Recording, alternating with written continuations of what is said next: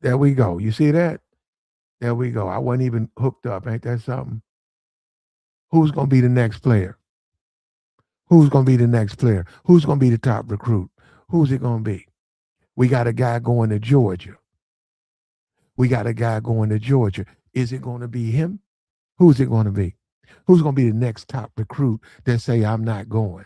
Who's going to stand up? Who's going to be the next Ali? Remember Ali? Muhammad Ali, they told him not to do it. They told Muhammad Ali, you can't go against the system. They told Muhammad Ali, you can't buck this system. Look at Ali. Ali said, no, I'm not going to Vietnam to fight people who've never done anything to me. These people ain't never did anything to me. My enemies here in America. And Ali turned down opportunity, money. He was on TV, and Ali went and he stood up and he gave pride to a people. You look at Tommy Smith. Tommy Smith won a gold medal.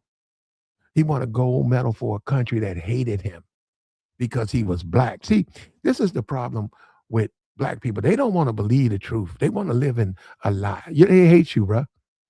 You think they love you. These white folks, this country, a lot, MAGA, Trump, they hate you. MAGA hates you. MAGA don't want you to vote. They don't want you to have voting rights. They've stripped you of your voting rights. They hate you. They do not see you as a fellow man. They hate you. And black people, I know they scared to do it. Oh, you gonna mess up your college. You better go on to college. You don't listen to these fucking buffoons, YouTube idiots. You got to stand up. Ali did it. Tommy did it. Now it's your turn. Who's going to be the next hero? Who's going to stand up and go on game day and say, I'm not going to that racist fucking school. I'm going to another school. Who's going to do it? Who's going to do it? And you'll become a hero. And yeah, it's going to be hard. Tommy had to go through. When Tommy came back, he couldn't find a job. They blackballed Tommy. The community said, no, black man, you up here trying to act like who you think you are, a white man? You don't have a right to resist us. And that's what they're telling these Negroes now. They're clowning on these Negroes, telling these Negroes, we're going to manipulate you and make millions off of you. And guess what? When you graduate Negro, you on your own. We ain't going to help you do nothing. You're going to be another Sambo walking around here with a degree, selling oranges, standing outside, selling water. You're going to go from the football fields, you didn't go to the pros, now you can go stand on the corner and sell water to niggas. Because you said you ain't going to take a stand. You got to take a stand, man. You got to take a stand. You got to, no, we got to shake this up, man. It's going to be a lot of problems, man. This is the beginning. We know game day is liberal. Oh, this person and this person will show your racism. Come on, show your, they are, come on. We got to deal with this shit. College football game day, show your racism. Go ahead. Tell one of these young athletes they need to go to Georgia. I want you to tell them that. I want you to have a college game day in the SEC school. I want these racists and bigots, and that's what you are. That's what you are. If you're a coach or a football player for one of these schools because of this voting rights, I want you to stand up and say, it was a good practice. These black people can't even vote, man. Your fellow man, we come up, and yeah, you're right. People have been talking about the white community. They letting them off the hook. Where you at, Eli, Archie? They are letting them off the hook. I don't know why, because I'm saying SEC boycott. I get that. This is the beginning. Now we got to go after the white players. Come on, Archie. What you gonna do? Where you at, Peyton and Eli? You got your little show. I see Russell on there. I see all these Draymond Green, all these people. Kevin Hart on there. Where you at, Kevin? Why don't you tell Archie and Eli, hey, why don't you get your nephew out of there? Get your nephew out of this SEC school. Oh, come on, Archie. Mr. Tennessee. Peyton. Archie's Ole Miss and Eli's Ole Miss. Peyton is Tennessee. Where you at? Manning's? Arch. Where you at, Arch? Where you at, Arch? You're right. We're damn right. That's what we need. We need Arch Manning. We need Arch Manning. His impact, bro, that's an impact. If Arch Manning went to another college, oh, that's a big deal. And that's the community showing black people they care about him. We need Arch Manning. We need them. Yeah, we're going to get a lot of black recruits. We're going to get a lot. We're going to get a lot. As long as they top, we'll need about 4 or 5 this year. If we get 10, 12 next year, it ain't going to be no SEC. The SEC will become the MAC. Ain't going to be nobody. They wouldn't win. They are not going to win a game. Let me tell you something, bro. If I took the top 10 recruits from Georgia for the next 2 years and put them on USC and lined up USC against whatever they get, man, I put 70 points on them. And the coach going to get fired. I get that coach fired. They cannot compete without these black young players. It's slavery all over again. It's been slavery. It's been a problem. Now they're going to have to deal with it. They can't make money without these recruits. They can't make money without these young black recruits. College football is not the same. College basketball is not the same. Sports is not the same. When you look at the NBA, who's out there on the court? Who's on the court? Take all the black people off the court. Who's going to watch that? No, who's going to watch that? We in the finals right now. Go look at the finals. Can anybody do that? Can you play like that? Can you play above the rim like they do? Can you play like they play? Can you run ball? Are you physically fit? You can run up and down that court, playing defense, offense, jumping, leaping. Take the black talent out the NBA. And it's over. The league would dissolve. You no longer have a league. And we saw it with Muhammad Ali. Muhammad stood up for black people. Black people had nothing for him. They had no money to give him. He did it because he knew it was the right thing to do. He had to do it. He was in the public spotlight. He said, I'm not going to no Vietnam. My faith won't let me go. And why am I over here fighting in Vietnam when these people hate me right here in America? And they hated that. Woo! They hated that. When Ali stood up, they hated that. Who's going to be the next Ali? Who's going to be the next hero? Who's going to be the next Ali? Who's going to be the next hero? And look at all these people fighting this boycott. They want black men, these young kids, to be slaves. Can you believe that? No, don't boycott, man. Just keep on playing. You see what I'm saying? Did you see how this world, you see how things always reshape? You don't need to boycott. You need to keep playing, man. You need to go to Arkansas, man. Make your money. If you do that, you're a fool. It's late. The game has changed now. It's a different world now. And you're talking to the wrong guy. I done seen so much game day. I'm tired of it. Corso done retired. I don't even look at it. All these sports shows, they little pieces, publicity pieces. How they gonna handle this racism? They gonna embrace it? They gonna say it's the right thing to do. You say, hey, my vote don't count if I come here. Well, it's okay. It's okay. Your vote don't count. Okay. Yeah. The average person can't do nothing. They don't have the money to move. They're under oppression. Hey, they decided. They said, we're going to oppress our people. We're going to oppress our black citizens. Because with Trump, because we're bigots and racists, and we hate them. And we don't want them to have no influence on our elected officials. And they're going to shut up and take it. Now, what you going to do, man? What you going to do? It is convenient. Yep, I get it. Go along, get along, shut up and take it. Everybody ain't going to be a coward like that. Who's going to be the next person up? This is a land of social media. If you're a recruit and you got to do it publicly. Don't do it online. Do it publicly. You got to do it on the TV. Got to contact the networks. Contact Netflix. Contact Hulu. Contact them and publicly do it with your parents right next to you. Stand up like a man and say, I'm doing it because it's the right thing to do. I'm not going to the University of Georgia. I'm not going to these SEC schools until things change. Look, stop. You don't need to handle that part. Don't worry about that. After that, let the schools handle that. You tell them you transferring because you're not going to these racist schools. period. And LSU and all them, they can contact the legislators and change it. I don't know what you don't have to do that now. Don't think you got to go out there and you don't have to change it. And believe me, all of these other schools gonna take you in. And I hope they try to stop it. All these other schools, you can transfer. You can transfer. And you certainly should transfer for racism. And we creeping up on college football season right now. Well, this is June. We almost there. August? Yeah, around August. August. And when they do that little SEC day, Big Ten day, they do a big conference where they interview all the coaches. They don't have all the players there. They have the starters there. And yeah, what they gonna talk about? Huh?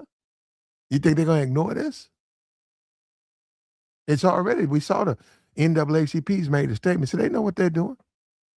I don't necessarily agree with them, but they shaking the trees. It's catching wind, it's catching fire. And we need it. And we need it. Look, I need it. I need it. When I cut on college, when I go, I don't even keep up with the SEC. I like Ole Miss. Do you hear that? I'm a black guy. I like because they make me money. Ole Miss make me money. But Ole Miss without Lane, probably not. Probably won't be watching them at all. Probably be watching a lot of LSU. I like Lane Kiffin. Lane Kiffin is a kick-ass coach. Lane Kiffin don't let up. Lane Kiffin gonna turn it up. Lane Kiffin, you damn right. He gonna make me money. He's been making me money. I like Lane Kiffin. And he and LSU, here comes some money. And Lane Kiffin ain't down with that racism. Lane Kiffin gonna public. Lane Kiffin gonna talk about the FCC. Man, y'all don't know Lane Kiffin. Lane Kiffin don't kiss no ass. Lane Kiffin gonna get on that stage, talk down on the SEC. He gonna say, yeah, I coach at LSU, but I don't agree with this racism. Lane Kiffin, he ain't no good old boy. And you know what? People don't realize that Lane Kiffin ain't no good old boy, man. We done had plenty of coaches come from, I think John Calipari. We had plenty of coaches who ain't with that shit.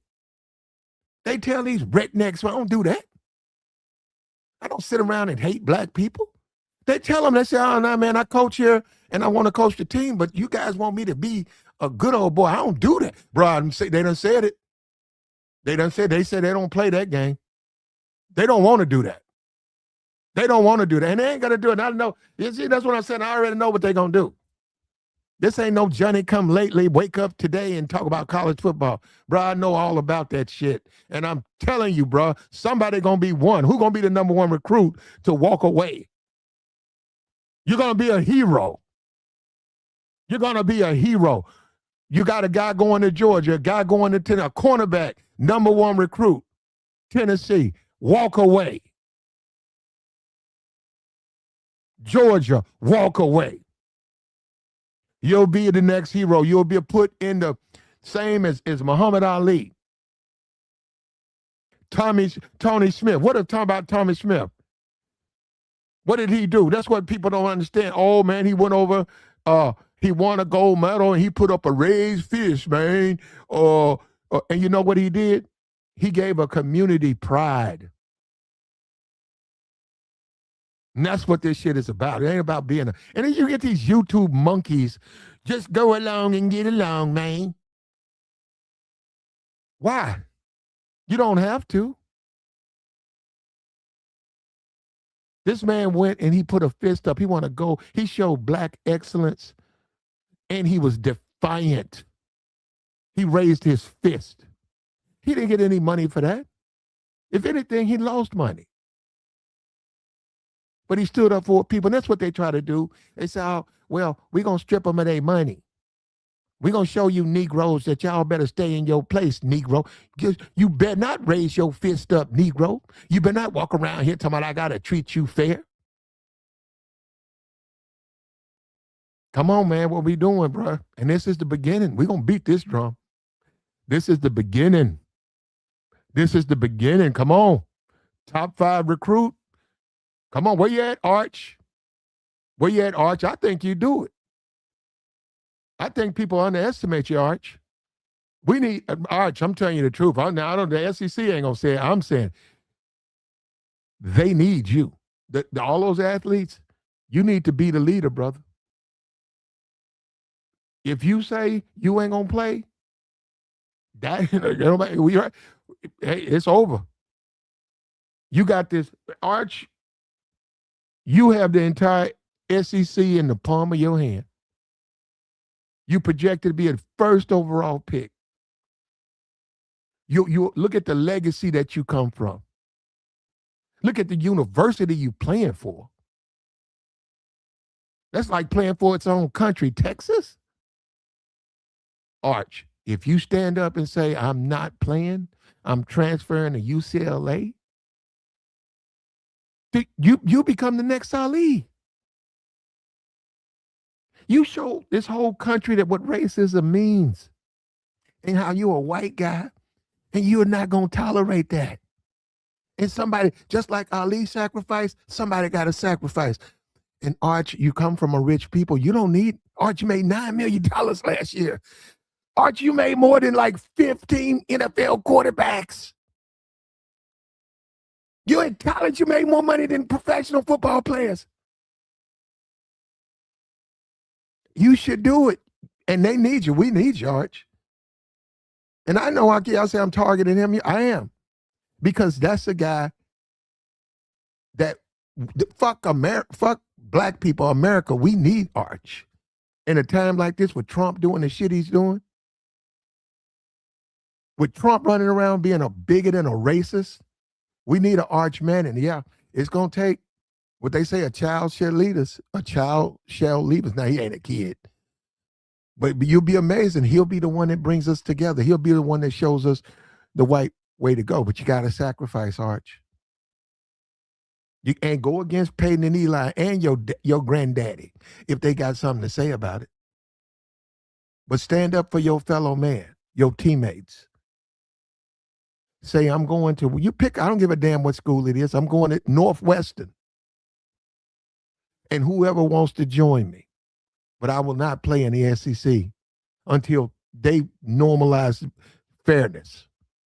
And you go to that school, I guarantee you, y'all gonna win 10 championships. Do you know what kind of recruits y'all have? That'll be a fucking dream team. Everywhere top 5.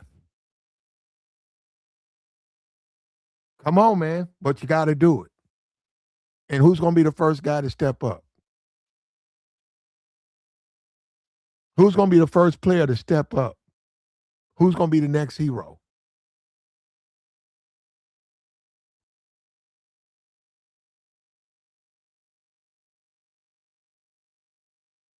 He said, black excellence can't and won't save you. What does that mean? Black excellence won't save you. I have no, what does that mean? What? Black excellence won't save you? We'll see. Tommy and John, Muhammad Ali, they had heart. You're right. Tommy had heart. And we're going to see if we still, I think we still got that. I think black people still basically have that. And I think you're going to see that demonstrated. I think you're going to see black excellence. The guy in the picture is a top recruit from some school. I don't know which one it is. I think some South Carolina or something. We're going to see people separate themselves. We're going to see people make this decision.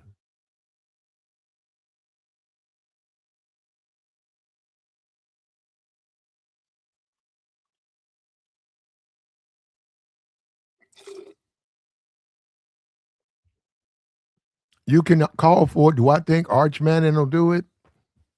He should. I would ask him that if I'm in the press corps, if I'm at SEC Day, and I'm talking to Texas, I ask him flat out, "What do you think about the boycott? What's your opinion about black players not wanting to play in the SEC?" I'd ask him up front, and then I say, "Why don't you join them?" If you think it's right, why don't you join them? I would. They put me out of there. Put me out of that press room. I'd ask him. I pepper his ass with it. You matter of fact, I do though. They put me out. I wouldn't be an SEC reporter. Every time they come up to the mic, here I come. Same questions. Boycott the SEC. You do not have to accept slavery. You don't. Boycott the SEC until they normalize the voting lines, stripping people of their voting power because of their race. And that's what they're doing.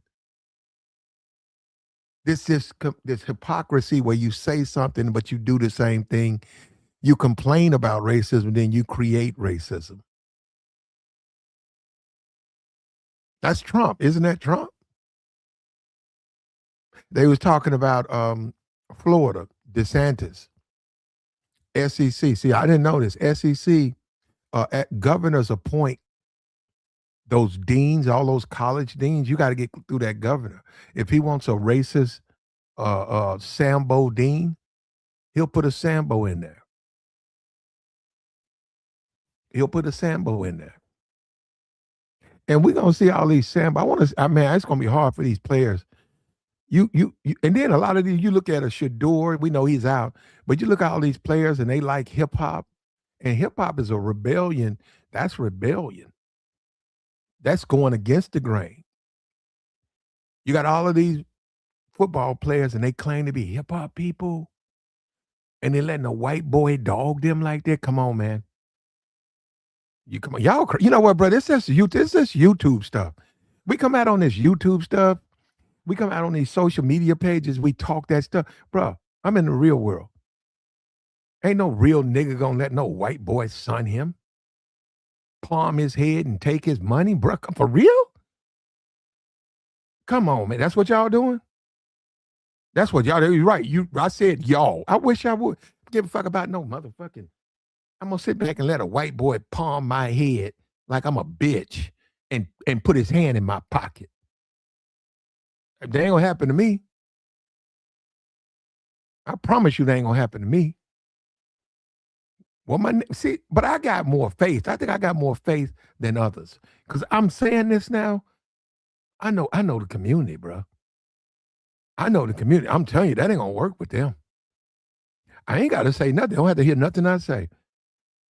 I know the black community, bro. I'm telling you, bro, that's the wrong bear to poke with a stick. Yeah, you talking about James Clyburn, some old ass man. They don't fuck with him anyhow. Black community don't mess with no James Clyburn. All these old ass, it ain't about them. It ain't about them. It's about fucking with us. That's an issue. Oh, you don't know what you start. I'm telling you right now. You're gonna see it. Who's gonna be the next hero? And not to mention all the can of worms with the NFL and the NBA. All of that's coming, man. Buffoons get on here talking about what about the NFL? It's coming. And I've said it, and I'm gonna say it again. They'll take that team out of Tennessee. Do you know how that's gonna affect Nashville's economy? NFL pull that team. They'll pull that team right out of Tennessee. They'll leave that old empty hole down there. They can't take the stadium. They can take the team. And you could put that dusty ass redneck Hank Williams Jr. in there and with his cowboy boots and his drunk ass, and you can go listen to him. See, this is the problem with the community, right? This is the problem. Black community, they've been playing too many games with you anyhow. You ain't never been fair. Now you need to stand up on that shit. Stand on it. Be about it. He says the black power fist originates from communism. Bro, black people can't do nothing right. You see that? Black people can't do nothing right. If a black man is on his back, that's Malcolm X. This is one of Malcolm X quotes. If a black man lays on his front, he's wrong. He lays on his side, he's wrong. He lays on his back, he's wrong. It's a dude in the chat say the black power fist comes from communism. No, it comes from a black man showing pride. That's what it comes from. White boy. And white boy in here trying to talk to me. Man, get your ass out. You know what? I don't like YouTube. I do not like that about social. I do not like social media where you got white boys trying to instruct me like I'm some child or something. You know, the black power fish comes from communism. And that means what? Don't mean shit to me. Yeah, take that shit on, man. And they so used to dominating these monkeys. There's a lot of monkeys on YouTube. They dominate them. They dominate them in the Democratic Party. That's what's wrong with y'all, the Democratic Party. Y'all believe it? You believe that? I'm gonna let the white man take care of me. Man, but you know what? The good thing is all of us don't think like that. Okay? And you're gonna have, where's our next hero? Where's our Ali? Huh? Where's our next hero? Where's our next hero? Where's our next hero? Where's he gonna come from? Where's our next hero coming from? It's long overdue. Ali had to do it. And people think that Ali's what he had what does he had? Muhammad Ali had what was that? I forgot. I don't forget. He had something. He couldn't even talk. People said the FBI did that to him. People said that they flicked him with a needle and it to shut him up. And he wound up for like the last 20 years. He couldn't speak. What did Muhammad Ali have? What did he have? What did he have? Muhammad Ali had a condition, a medical condition. Anyhow, he wound up dying like that, and they shut him up. Parkinson's, thank you. Muhammad Ali had Parkinson's, and people say, no, I'm not saying factually. I'm not saying factually. People are saying that came from the FBI or something, CIA, to shut him up. They said you can't have a leader. What's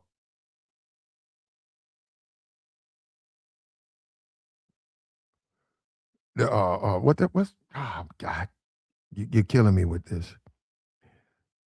They said you can't have a black messiah. They said we cannot have a figure who leads black people because we need to exploit them and we need them sparsed out and idiotic. And if what you're having is a rallying cry, what they did is they're recreating the civil rights movement. People who got lax and lazy, it's coming. It ain't going. It ain't happening yet. It ain't happening. You're right. It ain't happened yet. It's coming though. It's coming though. And I'm familiar with the SEC. I'm familiar with how they are. I know how they are. It's just a matter of time for something to happen at one of them stadiums, man. Then what they gonna do? Somebody black gonna get deleted. Then what they gonna do? How you gonna have a football team full of black people and you got dead black parents in the stadium, outside the stadium? How you gonna do that? How you gonna pull that? Oh, is it still fair? Is it still fair? And you think these people ain't gonna say, "Hey, I need to transfer"? You think that once that happened in South Carolina, the people at Tennessee ain't gonna transfer too? They're gonna try to run that. Oh, it's no big deal. My man done lost his parents. My parents came to see me and somebody shot them because I'm black and they black. And I'm supposed to get out here and play on this field and I'm supposed to pretend that didn't happen. It's gonna happen, man. You can blame the Supreme Court, Donald Trump. Donald Trump did this. Donald Trump ain't gonna say nothing. He gonna sit there, look stupid with his ankles all swole up. He gonna be having an IV. He did. Y'all, America elected him. You're gonna see it. You're gonna see it. You're going to see it. It's a matter of time. Who's going to be the next hero? Who's going to stand up and say, I will not accept mistreatment. I'm not going to go to these racist colleges and co-sign this racism. My vote counts. My vote matters. We saw that with, remember Kareem Abdul-Jabbar? Remember, you hate Kareem Abdul-Jabbar. You had all of those. Ali. You had all of those. Where's that famous picture at? He went and got all the NFL, NBA, and he made a statement. Remember that? Jim Brown. Remember that? Remember that?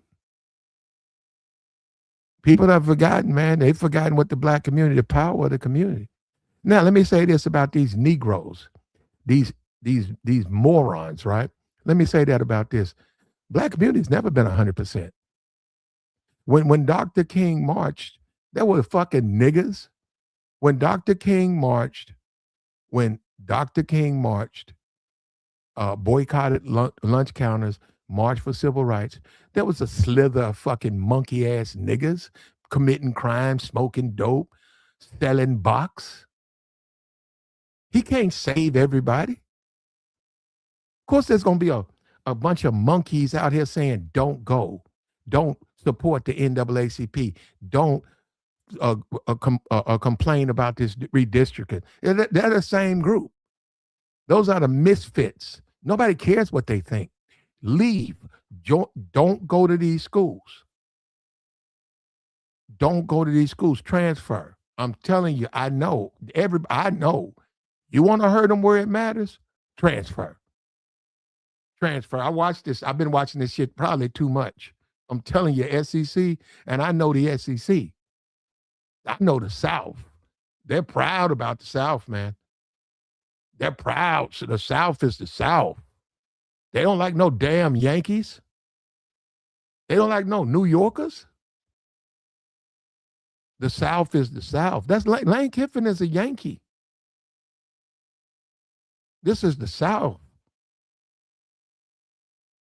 Get up out of here, man.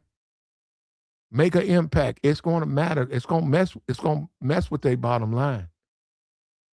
And I'm telling you, when they stop getting in the playoffs, it's going to matter, man. What we see now with Saban done retired, Alabama, where Alabama been? That dude going to get fired too. He ain't going to make it through the season. The SEC football is a big deal. If that dude lose, if that coach DeBoer or whatever, if that dude lose 2 games, just 2, they gonna fire his ass. They'll fire his ass on the field. They don't lose football games, man. They get the top talent. Now they losing top talent. They're losing their top play. What do you think that coach gonna say? No, let's talk about it. If the coach for Alabama, we know he got to win, right? He loses 2 games and gets fired. You think he ain't gonna say it's because of recruiting? He's from Washington. I don't know where he's originally from. He'll wind up getting another job. You think he ain't gonna publicly say, well, because they did the voting thing, I couldn't get the good recruits. They wouldn't come out here. You think he's not gonna say that? How that's gonna affect the colleges then? That's gonna affect those colleges, man. It's gonna affect the future of those colleges. It's gonna happen, man. It's too late. The Negro, the shut up, be quiet, Sambo Negro, that he still exists. We're gonna see what these athletes are gonna be. We're gonna see if the athletes are gonna be. We're gonna see if they like that. Don't you want to be on the side of right? What you want to be? You want to be a grown, self-sufficient man, or you want to be the white man's nigger? And that's what it's going to come down to, man, with these athletes. You know it. You guys go into the barbershops, I do too. If a guy comes in that time he just committed, he a top recruit, I'm finna go to Alabama. I'm going to say, what you want to do, bro? You want to be a proud man? You look at Muhammad Ali. You look at the brother Tommy Smith, or you want to be the white man's nigger. And that's up to him. That's up to him. He's going to have to make up his mind what he wants to be. That's up to him, bro. That's up to him. What do you want to be? He said Sambos like the ones at the Nissan plant. I don't know exactly what you're talking about. He said Malcolm X pointed out how black leaders were athletes and entertainers. Well, I wouldn't say that athletes and entertainers are leaders. I didn't even see that Jim Brown comment. Jim Brown, rest in peace to the brother. But says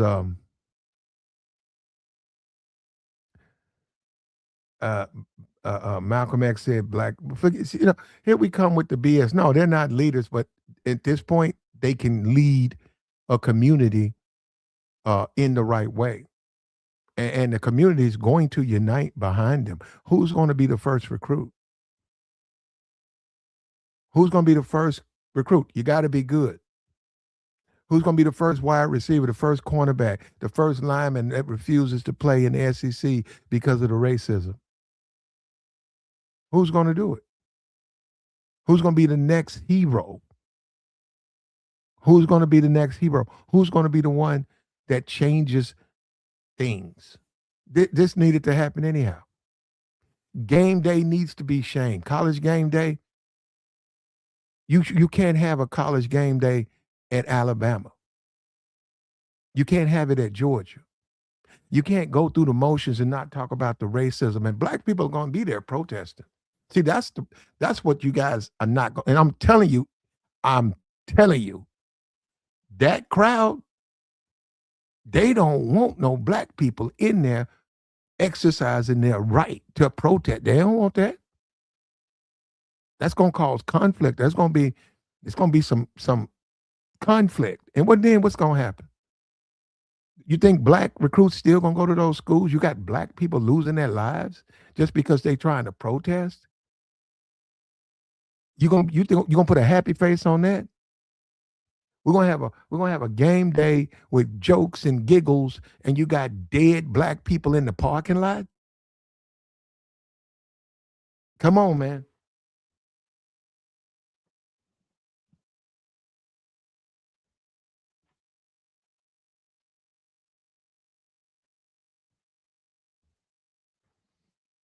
And they said, what about the companies? That's coming. That's coming. He says Jim Crow, when Republicans don't follow the law, which they didn't, they did it during a midterm. Nobody does it then, and redistrict. And Democrats don't do the same thing. This is a racist redistricting. Democrats didn't do that. Yeah, we finna mess you up. Hey, Army, we finna mess your whole thing up. Guess what? We finna ruin. Okay. Hey, you know what, Army?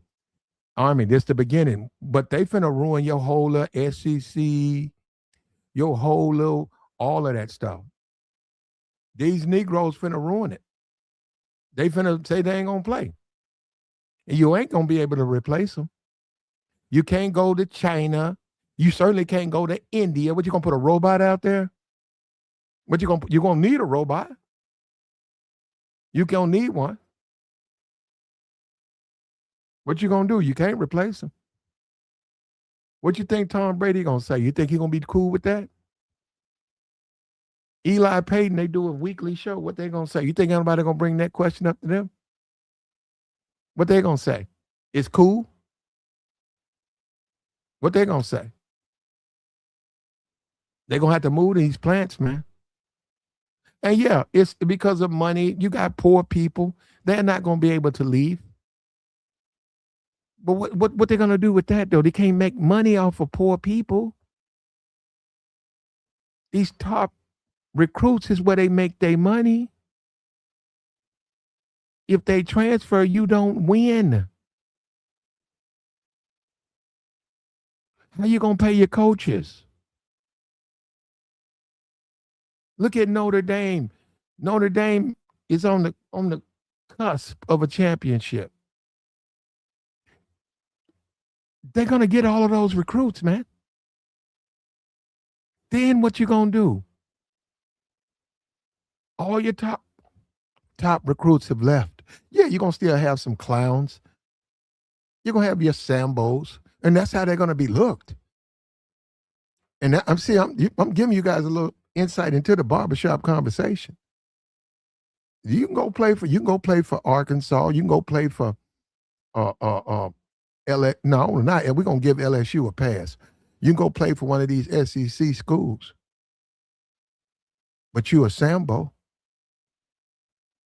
You the white man's nigga. I'm telling you, bro, that ain't gonna fly well with them. They ain't gonna fly well.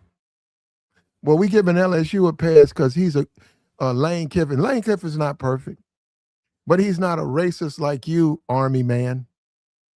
He's not a racist like you are. But we'll give him a pass. He ain't perfect. I didn't say he was perfect, guy. But he's not trying to get Negroes to be under his thumb like you want. Like you want. That's what you want, don't it? They like when they can pin a nigga up under their boot, make money off the nigga, throw him away. Well, we done with him now. So, well, he can't find a job. So that ain't my problem. We finna see it happen, bro. You did say something racist.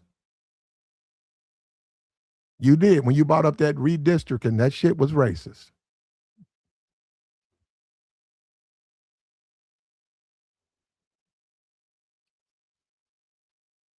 He said Clyburn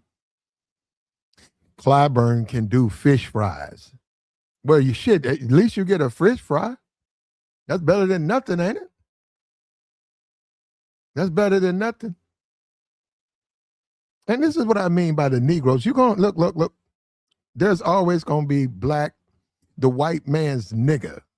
There's always going to be black people like that. Like this dude up here talking about some Democrats and Democrats don't do nothing. That's the white man's nigga.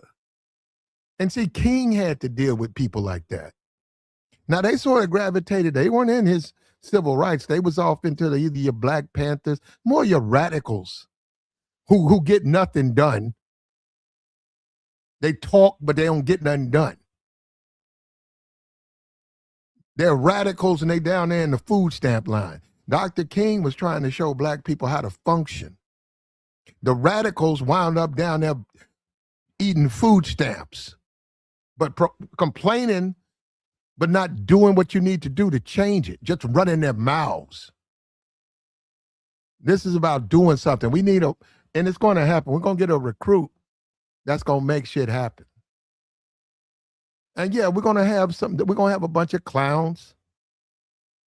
We're going to have a bunch of jokesters and clowns, but jokesters and clowns do not run and operate the black community. Now, we saw when the NAACP took up this case, it became worldwide news. They have impact. They've already shown you where they stand. And they're going to fly out and they're going to support these players. They're going to show these black people they don't have to let this shit happen to them. And that's going to agitate a lot of the biggest, like the man in the chat box. It's just like slavery. It's just like, we keep acting like all that stuff. So when a black man said he didn't want to pick no cotton, what did the white man say? Well, what you going to do? What you going to do, nigga? You can't read, you can't write. What else you going to do? That's the same thing they're doing now. You can't transfer. Yes, you can. You're going to mess your opportunity up. No, you're not. Go ahead. I like what they do. They're now in there talking about some Thomas Sowell. Old ass Thomas Sowell. Thomas Sowell. Y'all like Thomas Sowell, don't it? They love Thomas Sowell. I'll give you this. Oh, no. I'll give you this. When you talk about Thomas Sowell from a when he talks historical, I agree with him. I don't like the way he's politicized his opinions. But no, brilliant man. I'll give you that. He's a smart guy. A lot of information in that guy. But when he starts to get into his politics, I don't fuck with him. Because he gets into that praise the white man type shit. I ain't with that. He's real big on Thomas Sowell is a ass-kicking white boy Negro.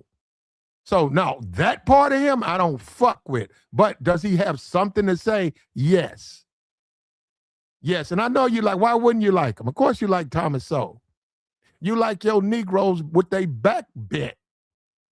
You like your Negroes on their knees around you. Of course you like Thomas Sowell. They love to bring up, what about Thomas Sowell? Yeah, he's a good nigga. Of course you like Thomas Sowell. Don't you understand? I'm a black man. I've read his stuff. I've heard his stuff. But you like him. I said, why do white people like Thomas Sowell so much? Because he's a good nigga.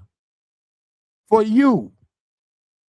You know, Malcolm, now you never bring that part about Malcolm. Malcolm said, be careful. He said, be careful when the white man starts telling you about what Negro to like and don't like.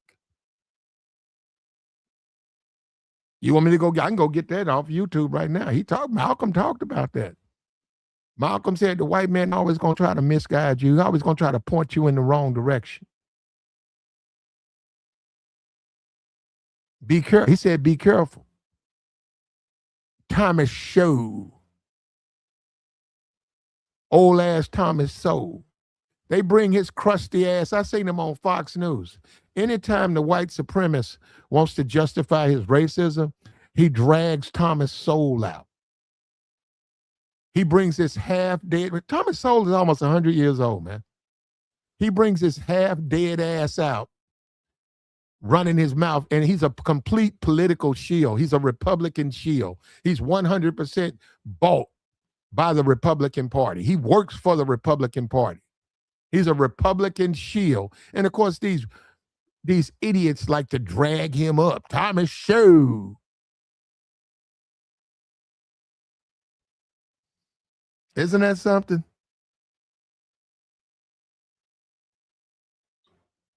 But I'm going to be for real with you. If he took the politics out of he's being paid to do what he's doing. You know, he's a Fox News contributor. He's paid to do all of that.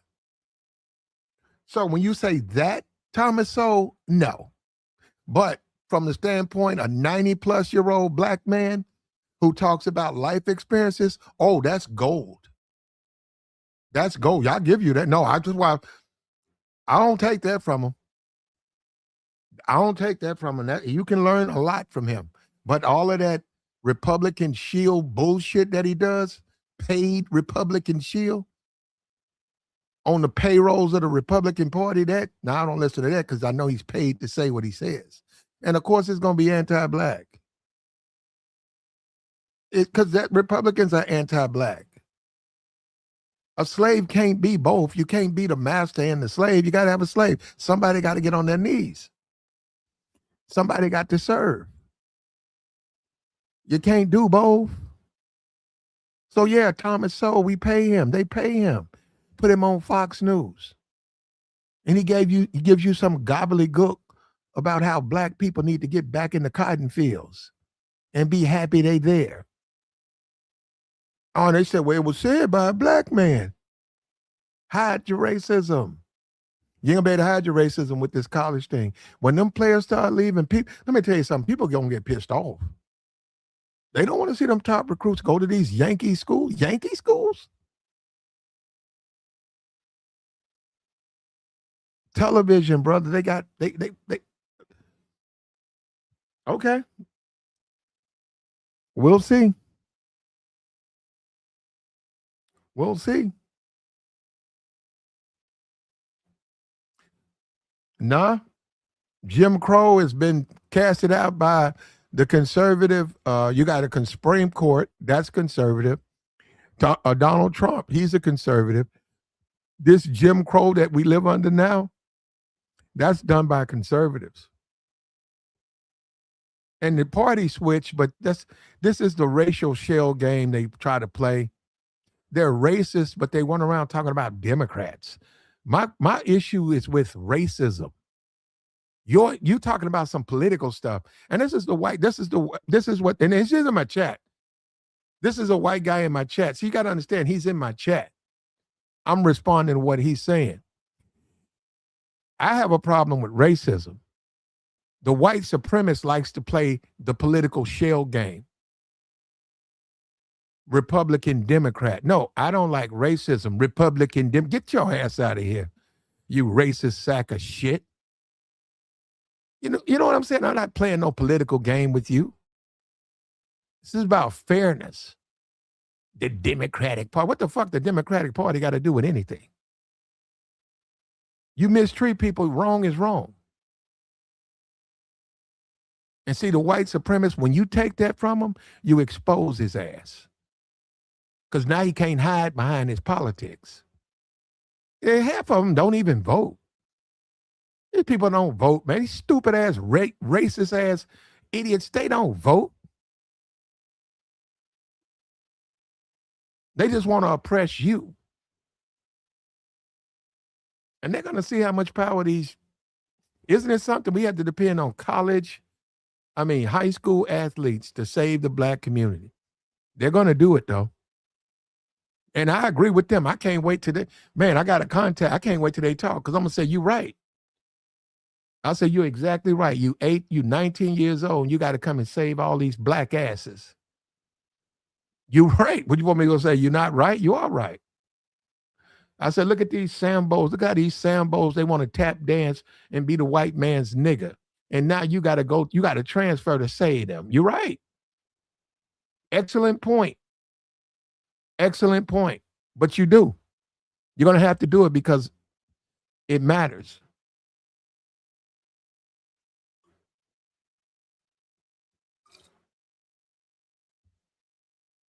Like the stream, brother.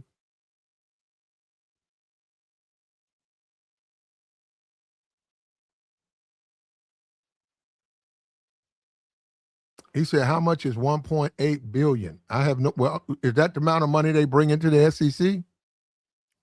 It's a lot of bread, and they're going to lose a lot of it. And the civil rights, it was the same thing. When it started, it was worse. It was harder for them. Everybody said it wouldn't work out. You had to accept it, man. You can't go down to eat at that lunch counter. You better get your ass in the back of the bus. But people said no. And it took a while, but they made a change. And these new Negroes, these video game playing dumb niggas, they need to die off. So no, we're not going to save them. You see these clowns? Man, you need to just go to college. Well, what about the racism? Forget it. This is the way things are.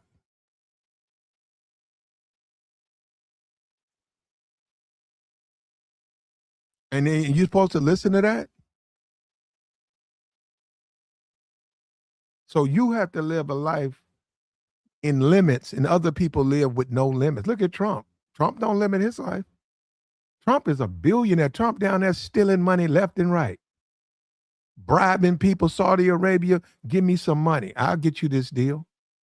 Gave a man a plane. Come on, man. That's what and you got Negro, man. You just need to go to college and work for the white man. He'll take care of you. He'll let you play your hip-hop music. Go pick Uncle Charlie's cotton. Be the good nigga. You say, well, I want to live without limits. Boy, you not a white man. You can't live without limits. Go down there and pick Mr. Wilson's cotton. See, and I'm saying old niggas like that, you got to get away from them. You can't save them. You have to get away from them. That's why you're going to have to transfer. He bought up Thomas Sowell. Thomas Sowell sold out. Thomas Sowell, as a 90-plus-year-old black man, wealth of knowledge. But what he gets paid to do, come on, man, you're joking, right? I need to be like Thomas Sowell. Well, first of all, the white man ain't paying me. So I'll be like him. Where my money at? Where my money at? They do this stuff too. They love to justify their racism. What about Thomas Sowell? Thomas Sowell? Thomas Sowell? Thomas Sowell. No, so well. That's it. So well at it. Thomas Sowell. Oh, Thomas, man. They always bringing that man up. Look, hats off to you, brother. And I salute you. That man made it to 9. Let me see. How old is Thomas Sowell? And you guys can play with that if you want to. How old is Thomas Sowell? I got to salute Thomas Sowell.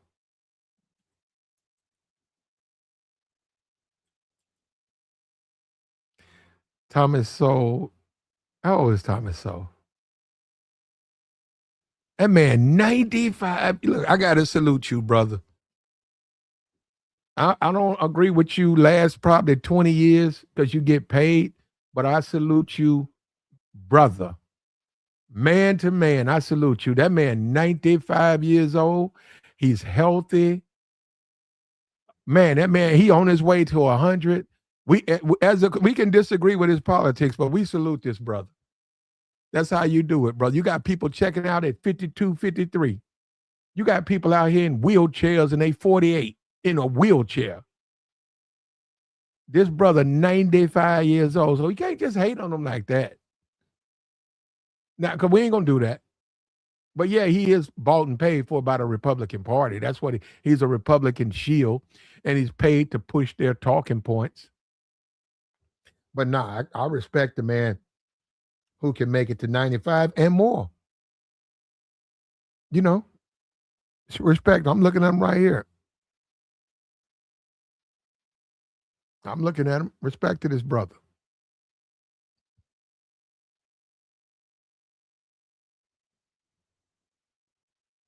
Here we go. Mr. Army, here we go. We're going to drop the link. We're not going to let you troll this chat. If you're too stupid to express yourself on a StreamYard, you will get banned. And you know, you deal with these people, they're cowards. Why do you hate black people so much, Army? Why? What have they done to you to make you just hate them and try to force Thomas Sowell into their lives? Why? What have they done to you? So you see some black people marching for civil rights, you want to run them down in your truck? Then you want to hide behind some political stance. I'm a Republican. I'm a conservative. They're a bunch of communists. Because they marching for their right to vote. You want to run them down in a truck? And then walk around with a MAGA hat on? You finna get banned, brother. I dropped the link. You finna get banned. Yeah, take your ass out of here. Self-ban. Leave the chat.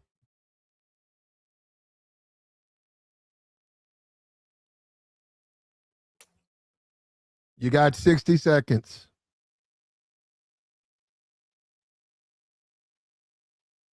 You got 60 seconds. And this is exactly what MAGA is. MAGA is the type of person that sees black people, old women, kids, marching up the street saying they would like to have the right to vote and treat us fair. And he takes his truck and he drives into them. And he's got on his MAGA hat, just like they did in what's that, South Carolina? Remember that? They killed that white woman in South Carolina. Trump, it was a Trump supporter. Trump supporter drove into a pile of people. Oh man, remember that? That was Donald Trump. That was his stand. That's what he represents. That's why they like him, because of the hat. They put their hat on. They want to do what he's doing. And let me tell you something. If you out protesting around these colleges and you see some white man with a MAGA hat on, get the fuck out the way, because he's crazy. He's going to try to run you over. He's going to do it in the name of Trump. It's going to happen. It's going to happen. And you got banned, brother. I asked you to come up. You don't want to. You're not going to sit in my chat. And there you go. Get your ass out of here. Put you in the dungeon. Bro, I got so many people in the dungeon, it don't even make sense. It don't even make sense. I got so many people in the dungeon. And this is what you get, brother. This is what you're going to get. It's going to get worse, man. Them games, a lot of those games, man, a lot of tempers go up. People lose money. You got people in them stands, they done lost money. You got a black person out there talking about some protest, and they're going to assault that person, man. You're going to see, I'm telling you, it's going to happen. So guess what? They're going to have all type of racial hostility at them games.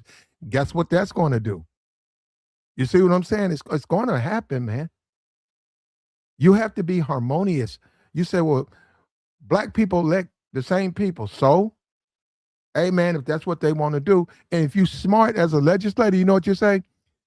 Hey, I can't do nothing about them. They can vote for whoever they want to. You know why? You do it in the name of peace, you dumb fool. No, I'm going to change it. Okay. You just destroyed your fucking state, you dumb fuck. They're finna find that out. You finna see it. You finna see it.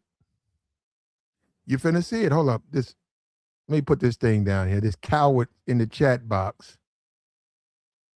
There you go, coward. There you go.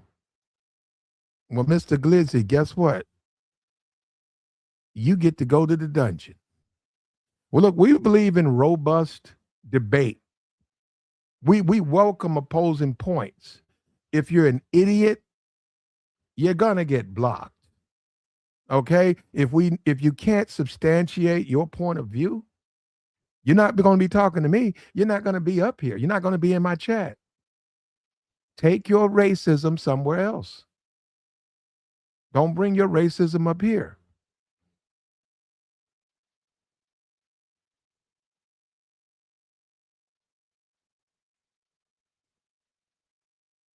Like the stream, man. Who's going to be the next hero? What black recruit what top recruit is going to publicly walk away from an SEC commitment, SEC school? What black top recruit is going to be the first one fall into the history of Muhammad Ali, Tommy Smith? If I'm a recruiter, and we know, I done gave up on Dion. No, you know what? I need to go look because it's other people out there. I think a brother coach UCL, Maryland or whatever. What coach? And if you don't do it, you're a fool. If you're a black coach in college football and you ain't out here recruiting these players, I go straight to that house with that Tommy Smith poster in my fucking hand. With that fist up, I had that shit in my hand. I had it on my shirt. I'd hand out shirts. I go to that recruit. I'm in Georgia. We got the top running back. He's committed to Georgia. I'll be out there with T-shirts. I pass out Jordans and T-shirts. Man, you need to come to UCLA. You don't need to play for this school. Fuck that. I take all their recruits. I would. And you should. And I'd say that shit in the house. If I'm in the house with his family, I say, what you gonna do, man? You gonna come to UCLA and be the next hero and take us to a championship, or you gonna sit here in Georgia and be the white man's nigga? And I get up and leave. I'm out of here, bro. I'm gone. See, I know the black community. I'm telling you, you guys can play with that. I know you don't want to hear that. That shit worked though. You'll see. You'll see. Okay. All right. Okay. Okay. Nah, it ain't gonna work, man. Okay. Okay. What you think all them rappers talk about? What do you think kids are? Kids are normally rebellious. That's just the nature of man. What is rebelling against the system? Transferring. Why not? Because I agree with you, though. People say the NAACP, I agree with you. Old brothers, how much influence do they have? Now, I don't know. That's on them. They got some money. They put some bread in my pocket. I'll go and I'll get some decommitments, but they ain't paid me. Throw it out, man. Put that bread out here. Come on. Come on. Give me $30,000 a month. It won't be nobody black in the SEC. Give me 30,000 a month. They won't have no black players. If they got to pay me, though. Now, we had a coward in the chat box, and like they always do, he ran off. You know, and they can't take me, man. They certainly can't debate me, right? We know they can't do that because they're too stupid. But then they try to sit there and think they can convince me to agree with some of their points, and I expose them for what it really is. So then they run off. They run off to the echo chamber and listen to the nonsense. They go to a Brandon Tatum. They go and listen to a clown like him because he comforts them in their racism. That's where they go. They I don't like him. He don't sound like Brandon Tatum. He don't sound like the Hodge twins. I don't like that black. Who's this black man? I don't like a black man like him. He called me out on my racism. I don't like a black man like that.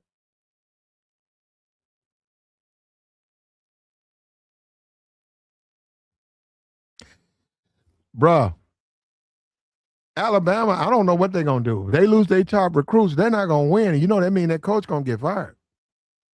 And they're going to have to account for that. They have a press conference. What they going to say? You losing black recruits. What they going to say?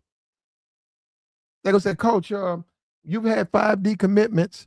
So-and-so said publicly he did it because of the redistricting.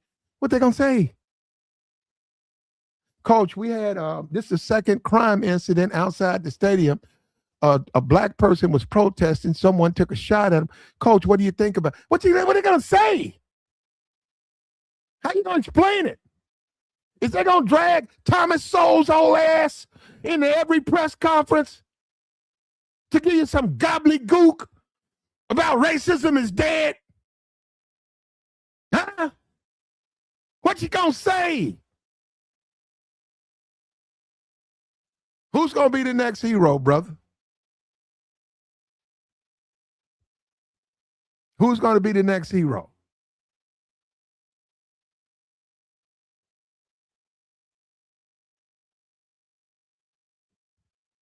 And they don't like me saying this. They want me to be quiet. I'm going to keep talking, though.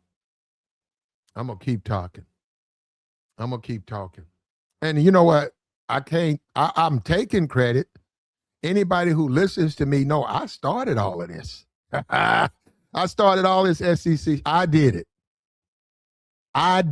Platinum. I did it. Started right here, ground zero, brother. Threw it out there on my podcast about 2 weeks ago. Now it's taken off. I did it. Platinum.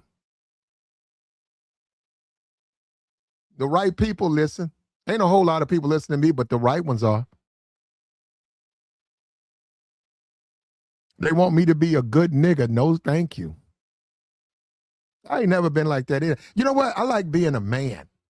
And if that means I have to die tonight, I'll die tonight. But I like being a man. I don't like that go along, get along. I don't like living like that. Ugh.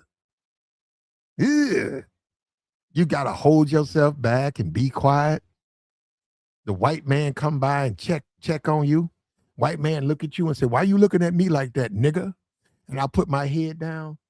I don't know, sir. I'm sorry, sir. Leon. Yes, sir. Don't you know better than to look a white man in the face? Yes, sir. What's wrong with you? I don't know, sir. Leon, I got a report. You've been looking at my daughter. I know, sir. Missy, no, never, sir. Leon, do you know the penalty of a black man looking at a white woman? You know I got to kill you if you know that, right, Leon? Yes, sir. If I ever hear that you look stare-eyed at a white woman, I'm gonna take your life. And I'm not gonna warn you again, boy. See, that's what they want. That's what they want. They ain't gonna get that over here. Get that over here. Where's our next Ali, man? Where's our next Tommy Smith? What you gonna do, man? You gonna be a rebel, man? You gonna and I say this right here, it's a sacrifice. Ain't no money in it. You get you some social media fame. Where you at? Where you at? What you gotta be George Floyd to be a hero in the black community? I'm asking, what you gotta be, George Floyd? How about a high school athlete that decommits from a racist conference? Will he get the same respect? He deserves it. And he needs to do it. And we need him to do it. We need him to do it.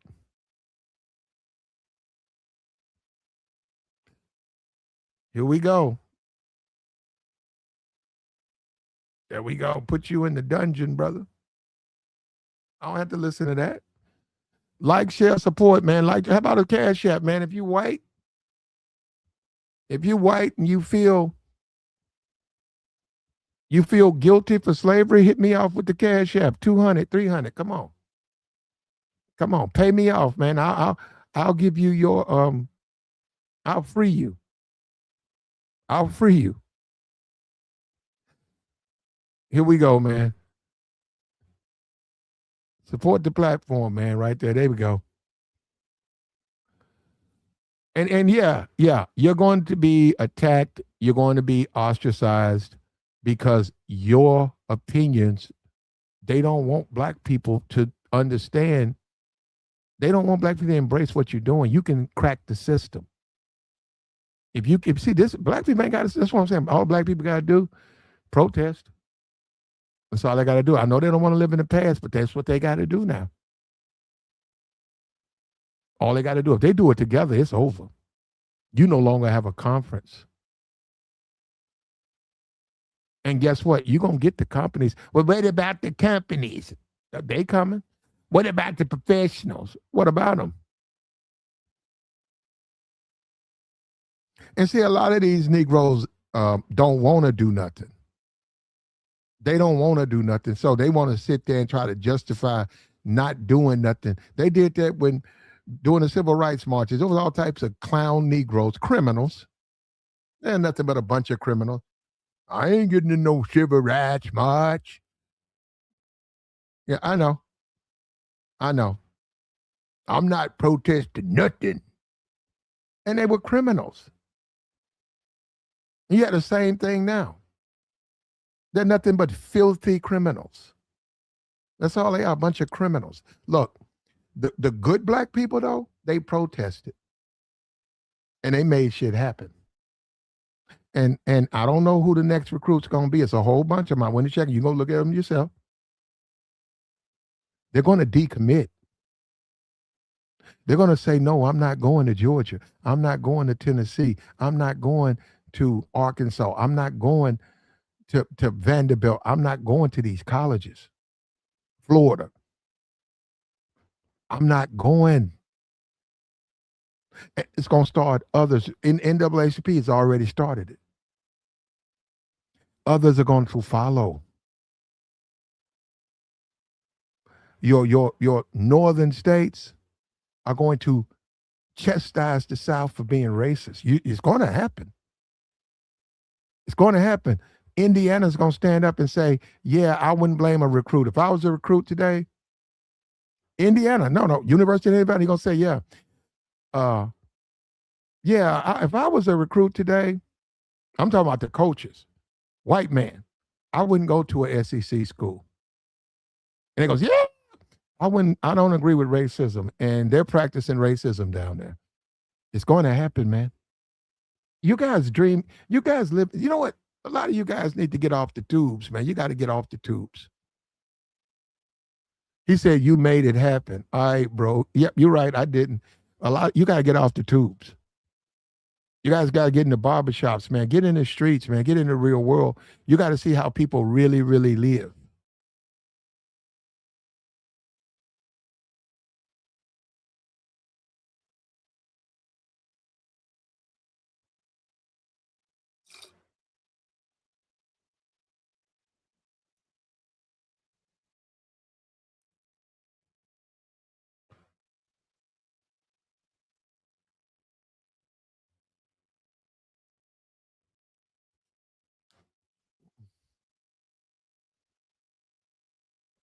And you see the people say, keep everything the same, and black people work for the university.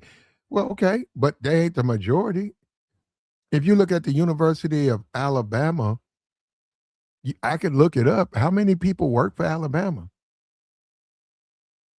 So you got 20 Negroes who work in the athletic department. This is bigger than 20 Negroes. We got some black people work here. Man, fuck you and your racism. Don't go to that school.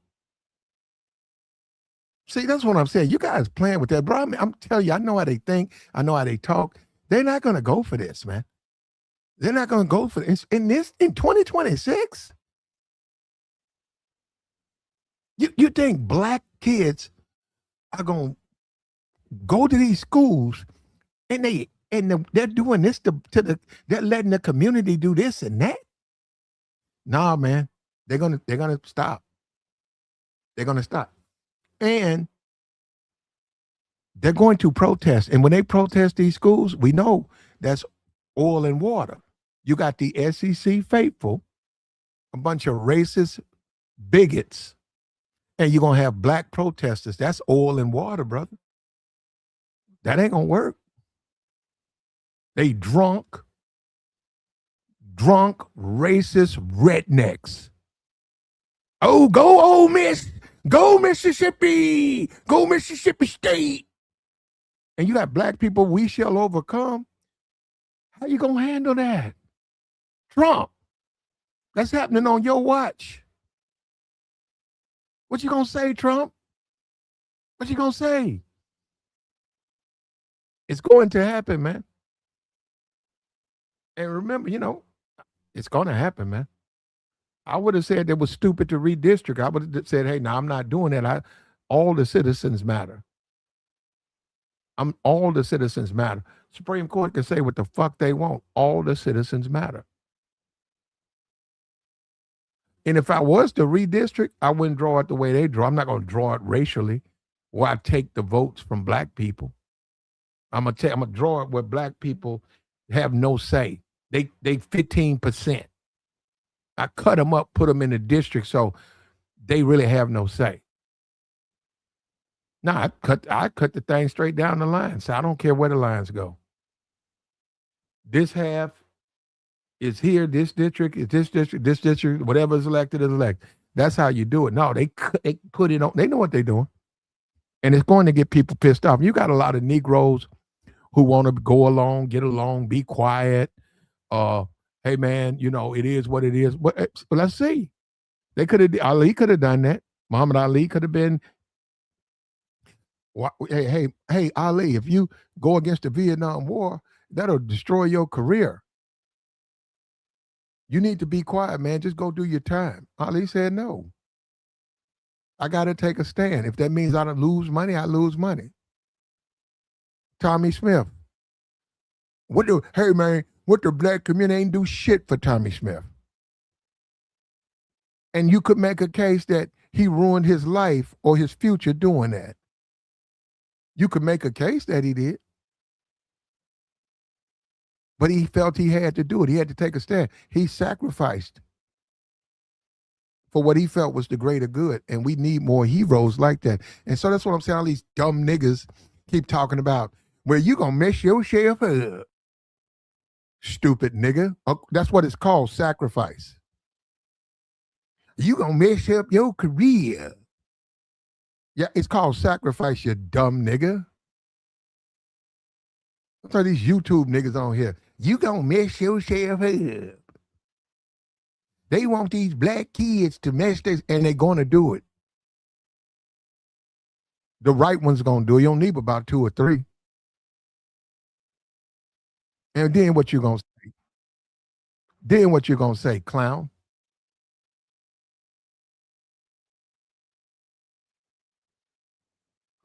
What you gonna say? Essence Oil says, you really believe, I didn't say where you getting that from, clown?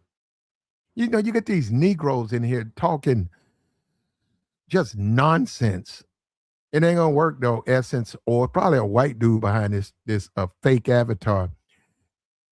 Black people are 15% of the population. I don't know what I could go look it up. You could go look it up.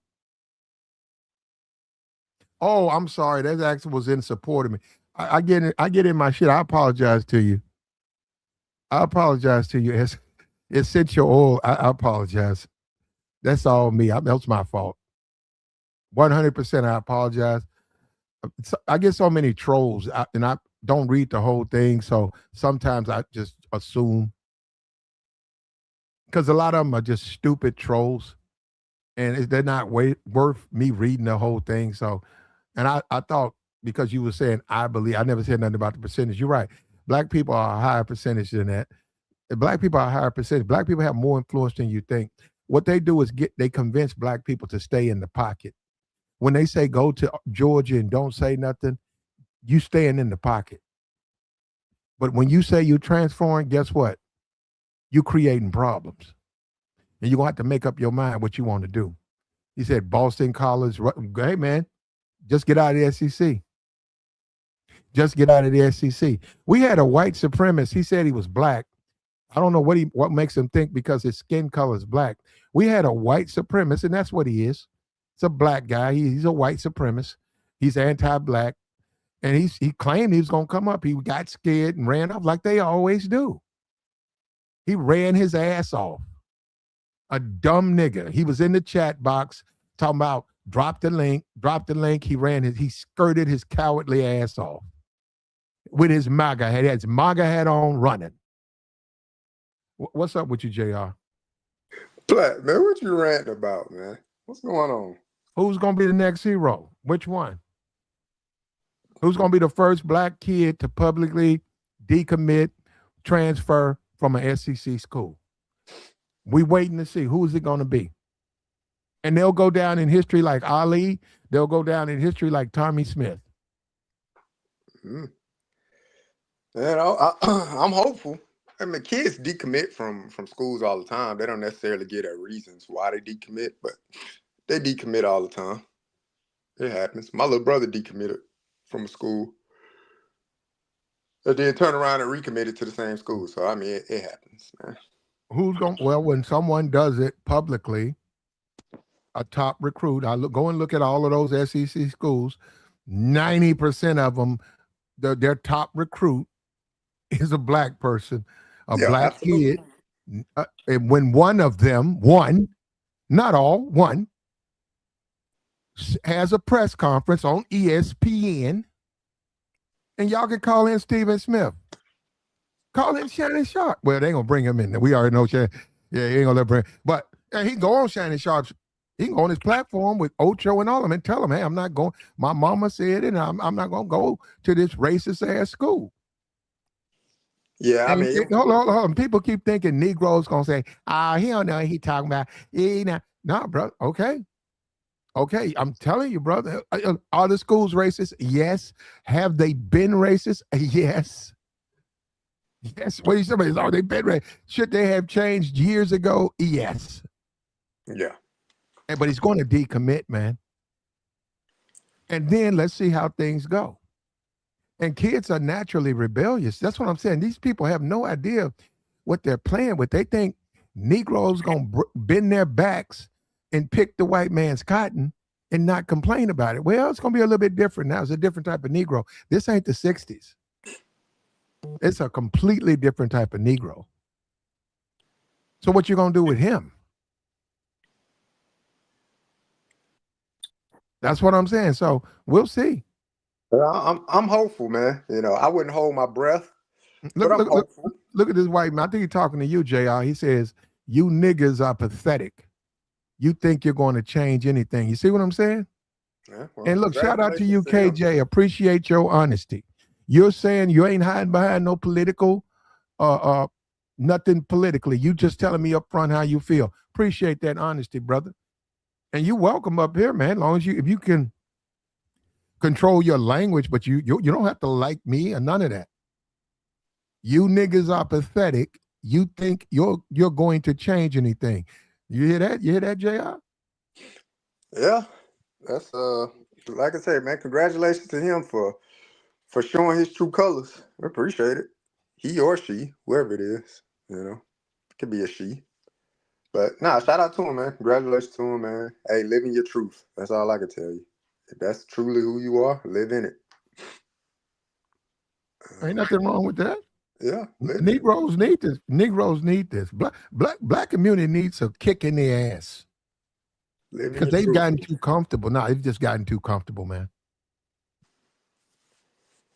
They've gotten way too comfortable. I will always remain hopeful that that it will happen. I mean, I definitely think it'll take an orchestrated effort to, have something like that done and have it showcased or broadcast or, whatever. Because like I said, often young men, young women, they commit to schools, they decommit. They never really tell you the reason. I mean, you can speculate, people guess or whatever the case may be, but they never really give a reason. They just go to whatever school. It could be, firing of coaches. It could be moving of position coaches. It could be, the ultimate, right? The state of Louisiana passed, whatever voter suppression bill, and yeah, I'm not going to that school. So I will always remain hopeful, but I mean, if you look at the current state of affairs, I think young people more so need to see things and live in it, like have an actual experience of it before they make that change. Your parents can direct you in ways to give you guidance, but young people, if I remember back when I was younger, I can remember my father or my mother telling me something, and I'm kind of like, yeah, and I still go out there and, put my hand on the stove and like, yep, you're right. That's a hot ass stove kind of thing. So young people always been like that, man. You're absolutely right. Rebellious, but it's rebellious after seeing the outcome of something. So I think they would have to, see the outcome of it, see less representation in the political sphere when it comes to local politics or when it comes to national politics and things like that, and it really affect them for them to start making decisions like that. But as of right now, somebody 18, 19 years old, I mean, what's really affecting them? Their parents paying for everything, unless your parents just clearly an open book and they telling you everything, what's going on. But typically most parents, right, you always try to protect your kids and not let them see the struggles and things like that. So, but I'm hopeful. I hope it happens. Well, it's going to happen. And also SEC football, and that fan base, Alabama, Georgia, Tennessee. I wouldn't say Vanderbilt. I wouldn't say Vanderbilt in there too. Nah, they ain't they're not drunken rednecks at Vanderbilt. But I would say all these other SEC schools, they're going to be a conflict. When you have black people protesting, what you're going to have. Yeah. You're going to have black people protesting, holding up signs, and you're going to have that rabid, drunk fan base. They're going to fight. People are going to lose their lives. And then what are they going to say? Oh, nothing to see. It's going to happen, man. You're bringing to oil and water. It's going to happen. It's going to happen. It's going to happen. It shouldn't have to happen. It shouldn't have to go that far for something. Not in 2026, man. It shouldn't have to go that far. But if you protest those schools, you have family that decommitted. You're still in the same city, and you got on a USC jersey with your son, your cousin, your relative's name on it, and you protesting saying we shall overcome, holding up a sign, and you got a bunch of people tailgating, drunk, whiskeyed out, bigots, racists. You think those people aren't going to clash? You think they're going to sit back and let them protest? They're going to start slinging out names like the guy did in the chat box. They're going to start throwing out insults. And eventually they're probably going to harm those people. And then I want to know what the rest of those black recruits, well, really all the recruits, right? White and black. I want to know what the rest of that football team and that coach is going to say. Two people lost their lives bu- after before the game, coach. Coach, two people lost their lives. What they going to say then? All is well? Nothing to see here? You'll see. You'll see. Yeah, like I said, I hope it doesn't get to that, but yeah, that would be a vivid picture to paint, and I would love to be a fly on the wall for that conversation.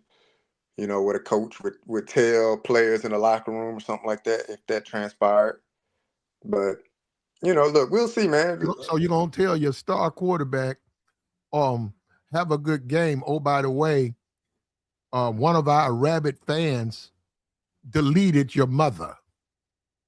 Come on, Platt. That's a bit extreme, man. No, it's not. That's extreme, But Platt. go Come play. on, man. Go University. That's extreme, man. But you know, I do. Can I picture a scenario something similar to that? Absolutely, man. But hopefully, nobody's life is lost. No lives are lost in the scenario. But I could see protests. I could see, you know, an institution like the NAACP ramping up protests during SEC football season. I could see that happening. Look, I could see somebody holding up a sign. You know how they do on College Game Day. I could see, you know, somebody holding up a sign, and when they're panning through the crowd, you see a sign or somebody's wearing a shirt. I could see things like that occurring. But like I said, I'm very hopeful that no loss of life would have to come from it for action to like really take effect. But you know, we do live in America, man. People do, you know, we see crazy things all the time. But on another note, Alabama Supreme Court kind of struck down the redistricting map that they had in that they put together in 2023. Now they plan to appeal it, but the initial they thought they was just gonna roll right through. The Alabama legislature, In they thought they was gonna 2020, roll right hold up, through. in 2023. Yeah, so they created a map in 2023, and it got put down in 2023. So they was like, okay, now that the Supreme Court justice, you know, has said that states can redistrict however they feel or see so, uh, Alabama legislators was like, okay, yeah, let's just use the map from 2023 that already had it gerrymandered that was struck down the first time. Let's reuse that map and put that back into play. So they implemented that. They tried to put it back into play, but the Alabama Supreme Court shot it down. Was like, no, we're not doing that. So, but they've already said that they plan to file a grievance and refile again for this redistricting. But initially, everybody thought it was going to go through. Like, oh, yep, Alabama going to go automatically through it. Nope, it got shot down. Got shot down a few days ago, matter of fact. So we'll see. And if I'm not mistaken, I was reading a report a few days ago. If I'm not mistaken, like one of the judges from the Alabama Supreme Court came out and said that, like, yeah, this redistricting is strictly, you know, proving racism or something like that. Some words I'm paraphrasing, but it was some sorts of like that. But yeah, Alabama shut it down. But we'll see, man. We'll see what happens. Do I think it's gonna hold up?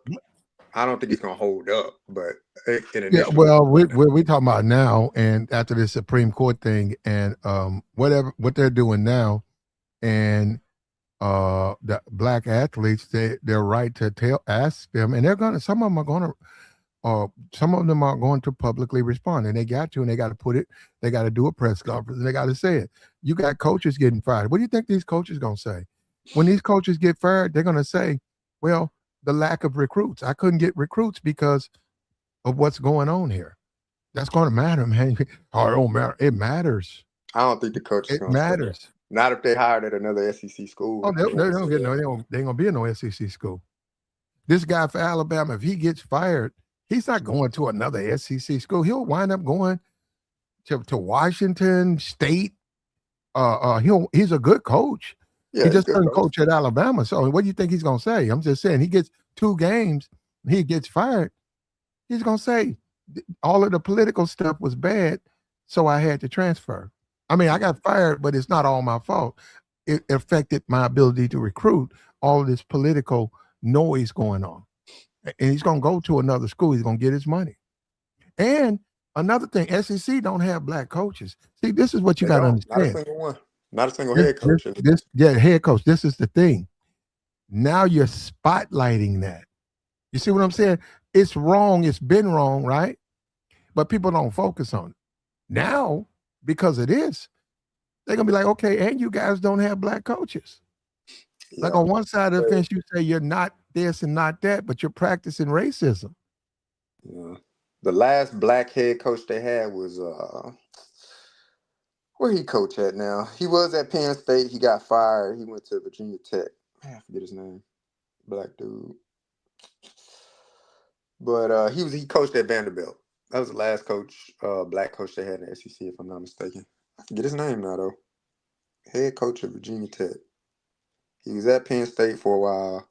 Got fired from Penn State last year. Got picked up at Virginia Tech.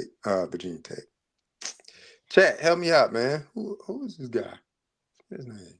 Let me see if I can look him up real quick.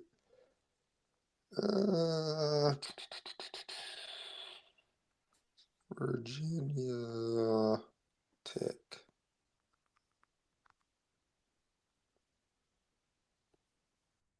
Football coach. He said James Franklin. Yeah, James. That was him. Yeah, James Franklin. He was the last one that I can remember. I know. I want to say, was it Mississippi State that had a black coach a while back? Yeah, they had one of them. They had one. He was terrible. They ran him through. They gave him like 2 years, and then he got fired. Yeah, James. Oh yeah, there was another black coach after James Franklin. It was Derek Mason. That was the last one then. Derek Mason. I want to say that was his name. I know his last name was Mason. I can't remember his first name. Maybe it's Derek. That sounds familiar. But I think that maybe Derek Mason was the last black coach. But it was at Vanderbilt. So. But coaches, I don't care. They can hire 10 black head coaches. It's not about coaches. It's about recruits transferring to other schools to send a message to the nation that black people matter. Black lives matter. I mean, literally, black lives matter. We're going to transfer to these other schools because what you're doing to those black people down there, they have no voice. So it ain't about no black coach. We're going to hire a black. I don't give a damn about no black coach. We're going to hire a nigga. Don't hire 10 of them.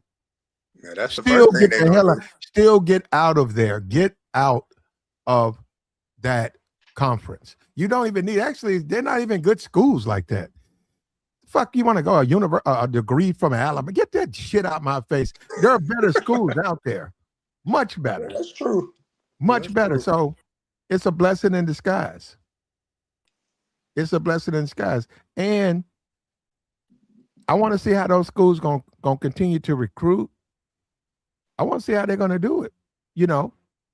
With money. What do you mean? That's how they're going to continue to recruit. They're going to run out of money. They're going to run out of money. And your McDonald's, you're going to see a major company like a McDonald's stop advertising in any SEC school. I doubt it. You bullshit. Shit. Bullshit. That's a big deal. That's what I'm saying. No. President DoorDash McDonald's to the White House. JR. See, that's what I'm talking about, JR. You know, if they okay, well, how about this, JR? And we get it on NAACP. I don't know who is in charge or at the forefront as leadership with black. I don't know. And I agree. See, this is the thing. I don't like the NAACP, but if the people who are, and I don't even know who are the people, we got to go with the NAACP. So if the NAACP can get McDonald's to no longer buy advertisement for SEC schools, that's a big deal. Is it going to destroy this? No. But it's a big deal because if they get them, then they can get another. Then they can get another. Now what they going to do? You're going to have mom and pop ads. You know what I'm saying? You watch those games, they have a little local car lot. So you think you're going to be able to watch a whole game with ambulance chasers and car lots? And look, that would it be it would be a Herculean outcome for sure, but man, McDonald's ain't pulling out, man. You're Uh, not gonna get them big corporations to pull okay. out, man. I bet you they do it. Man, Remember, I come on, said it man. first. No, I said it first. I bet you they do it. Man, you would have to have a full out boycott from black people. They would You're have to gonna have boycott that. like Target. See, they're gonna You know do what I'm that. saying? You have to have a whole Target They're gonna boycott. get with Like no these black church. people should go to They, Target. You shouldn't eat at what McDonald's or what they, Burger King what or they Home what they Depot or whatever these big companies, mega corporations that funnel money into the SEC for advertisement year after year. Like you would have to have that. That would have to happen. But what you're gonna see with the NAACP is they've relighted these fires of the civil rights movement, and you're gonna see a lot of people who don't even keep up with college football. They don't have a son playing or nothing. They don't keep up, but you're gonna see them hanging around those stadiums, and they're going to draw the attention of the press. And there's going to be problems because that a drunk crowd versus a bunch of people peaceful protesting, they're going to conflict. You got people who lose money, man. I can go to a Georgia game, lose $1,000, come out mad at a motherfucker, and I see a bunch of protesters and I don't agree with it, and I'm over there causing trouble. That's going to happen. It's called harmony. When they chose to do what they did, and that's what I'm saying. You're a legislator. You got to look at the people. You just can't do anything. I'm gonna do it because okay. Well, then you created disharmony amongst the people. that's true. Now, how you gonna deal with that? And it's going to escalate. It's going to get worse. You're gonna have racial incidents. You know, we talk about one George Floyd. What are you gonna think when a 75-year-old grandmama loses her life at an old Mississippi game? And what was she doing? She was down there protesting. She had a sign saying "We shall overcome." And what happened? Some Ole Miss fans truck ran over with her with a truck. Man, where you How is that going to play? How is with going to these play? visualizations, man? No, I'm just saying, how is that going to play? You think Look, people going to look? You think all is well? You're going to say ESPN going to go to the next commercial? man. You think? Man, why are you pointing out the absolute worst of the worst case scenarios? I know the SEC, man. See, you don't keep up with. I think you do because you say you like Texas, but Yeah, I know the SEC, bro. See, look, I don't have no look. Let me tell you, I'm gonna be for real. I don't care nothing about their racism. I like some of the games. I accept the world the way it is. I don't care. You love Alabama or Georgia. You get drunk. You go to the games. You tailgate all night. I don't care. But you got to understand that grandma, if none of this would have happened with the Supreme Court, she wouldn't be down there. They're going to be them church women are going, church men, church women, churches are going to be at those schools. Now, you know how I know? Because the NAACP, who you think they linked into? The black church. black church, yeah, The for sure. black church, they're going to push these you know why? Because they want media attention to the incident. How did they do it? They got to go protest. They're going to go and look at the civil rights and see what Dr. King did. And you know, you go back to Bloody Sunday. They didn't have to go across that bridge. They did. They don't have to protest. They're going to do it. College game day is going to be in at the University of Tennessee. You think they ain't gonna have no you think what is college game day about? You think they're gonna sit back and not talk about the people protesting? They're gonna talk to those people, man. And those athletes, they're yes, not gonna talk to the people. okay. They won't. All right. Well, we'll see.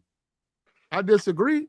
But I agree with you that the fact that, like I said, could that be a way to put pressure on universities? Definitely have protests if you're gonna have college game day or whatever, Fox game day or whatever at the school for a big matchup. Absolutely. That's absolutely a way to put big time pressure on the university and on the state in general. But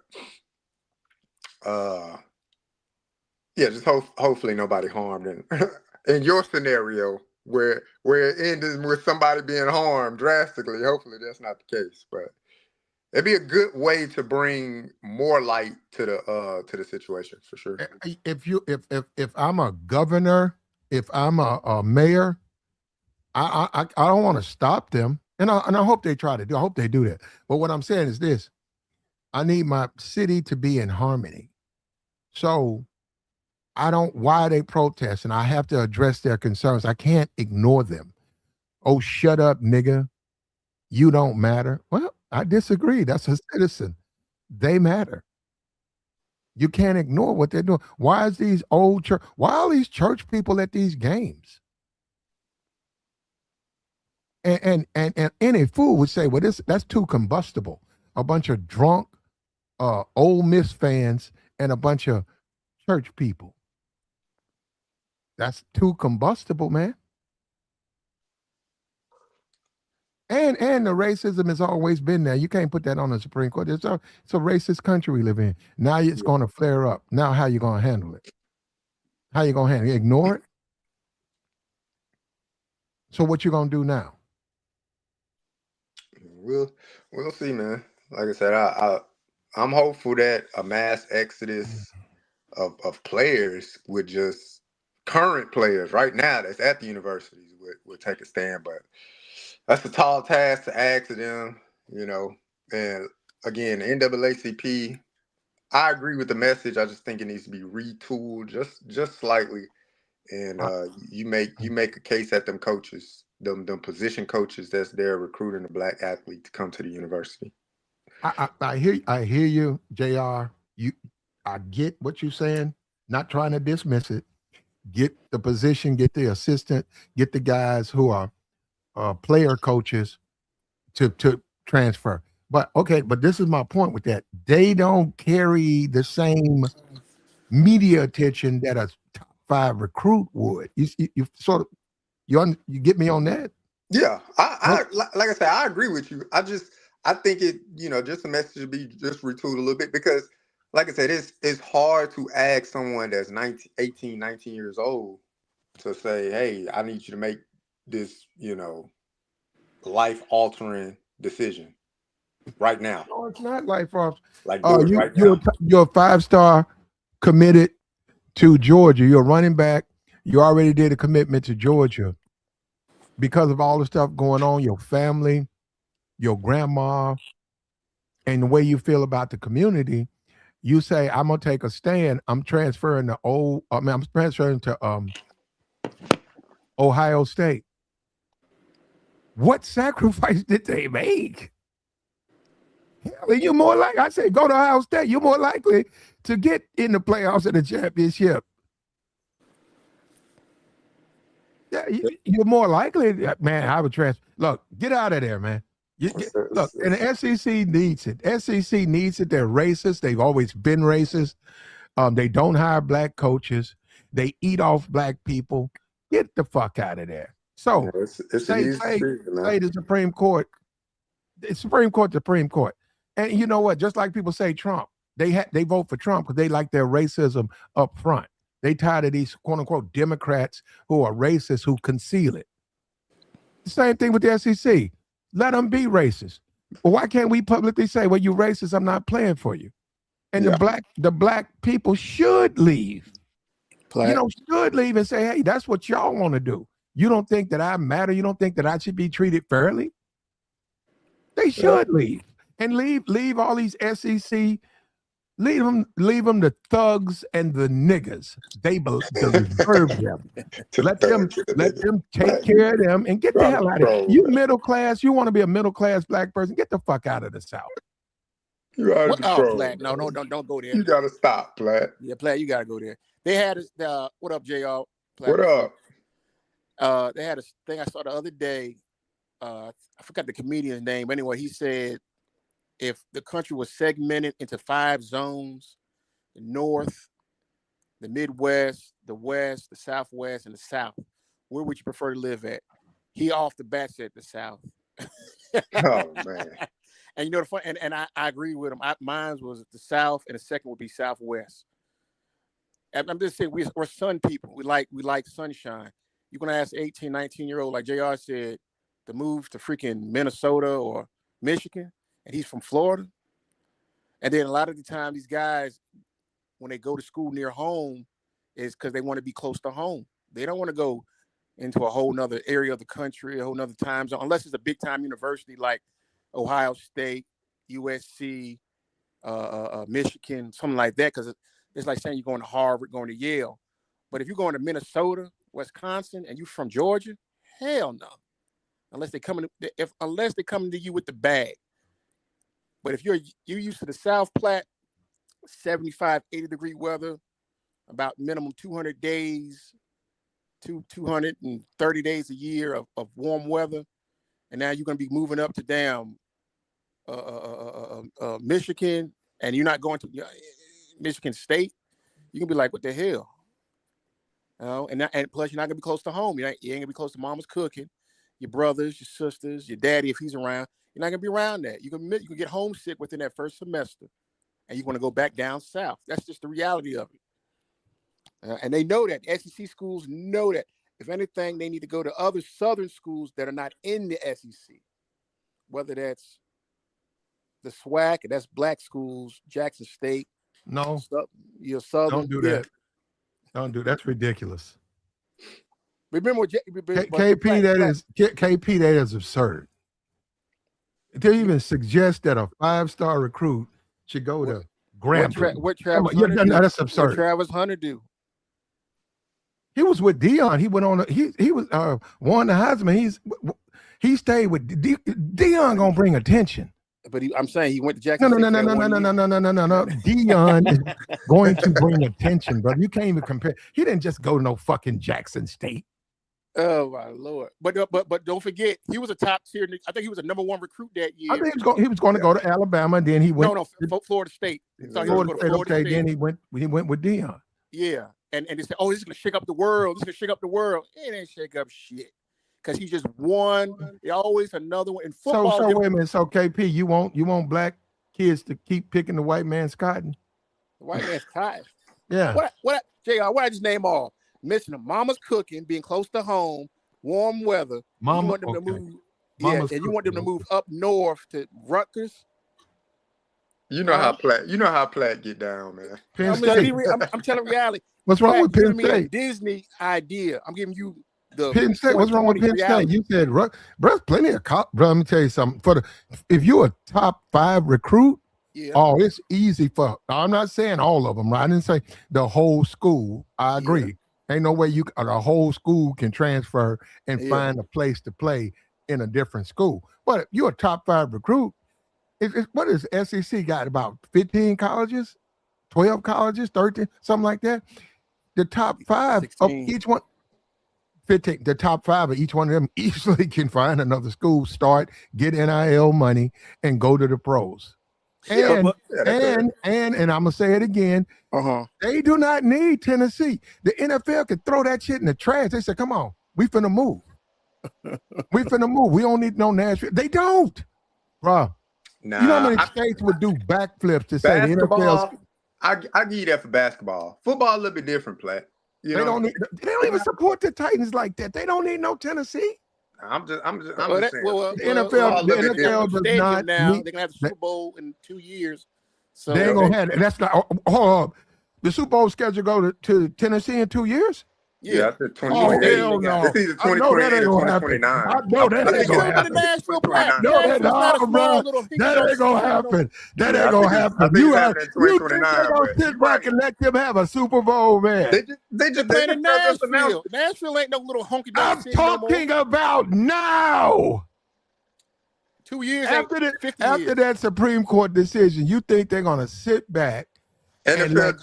They just announced it like 3-4 days ago, Platt. Yeah.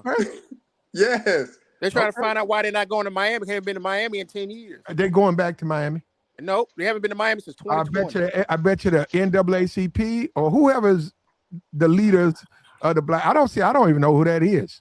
Ever since Jesse went down, I don't know. You're right. I don't know. They pressure them. I bet you they pressure them not to do it. And I know Jay-Z ain't gonna have no halftime for no racist ass Southern school. The NFL and NBA, they actually got backbone. Jay-Z and Beyonce, bro, Beyonce is a fucking liberal. She endorsed Kamala. Well, You actually think that woman gonna sit up there and say, Jay-Z, we got to put a show together for Tennessee?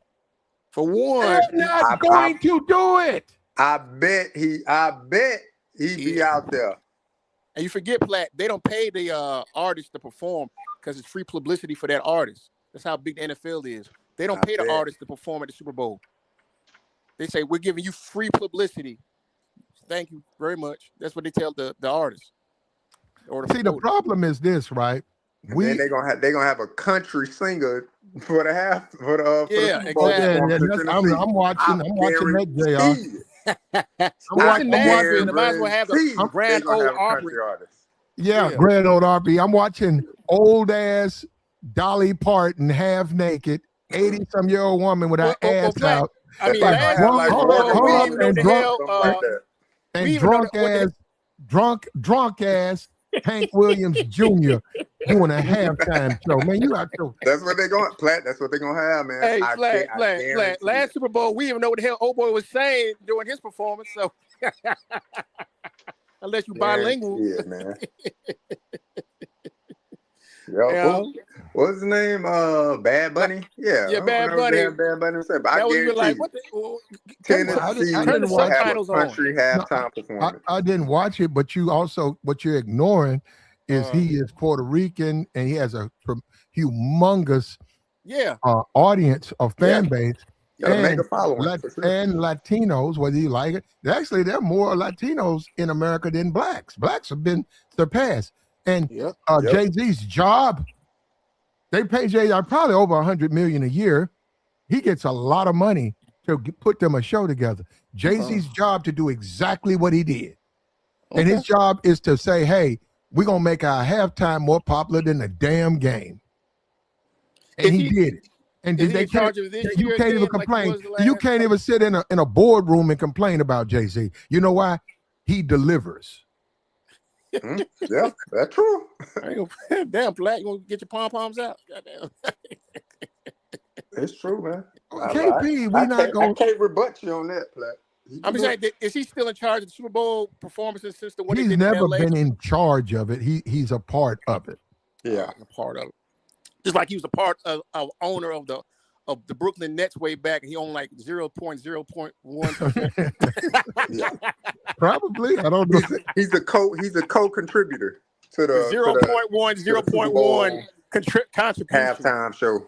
You know, Jay-Z owns the Nets. You know, he got a food stamp on it, huh? So they say I can tell people. Jay-Z's a token. So I can tell people I'm a part owner of SpaceX. Yeah. And they said, that's Elon's thing. I said, it ain't just his thing. Go ask him. He said, yeah, he's a part owner. He gave me $20 in food stamps. Yeah, man. The IPO hit. I put $1,000 in it, man. I'm part owner. on a $1 trillion $1 trillion evaluation, market cap. My $100, baby. I got a piece of that. Got a little piece of it, man. You know, a little piece. Like that scene in Harlem Nights. Put that damn little $100 away. What you gonna do with that? But I say this, Platt, the SEC, if they notice a pattern over the next 4 or 5 years of a lot of top tier players going to the out west, Big 12, the Pac-10, they might say, hey, okay. But at the end of the day, all they care about is that stadium being packed on Saturday evening or Saturday afternoon with 100,000 people. That's how they make their money. That's it. That's all I care. You know, and if they make it to the national championship and win, because they get money on top of that, that's great. But all they care about is them 9 or 10 games, them home games, them teams get that are 80,000, 90,000 people there. But do you understand racism? Do you understand what it is? Yes. Okay. Well, so what you have to do, right, is you have to accept them mistreating you and treating you unfair, but you got to do it with a smile on your face.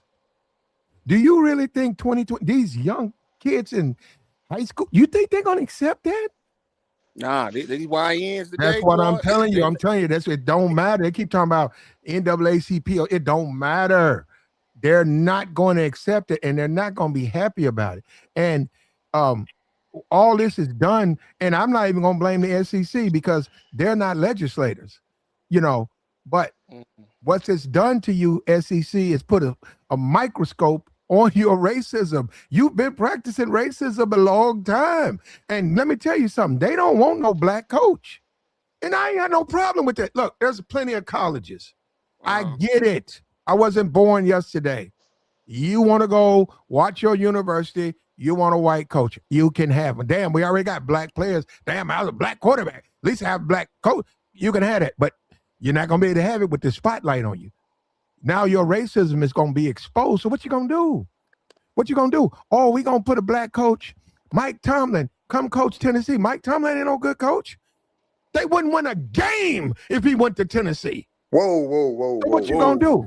Whoa. What you going to do? Come on, that. You know what, Come on, bro? man. You know what? You know what? See, I Come put on, the brother. link out. You guys just want to interrupt.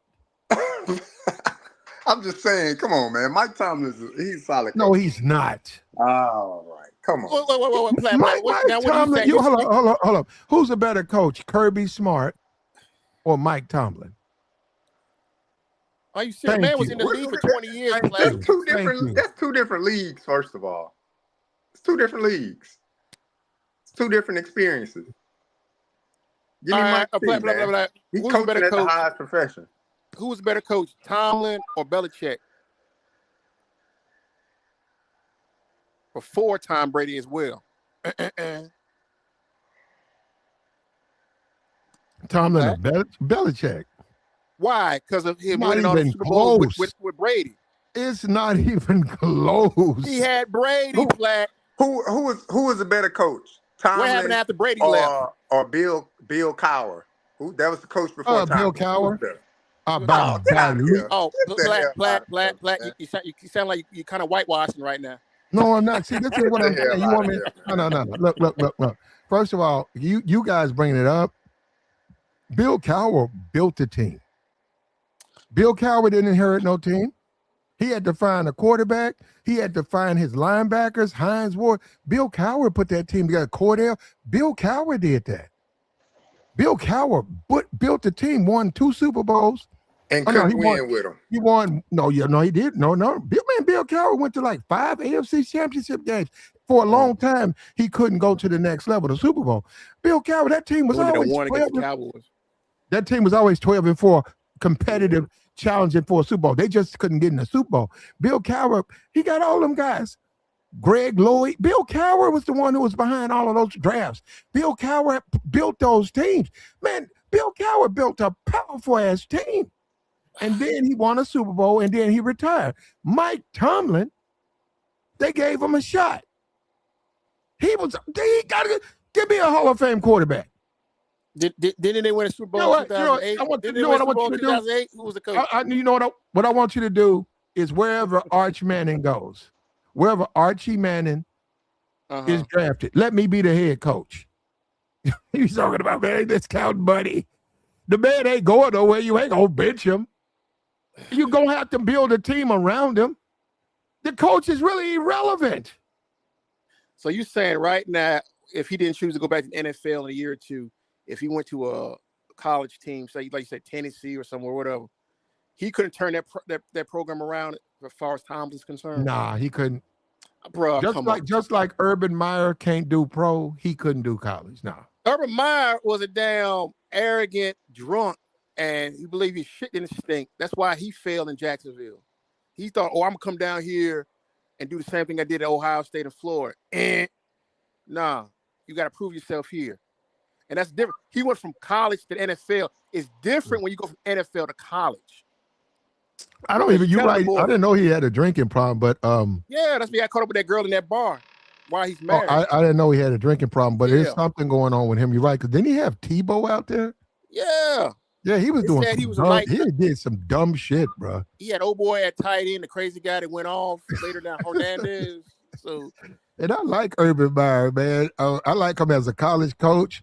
Yeah. I have no idea why he went to Jacksonville. He had fucking Tim Tebow. They were And winning I though. saw you go look at the plays. Tim Tebow ain't moving. They calling plays. If Tim Tebow's not in the play, he just stayed in the backfield. They were playing basketball, football. He jump up and throw the ball to the tight end. I'm like, what the hell? Let's see if that work in the NFL. That damn linebacker jump up and pick that shit off. But he was a good. He was a good. He was a good college coach. Yeah, he had command in college. Excellent college. I've been sort of waking up hoping he go back to Ohio State, bro. Sooner or later, well, he'll probably pick another this Ryan Day guy. He done messed my whole Saturdays up, bro.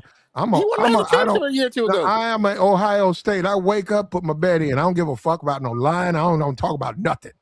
Give me Ohio State. All them other coaches, I won. This Ryan Day guy, this guy. That's I can't do it, bro. He'll lose. And then when I go against him, he wins. I cannot predict. Me and Ryan Day, then they go and win the championship last year. I bet it against them every game. And I'm an Ohio State fan. I don't know. But thank God for Notre Dame, because I left them alone and I just went with Notre. Notre, they'll bring me my money. Yeah, so some of these, let me tell you something. You have to break all that stuff down, but some of these teams, you ain't got to break down shit. LSU, I'm telling you right now, put two teams I'm going with this year, college football. Yeah, and I'm with the protests and stuff, but forget that right for now. Texas and LSU. I ain't even looking at the fucking board. I don't care about the rest of the teams.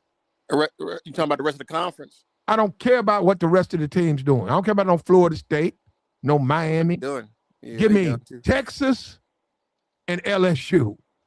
I go with LSU on that one. There you go, because Lane don't let up. Nah, Lane he got better talent at LSU. He got them boys. Lane gonna turn them schools up. And Lane will put 100 points on your ass. He don't get up off the breaks. People talk about Georgia football players out of that state and Florida. Them boys out of Louisiana that stay in state and go to LSU. So I tell you, it's like going to Harvard. If you're a Louisiana high school football player and you get to go to LSU, you know, them boys, and then they snipe some boys from Texas right across the border. LSU is the team. They're the team. He got the talent. Now, if they don't win and do something serious, they're gonna go back looking at Lane like, oh, here we go again. He should have kept his ass. I don't know what you want from LA. I mean, like, what do you want from them? They want 2021 all over again when they won. They're not gonna look. You say if he don't win, I mean, they're gonna win more with him. But you saying like a championship? They better make it to the national. You got to give him 5 years. I say he'll get one in 5 years. He got at best after this season. He got 2 years. Who, Lane? Yes. My fault.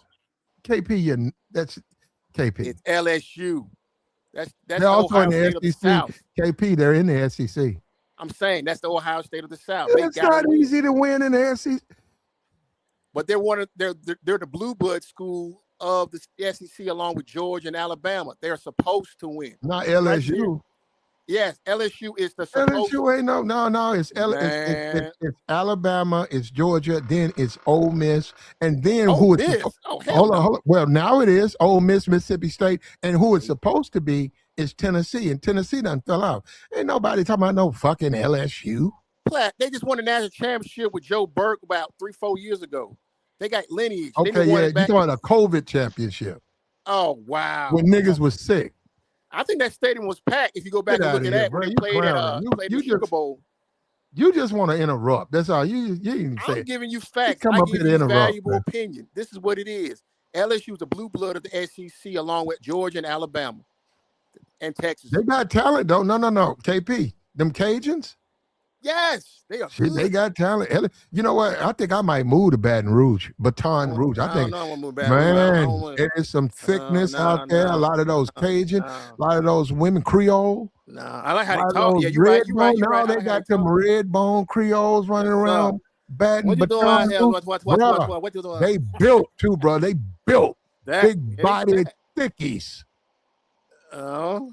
I think I'm gonna go to jail tonight, bro. I'm going to motherfucking You don't want to go to jail in Louisiana, though. Baton Rouge, bro. They banging out. They got some big booties out there, bro. Yeah, I like Hour and Baton 30 minutes Rouge, bro. And from then New they said, you know, Orleans. the Louisiana Purchase. Yeah, I Yeah. like that, man.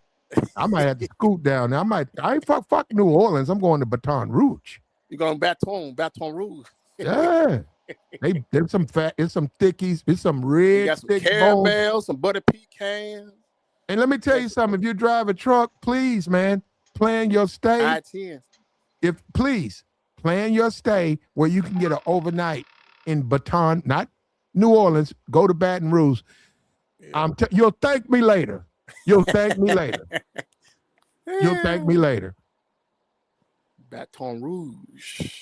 Yeah. LSU. That's and Platt, you talking about the guys not boycotting and leaving out of the state for SEC reasons. Them boys don't want to leave Baton Rouge.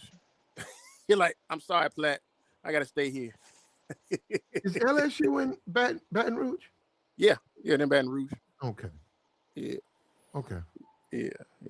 No, But they got to win. They got to win in the next 2 years, Platt. If they don't, Lane's gonna start getting the heat. He's right. They in Baton Rouge, so that's that Cajun. You know, that's that Creole. You know, you ever met anybody who got that Louisiana? Yeah, twang?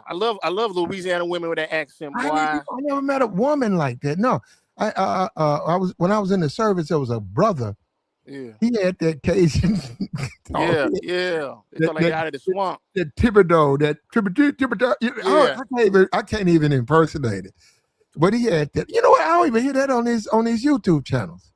They got French, because that French heritage, I guess, is in there. Somebody on. Let me see. I'm gonna go look in my search bars. There are Louisiana Cajun talking. Because I'm thinking about. I haven't heard one. What's that show to come on? I forgot what channel. With the swamp people, they out there hunting the damn alligators. Oh, that's why I got to go to Swampland to get that. Yeah. They're like, they don't get that cane. I'm like, God damn, shit. I call it Tweety Bird talk. They talk like Tweety Bird.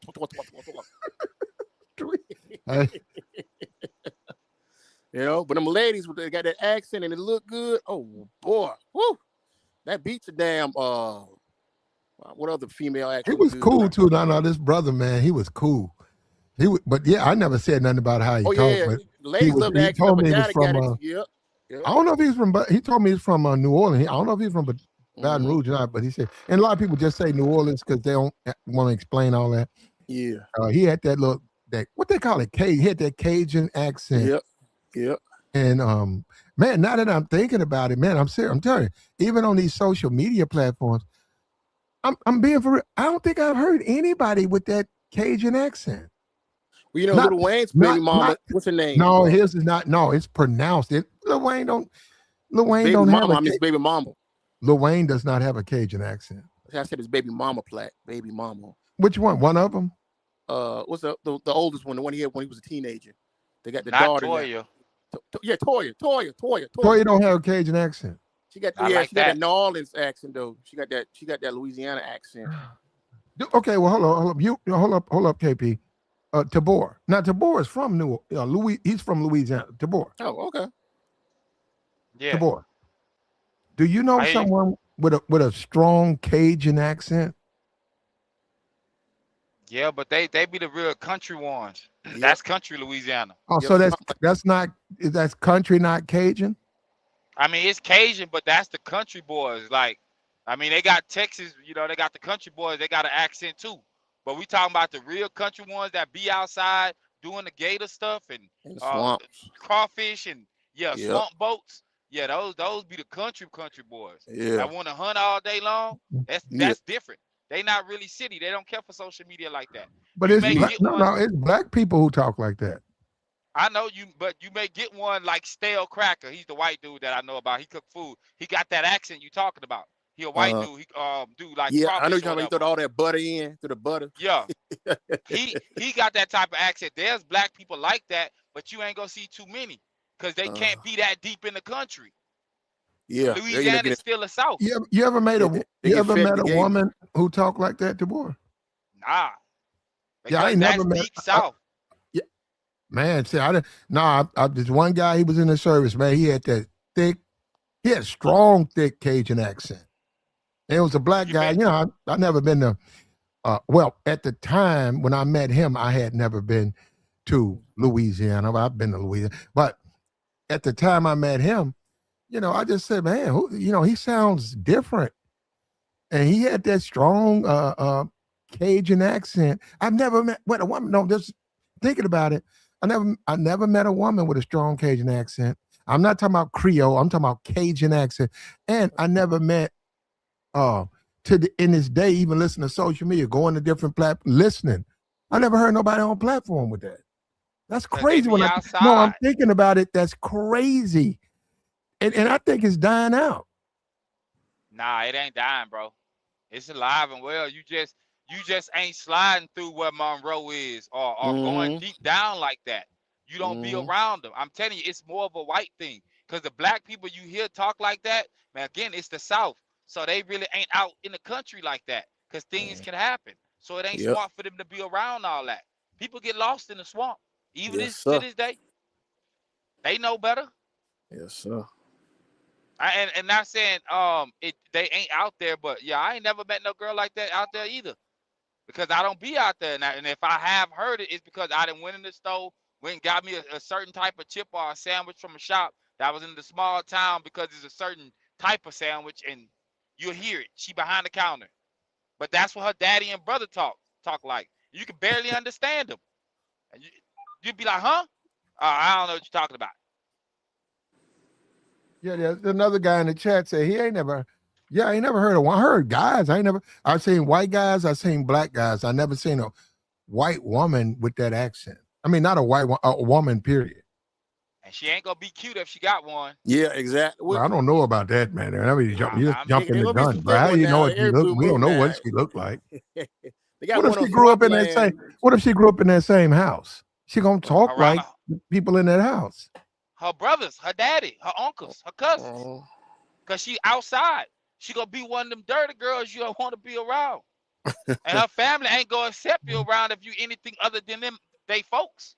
That's Louisiana in 2026. Yeah. They'll still shun you as a black man. You go out there, you spending money. They don't care about that. They'll look at you funny. That's at a regular gas station on I-10. I got a question though. Why do older people always, based on the generations that we talking about, let's go back 50 years at least, we can go back 60.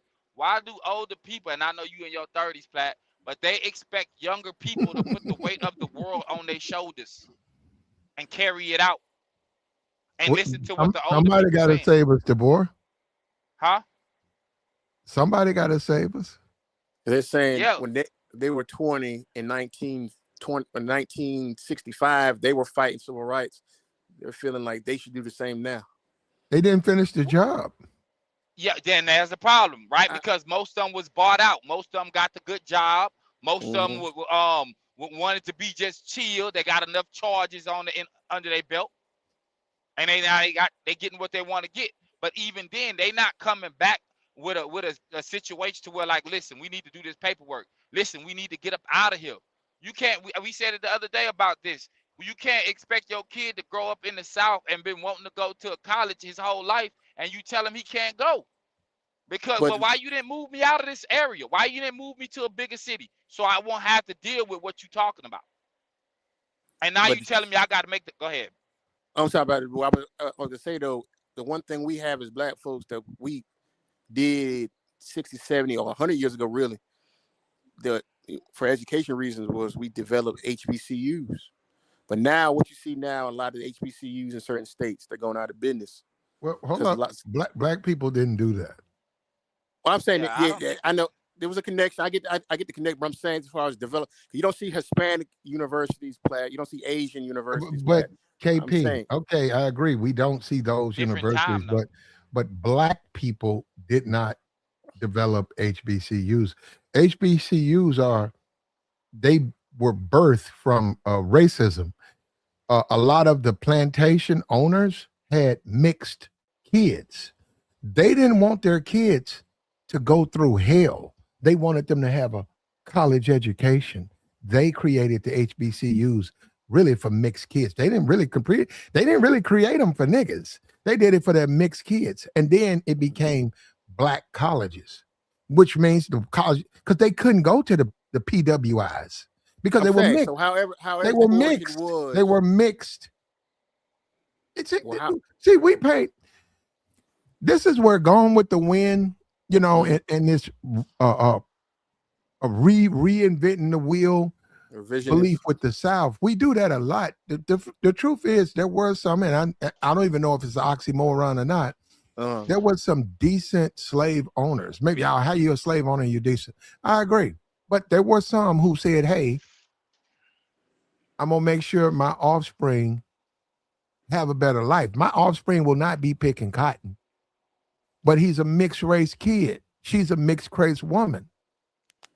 Well, I'm not going to sentence her to a cotton field. I'm sending my kid to college. Well, she's mixed. She can't go to a white college. They created black colleges.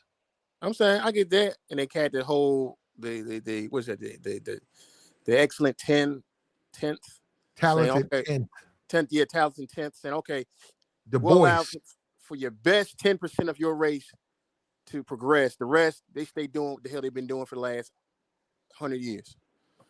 You know, most people are lazy. What you guys think? I was thinking about it. I hadn't do it. What do you think about Harriet Tubman though? I'm being for real. What do you think?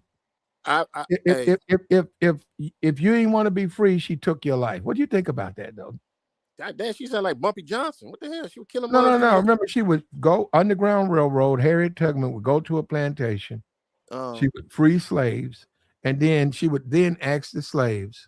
She would then say, I'm taking you to freedom. If the slaves said they wanted to go back to the plantation, she would take their life. Damn, she's like a gangster to me. What you think about that? History book? Was that in the history book or something that just? Hell no, they didn't teach that in history. No, I heard it on YouTube. No, you heard it on YouTube. The history books, man. It's in the history books. Come on. So the reason why, me personally, I don't believe it.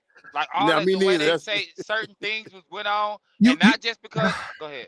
No, Tabor, I swear you're right. You know what, Tabor? Thank you. You know what? I'm gonna have to go and research that because that can't be true, right? I mean, it could be, but I just don't believe it based on America. You freeing a person? Is that Tabor? There's some slaves. You saying, hey, you guys are slaves. You go in to free them, and they say, Tabor, we want to go back to the plantation. And you shoot them. You shoot them. How can you justify that? I mean, and here's why I can't believe. Well, at this point, I don't believe it. Not just because I listen to Dane Calloway, also, right? Because when Harriet Tubman had a good story as far as freeing us, and it was good. It was motivational. So what do they do? This America. They about to tarnish her name. Okay, this is what she also used to do. She used to do this, and this, and there's nothing but bad stuff. Yeah, so, they were about to put on a dollar bill, something like that. 30 years ago, everything was cool. Nowadays, the information, she wasn't as good as you think. Martin Luther King, he wasn't what you thought. He was cheating on his wife. So now we worried about him cheating on his wife instead of what he did for our community. That's what they do, bro. That's why I was telling you before, bro. I don't be believing like it's crazy in the South. No, Tabor, for the most part, it's accurate. But you see these people, because I agree. When I first heard it, I didn't really think about it. But over time, I thought about it. And I said, well, I don't know about taking a person's life. So I'm freeing you. You're a slave. You can't read. You can't write. You don't even know life outside a plantation. What are you going to do? Become a fucking lawyer? You freeing me. You finna take me where? Okay, the freedom. Okay, now what am I going to do? I can't write. I can't read. And you're a fugitive still. Yeah, I'm gonna have to do some type of servitude some kind of way because I got to make food. I don't even know how to do that. So I work for you. Okay, here's your 5 pennies, Jacob. Okay, what do I do now? Now you go to the store, buy you something to eat. Where do I live? Hold up. Where do I live? You got to get a place. So no. What I'm saying, all of that to someone, they don't understand freedom. Then because they want to go back to the plantation, I agree. Don't do that. But to shoot them?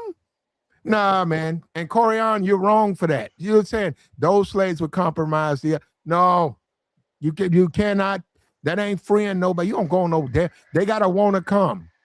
You can't go there and just take them against their will. And if they say they want to go back, murder them. So yeah, it changed my whole image of Harriet Tubman, man. I'm like, what? And Yeah, then you got I to got a factor different in, opinion about her, bro. I ain't with all that Underground Railroad shit. Not some bullshit. and then you got to factor in if they run away, they can get captured by somebody else, and the conditions gonna be worse. They can lose a foot, a hand, their life, all because one person want to do what they did. And it doesn't even matter because the world gonna still see you how they see you. They if the movie 12 Years a Slave, I ain't gonna say it was a true story, but I can see it being real. Them taking people just and putting them in slavery from random places. I can believe that because they do it now in certain instances. That was the 1800 version of Get Out. he was the talented musician playing the cello or the violin, and then when the guys tricked him, bam! Next thing you know, he's down in the South as a slave. And it really was hate. He was doing something better than they was able to do. A black man shining like that. That's why black people always shine. Like y'all, we stick out. If you got a talent, you gonna stick out. The issue mainly, the boy, is this altruism idea black folks have about trying to show I'm good. I can show you. No, they don't give a shit. You could be find a different cancer, which is probably happened already. They don't care. They see you as what they see you. So just let it be what it is. Get the hell away from You guys out here, that case, bro. These guys in the chat box, man, bro, we get some weirdos over here. He says the transatlantic slave was capped. Get out of here, Yeah, bro. I don't believe it. I don't believe it. I don't believe it. Let me say. Hold on, boy. Hold on. Go ahead. You don't think?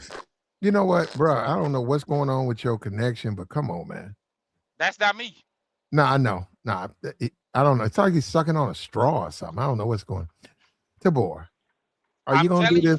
Tabor, you need to change your name to Rabbit Hole. Nah, man. You're Mr. Rabbit Hole. No, Tabor, we go down these rabbit holes with you. Now, what I'm supposed to say? No, Tabor, I'm going to give you the floor. We've done this before. We had to deal with his Mr. Flat Earth. Now he doesn't believe the transatlantic slave trade. He don't believe that happened. Mr. The Earth is flat. Absolutely. Is telling you that there was no slavery. I didn't say that. He needs to change it. He needs to change his name to the Rabbit Hole. Tabor, you got to start the Rabbit Hole with Tabor, because you just keep taking people just down the rabbit hole. Now here we go. Go ahead, Tabor. Slavery is fake. The floor is yours, sir. Go ahead. So for one, I listened to Dan Calloway, right? And I would say I believe him because there's some things that you can put together yourself or just don't, right? Because most people lazy. Now, when you start talking about a whole lot of people coming here, bro, there's not a person in my family that practice anything African, bro. Anything at all. I'm from Louisiana. There's more Hispanic because my mom, grandma or great grandma used to cook tamales and stuff like that. She remembered that as a kid. She don't remember none of that slavery stuff, right?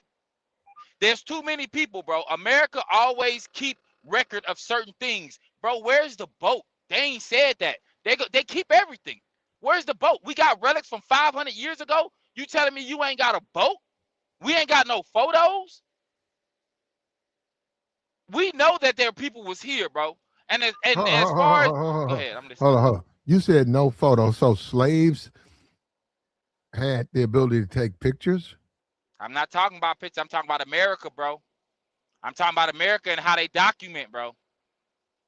There would be a boat. You can make it make sense. There's a boat. And then even now, they got people that will show you how the boat would have to look for you to bring 20 million people, bro. Nobody's coming over here like that. The reason why Latino... Go ahead. No. A lot of the people died. If you go and look at the facts, a lot of the slaves on the slave ships sank. A lot of them couldn't make it. They died all types of diseases.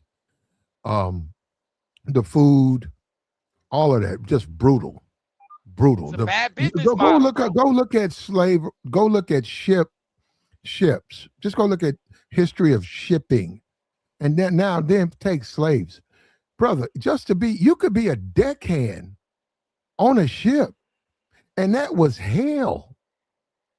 Trying to find something to eat, trying to find clean water. You a slave in slave quarters?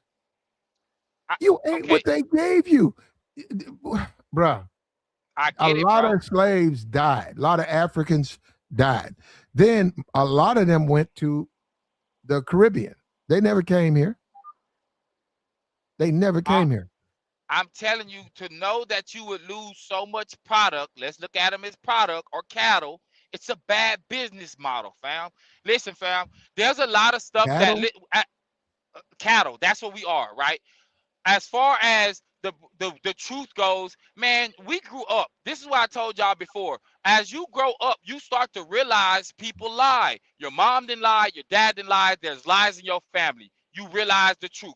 There's some things that they told you that you can grow up as a 10-year-old you would believe, but as a 25-year-old you can't believe because the numbers can't make sense. They don't add up. We're not just talking about proof. They So want we to. know. Go They ahead. want to know what's your highest level of education, Tabor. I don't have one. Let's Did you start drop? there. Did you drop out? I dropped out in 4th grade. Okay, now this is Tabor. Tabor, you know people. You're up here talking. People expect you to be honest and serious, right? I'm being honest. And Why this is did? what I'm Why, saying. Go how ahead. can a kid drop out? How can a that's too young to drop out, Tabor. I know. And you telling me you expect me to be honest. And as I'm being honest and I be standing on what I be saying, people be saying, swear to God, I be lying about it. And I be trying to make it make sense Help to you. us But if I out. can't, How go ahead. can a kid, because that's a kid, drop out of But I school? graduated high school, bro, and I went to some No, college. Remember DeVry? Electronics, computer I technology. got you. I'm in the But why are computers. you telling us one thing, but it's Because they're why are not you? going to hear me anyway. They're going to say the same thing, even if I'm giving you educated information that you can go and research on your own. So People you act graduate? like, go ahead. You got what, a year to right? Yeah, but I got 2 semesters out of 5 passing semesters. I told you I got kicked out of school. Help us out with that. So that's what, two semesters. What is that? 2 years, 3 years? Nah, that's like 1 year. It's a 2-year program. So it's like Oh, two seasons. Like a regular school, bro. It's just accelerated learning. Now, America has given us plenty of. was Go this ahead. on the? Were you on the campus? I mean, on the campus, or were you online? I went to DeVry University, Equity Lane, Houston, Texas, in Spring Branch, my old neighborhood, bro. Okay, people want to know why don't you finish? Because I got kicked out of school. Okay, without going down that rabbit hole, why don't you at this point now in your life go ahead and finish the program? Because I don't need to. I make more money now. I can do everything on my own. I don't need it anymore, fam. You don't get to disrespect me and then I'm going to go back and give you my money. That's crazy. Whatever I have by way of information when it comes to my transcript, that's just what I have. I have some college. Some of y'all ain't got no college. You're I right. took a chance. I bet on myself, and that's what the world did. You're exactly right. Some of us have no college. Now, Tabor, a lot of us don't look at DeVry as a college. That's fine. I can still be smarter than you. I can still get on a computer and probably do way more than you can do. I can build one from scratch if I wanted to because I understand the terminology. I know what binary code is. I know what flow code is. I know some things that you can't comprehend. I know that. And you wouldn't expect that from the way I look. But that's neither here or there because nobody cares about that. What I'm telling you is about facts, bro. When it comes to a lot of things, y'all grew up and y'all realize people lie. Republican Democrats, they lie. But for some reason, y'all think because you looked in a history book and it was in a book, it's the truth. Even though it doesn't add up. Mm-hmm. That's a personal issue. I told you before, if most people found out the truth about what they really thought about certain things, bro, their life will fall apart because it's predicated on some past situations that for the most part wasn't true. And a lot of people ain't gonna tell you that certain people in their life lied. They just gonna act like it didn't happen. That's the women's situation. Nobody's talking about it, but everybody's complaining about it. Tell us what happened to you personally, why you feel like that about women, and We why don't you ain't peep game. we don't complain about women over here, Tabor. I know we don't. I'm just saying, just people. Well, Tabor, you say you listen to a lot of channels where all they do is bitch and whine about women. I don't. Why do you listen to this channel? Because we don't do that over here. I know you don't. That's why I'm here, bro. There's 1,000 other conversations we can have as grown men, bro, and really spit some facts. You say something I didn't know about. I say something you don't know about. We both, like you said the other day, thought-provoking questions and conversations. Other people over there, all they doing, bro, the people that do like the relationship situation, all they do, bro, is regurgitate the same things. And it's just like, bro, all y'all did is selling us out, but now it's on the dating side. Y'all just running up a bag. Y'all talking about the same thing. Y'all let people come in and be grifters and then be mad that you let them on your podcast and you blew them up. I'm not mad at it, bro. That's why I can be here and speak about whatever. You was talking about sports. I'm still on sports and racism. Like y'all expect kids. We are talking about sports, but I needed you to expound on the Atlantic slave trade is fake, because we're just curious about that. And you said that because I read it in a book, what that mean? Does it make it true? That's what he said. So you're right. I never looked at it that way. You're right. I need to tell my professor that. Be like, yo, so what? Just because I read it in a book, that make it true. I mean, there is truth in books, but like y'all, that's what I'm saying. Like you come across a person that's, I would say, well educated. Well, why is the well educated people working for the dummies, the D students, the F students who took a chance on the business? Show me that. Show me where the educated are working for the dummies. What do you mean? You got to, for certain businesses, you need a college degree to even work there. But when you research you said the educated people are working for the dummies. Show me. I'm telling you, most people that start businesses are not just straight A students, bro. They wasn't well educated. They took a chance. Look at Warren Buffett. The people that work for him are college educated in the finance sector. Why would he hire you without a diploma? But he don't have one. He bet on himself.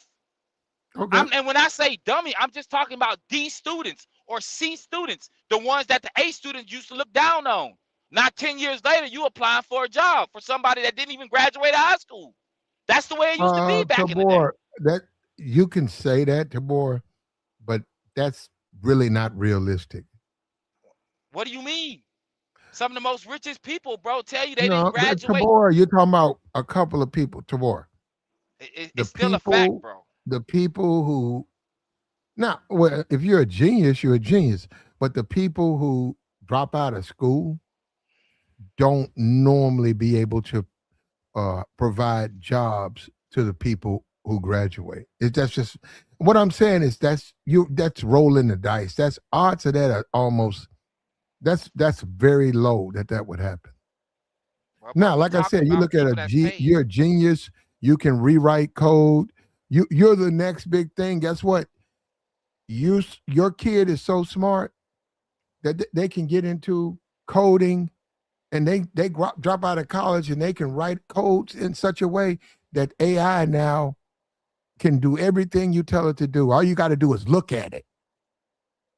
They figured out how you can look at your eyeball. The AI looks at your eyeball, gets you coffee, goes downstairs, cuts the grass, all of that, because somebody wrote a code and they dropped out. Yeah, if you're a genius, you're a genius. But you're a genius. But that ain't the norm. You act like everybody is a genius. I'm not saying that. I'm just saying it's a possibility. Everybody don't supposed to be rich. Everybody ain't smart. There's a reason why what they say 99% of people are poor. Under the or what 40% or 50% under the poverty line. Like those are real numbers. What's the measure of a man, Tabor? We went through this yesterday. Being able to move on his own terms, That live that how ma- he want to live. that makes a man a man. Yeah, So it's not about his money, right? no, and It's the, let's throw in getting females pregnant too, because y'all can say what's a real man, but who died and made certain dudes the person that tells you what's a real man? okay. Okay, so wait a minute. So if a guy got 10 kids, is he more if you got the two you got, another guy he got 10, is he more of a man than you? Nah, I'm not saying that, but Okay. he can make So babies. no, I got you. Okay, so money. He's got more money than you. Is he more of a man than you? Nah, Okay, that's what I'm saying. So we what is a man? I'm saying what's the measure of a man? he can make babies. He can get a person's mom pregnant.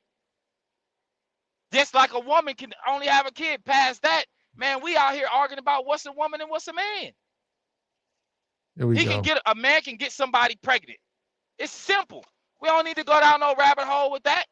You can tell a man he ain't a real man because he went and robbed the bank instead of getting a job. Who are you Tabor, to I don't determine know. what's a real man? You might have to Not you. you might have to go research it. I don't keep up with Warren Buffett. You said he dropped out of school. They says Warren Buffett went to 2 Ivy League schools. Well, it's somebody up like him. No. You said Warren Buffett was a dropout and people work for him. And you said that. Well, But then I said go ahead. No. I'm listening. What made you think he dropped out?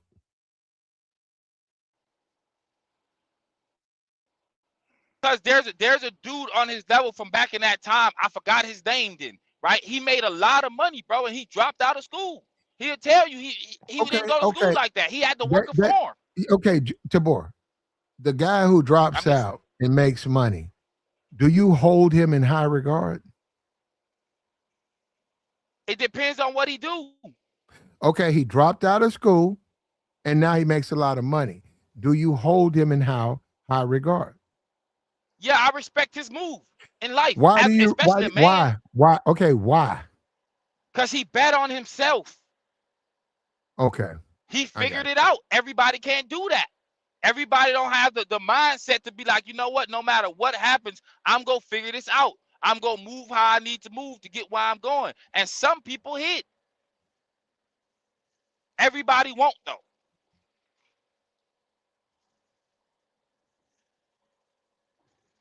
What about the person who finishes school and is successful? I mean, that's cool. But what is you being successful in? Like, go and work for somebody else? Because there's a difference. So you don't respect people who work for other people? I didn't say that. I'm just saying there's a level to it. I look at the person that dropped out of school and really got to it and figured some things out and got rich, because that's the byproduct of what you've done. Do you want your children to drop out?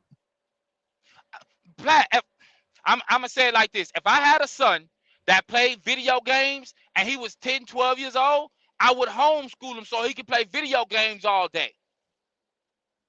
I'm talking about on competitive level. I would let him do that.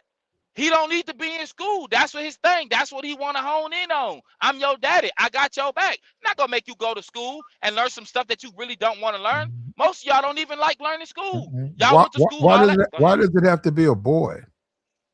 I would do it for my girl too. But boys more play video games. Do you? Well, you went to DeVry. You went to DeVry. College is more than just classes. You interact with your peers. You learn. It's a learning moment in time. You and your generation. You're on campus, 500, 1,000 people. You got to go to classes. Oh, look at this person here. Look at this girl here. This instructor here. It's opening up your eyes. College is about learning and becoming. You're saying, I'm going to let my kid play video games. They'll never experience that. And Is that good for them? So they're a good video game player. Now they have to go and interact with other people. Is that going to be good for them? They really haven't interacted with anybody but you. So is that he's good gonna for a child? Is that good for a child?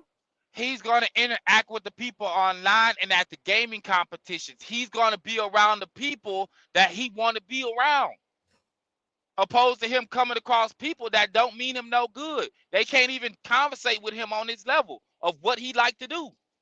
This is why we get older and don't have the friends that we was with in elementary, that we still friends with them at 40 years old or 30. You start letting people out your life. They don't mean you no good. They ain't helping you elevate. They can't help you get nowhere. They either got problems Here or we it just go. don't align.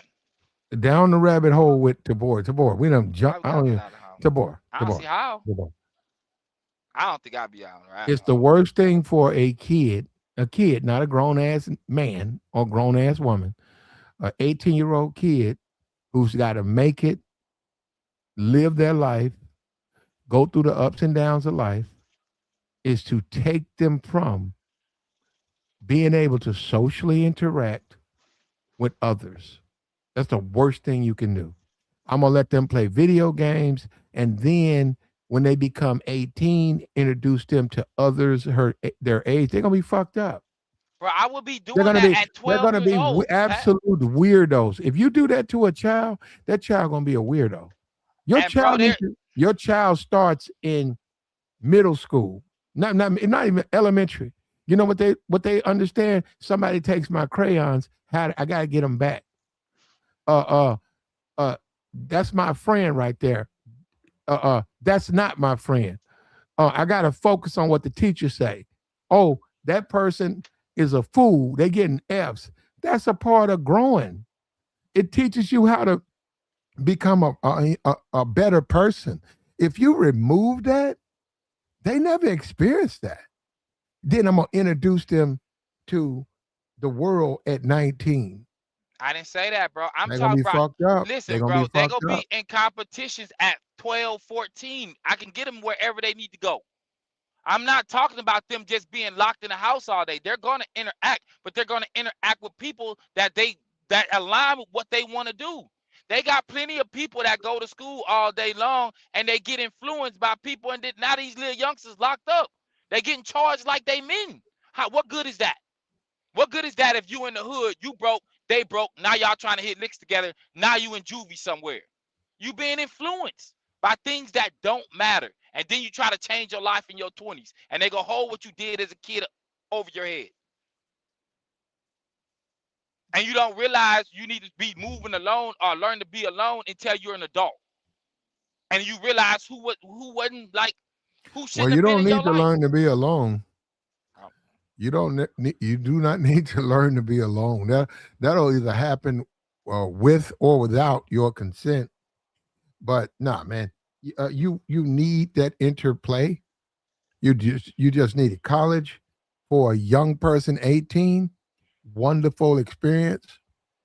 Does everybody so it's not good for everybody, but it's very important as a person becomes an adult. I get it though, Tabor. I get it. Things happen to you. You have Bro, some that has nothing to strong do with opinions, me, bro. No. You That has have some nothing to strong do with me, opinions, bro. but you also got to understand that it's not that simple. That's the complications and the trials of life happen to everybody, and you just have to deal with it, man. Yeah, fam. Like I we mean, just talked about harmony, right? If you take voting and change it, you create frustration amongst your citizens. And you do have to stand back and think, is this a good idea? Do I want to redistrict and create all this hostility? Well, do it. Now you got to deal with the fallout. Now you got a disgruntled citizenship. What are you going to do? Nothing? Oh, fuck them niggas. Okay. Hurt them.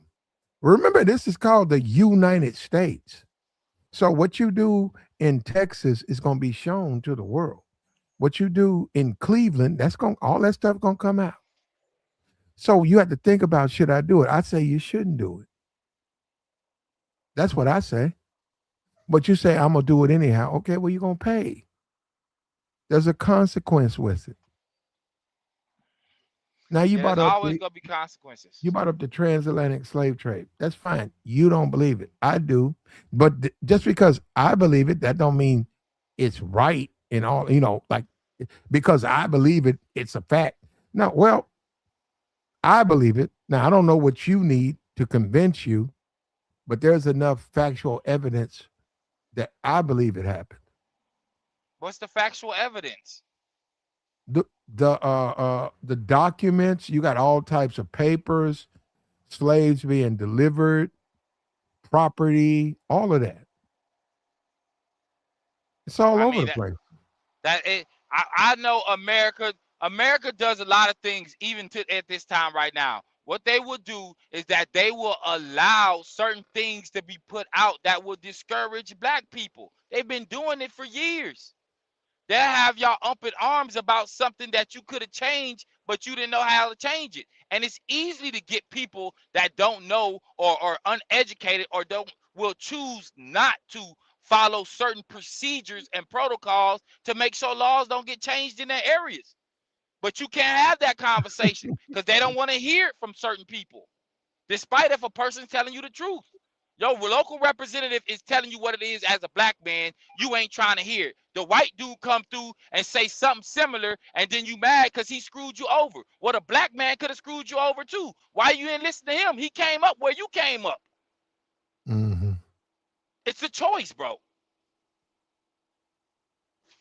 I got you to board now. I mean, you making it, bro. So you're right. You got a right to your opinion, and like you said, you put it together. So yeah, and that's America. In America, you don't have to graduate from Notre Dame. Now, if you graduate from Notre Dame, you have a strong chance of living a particular type of life. But you can drop out. You don't have to graduate, and you can get out go there. to Notre Dame and be broke. Yeah, look at I Love Speed or whatever, the Speed guy. Look at him. Look at the DDG guy. Look at I don't know if they went to college at all. Speed is young. Speed like 20, 21. He's a multimillionaire. And only in a place like America can you do what Speed did. He stayed down till he came up. He focused on what he wanted to do. Most people was force fed a lot of stuff, from religion to politics. Democrats, right? The reason why you vote Democrats, your family did it. That's religion, not why. Well, that's not why I did it. No, well, not you, but most people. Well, no, people say, do you know that they're saying that's slander? That's offensive. That I said that? Tabor, that's not true. Black people know how to pick a candidate. They don't need to say my grandmama voted for a Democrat, so I'm a Democrat. That's the white. Who the white supremacists vote for? You think that his family has no influence on him? Most likely they do. Why wouldn't you? Okay, well, why They're is winning. it? Oh, hold up. Black people vote Democrat because they grandmama votes Democrat. That's not true. First, let me make that. And then, but you never hear that being hurled at the white community. They're given the benefit of a doubt that they know how to make a good decision when it comes to picking a candidate. They take that from black people. I'm black, I vote blue just because. Or I'm black, they gave me some French fries and I voted. Well, actually, I'm gonna be for real. Where they at? Drop me some fries. You give me a hot plate of fries with some salt, nigga. Who you want me to vote for? I'll go in there and vote for. I vote for him. Shit, it's better. I ain't been getting nothing for it, my vote. So, So that sounds crazy. No, and then it you don't. be mad at that dude. They gonna give you a plate of fries instead of giving you actual tangibles. You know what makes the difference between a white How person you gonna voting? get boy? That's talk. What That's tangibles talk. You gotta get it. And you gotta tell me. You know what that's like? Me. That's like me going to the store and saying I want a lottery ticket, and they say $5, and then I said, but it's gotta win. They said, well, I want this ticket to win. It's got to win. You can't, it don't work that way. You can't demand something. There has to be a reason to get it. Are you talking about the for your most you'll personal probably self? get for your vote is some fucking fries. Oh, yeah. Well, then you did it that way. Now, when you start talking about the NCAA, niggas don't want you to do that. How you have no pressure. You can't apply pressure when Negroes want to apply pressure. I ain't with that. I don't want to do that. But the white man gonna give me a reparations check. Where that at? Trump finna give the J6s a reparations check. That's what he thinks about you. Hold up. That's what he thinks about Negroes. He don't give a damn about your past. That's what you do for people that's loyal to you. Trump don't They're give loyal. a damn. Trump don't give a damn about black people. He never have. He never will. He finna give his reparations to the white man. Man, he giving it to his loyal people, bro. Negroes is bitched out and bitched up, and they won't say nothing. Look, the Democrats, and I've seen it. To me, the Democrats, they're a bunch of bitches. And what I mean by this is the Republicans are bullies, and they get to beat up on the Democrats. They do. You can see it. So Democrat this, Democrat that. Democrat trying to help, Democrat this, Democrat that. Where your reparations at? It's going to the J6s. Fuck you, nigga. And you know what? The nigga won't say nothing to that white man. The nigga gonna kiss both cheeks all day, every day on a Trump or a white man. And they're gonna talk about the Democrat. And I agree. Democrat, the gays and all that, the big tent. Y'all can pick on a Democrat. The Democrat, yeah, look at the Democrat. But I'm a man. I look at that man and say, man, no, you gonna break me off first, motherfucker, J6. Man, you see what I'm saying? I'm a different type of nigga. Yeah, I mean, and you think you are, but what I'm telling you, those were his loyal soldiers. They showed up when he wanted them to show up. So they get broke off. That's how you supposed to treat folks. You want to pay for that? You got to pay for it. He ain't paying out of his pocket. I ain't got to pay for anything. I don't care. You a damn lie. That's coming out your pocket. No, it's not.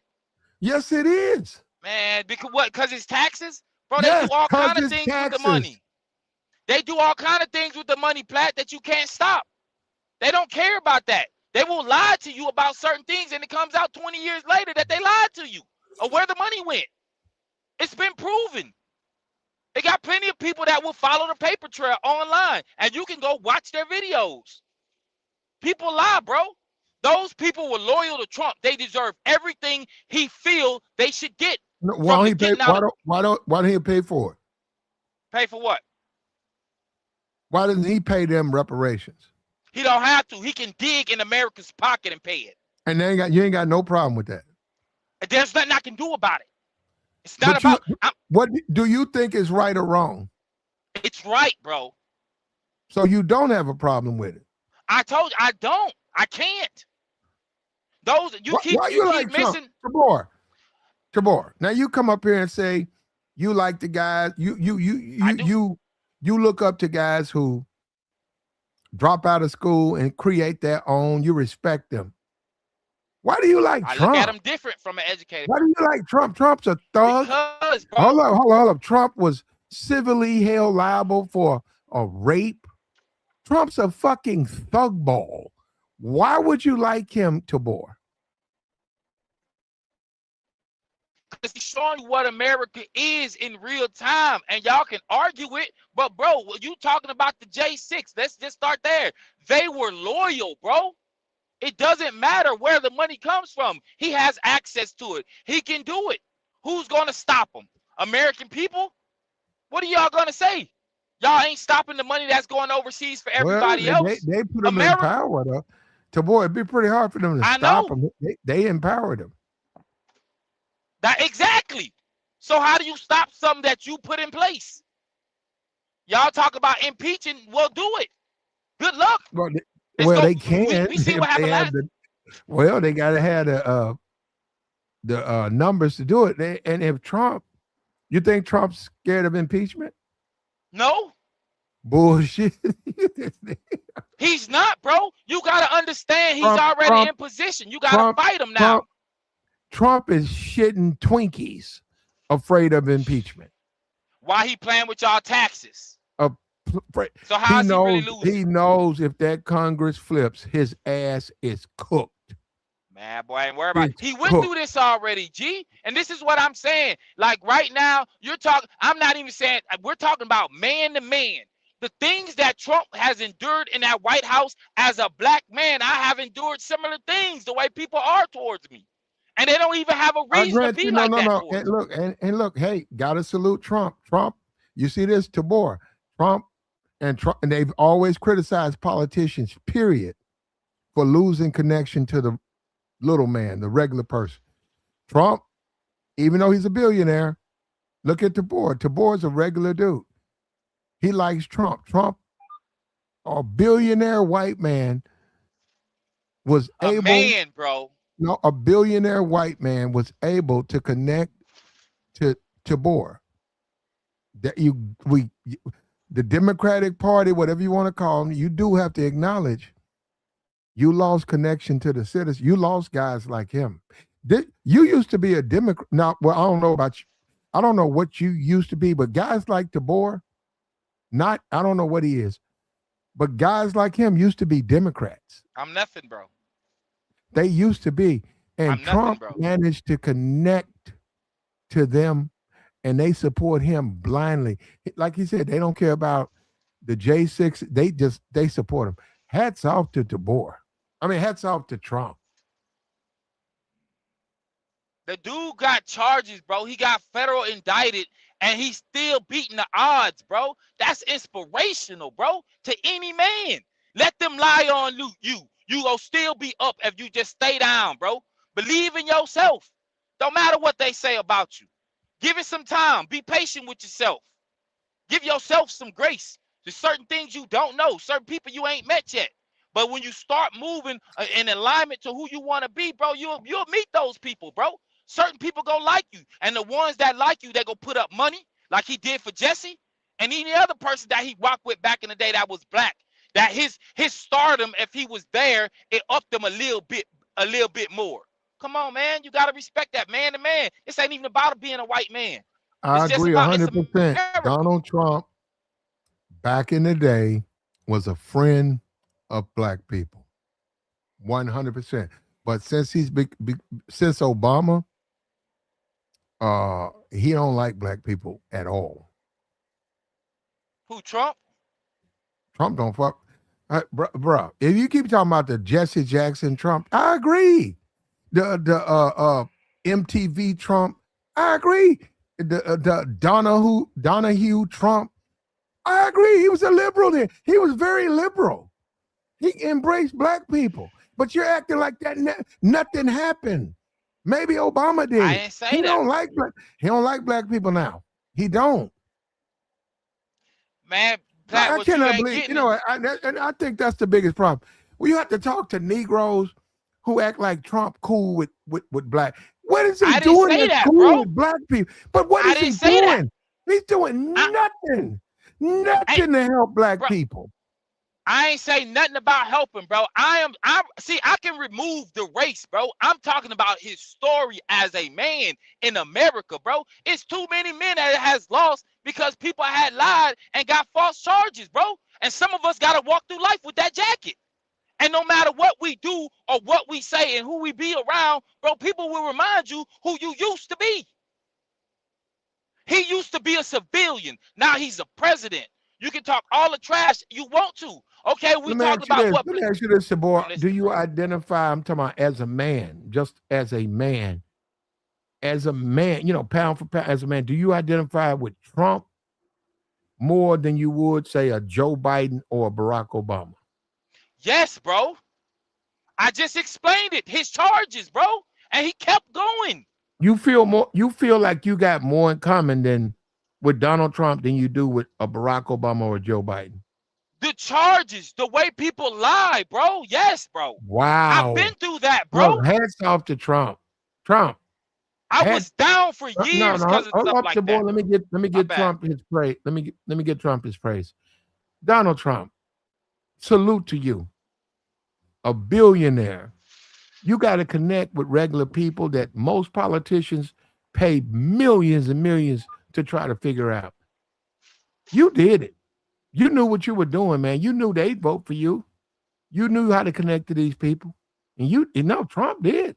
You just heard Tabor. Tabor said, I feel more in common with Trump than I do Barack Obama or Joe Biden. And you know, the majority of people, now I know you ain't gonna like, you're gonna disagree. Majority of people are stupid. Now, I know that.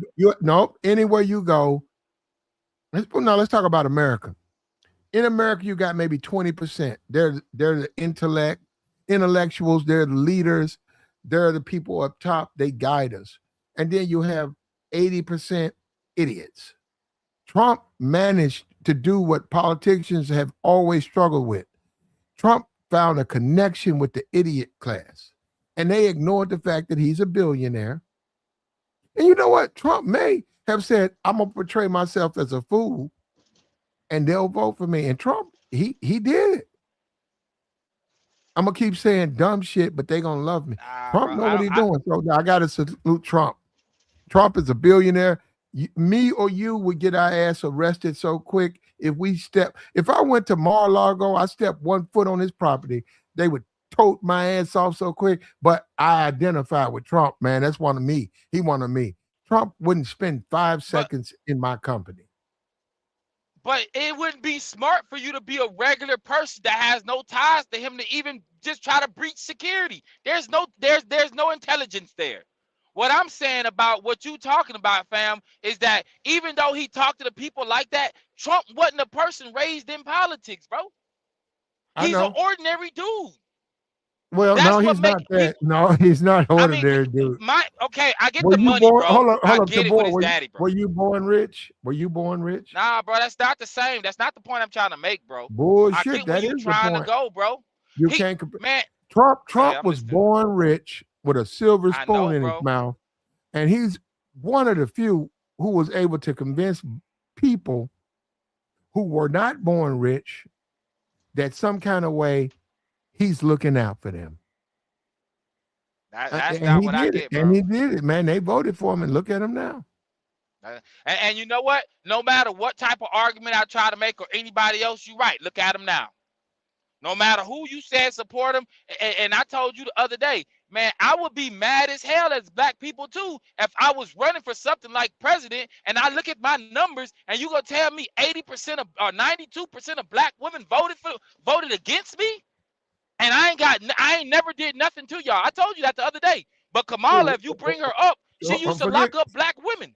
I'm listening, bro. Okay, no, because I don't know why we have to do this. It matters, bro. Okay. I'm not here to defend Kamala, right? But he did it, okay? All right. When Kamala was a prosecutor, she has a job to do. You niggas kill me with that. What's she supposed to do? Not do her job? I'm not saying that, Platt. You said she locked up black. She locked up white women. She locked up the people who broke the law. Oh, she locked up. What's she supposed to do? Not lock up black people because she black? That's insane that you would even think like that.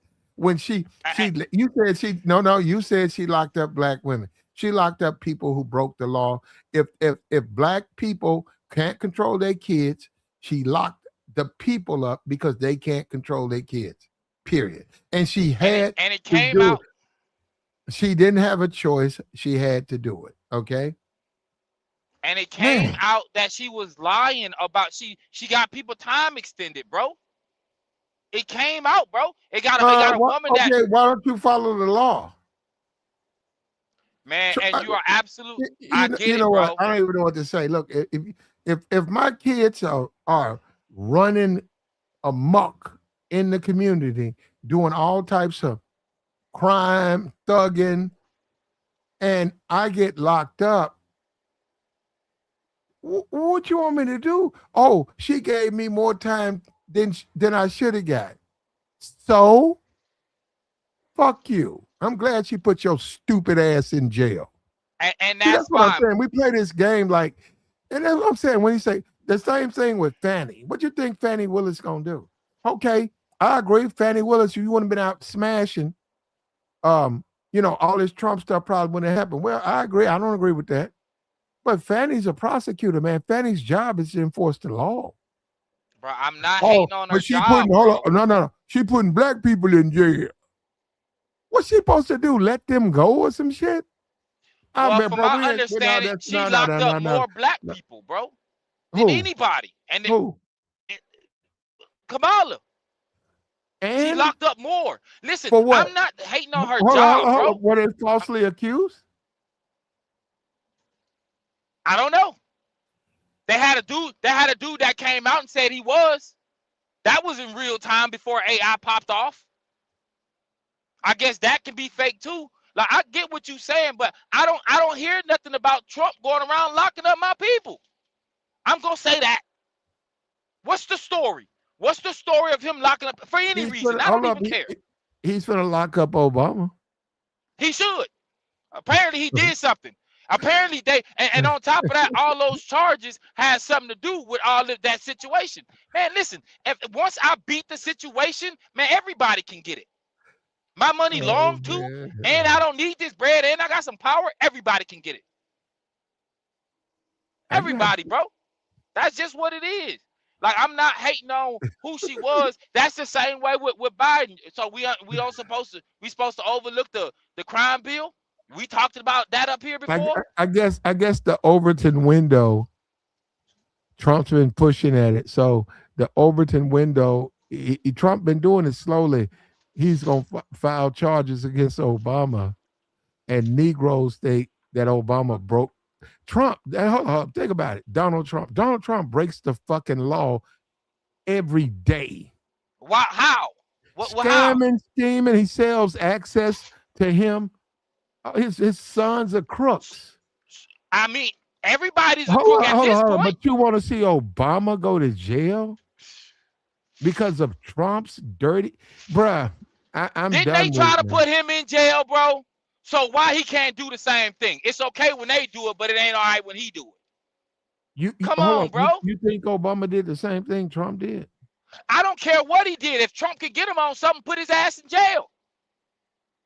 That's what they tried to do to him.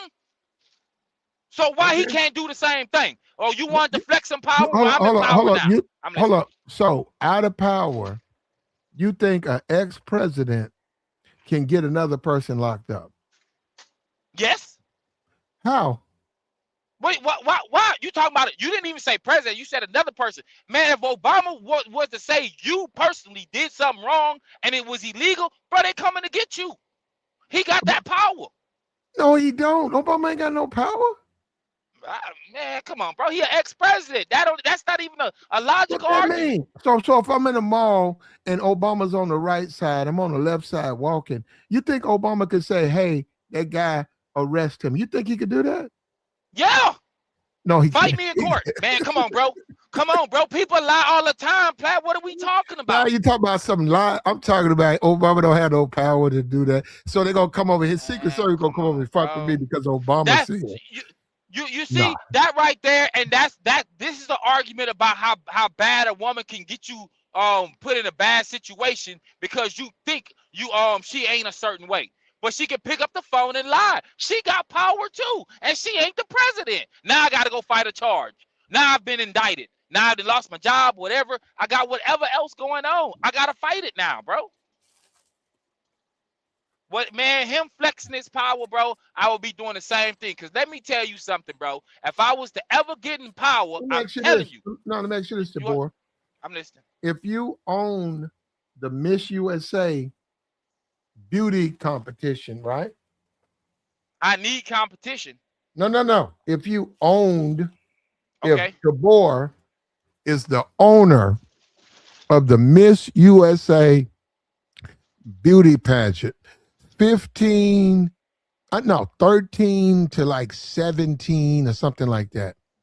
All of these young ladies trying to get into Miss Universe, Miss USA, they're starting out, their parents are there.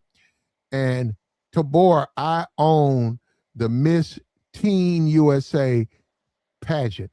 Tabor, now you own it. That's yours, right, Tabor? Okay. Would you walk into the locker room when those young ladies are trying on stuff?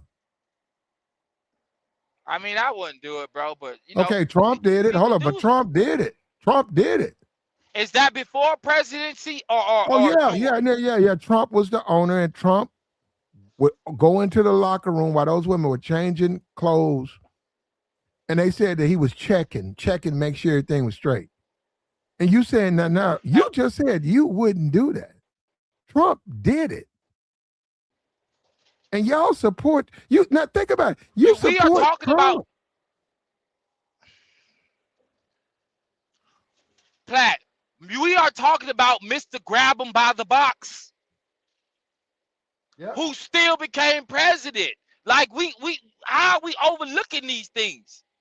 This is what I was talking about with morals and ethics yesterday. America don't care what he does for the most part. They put him in power, bro. And it had nothing to do with the black vote, from my understanding.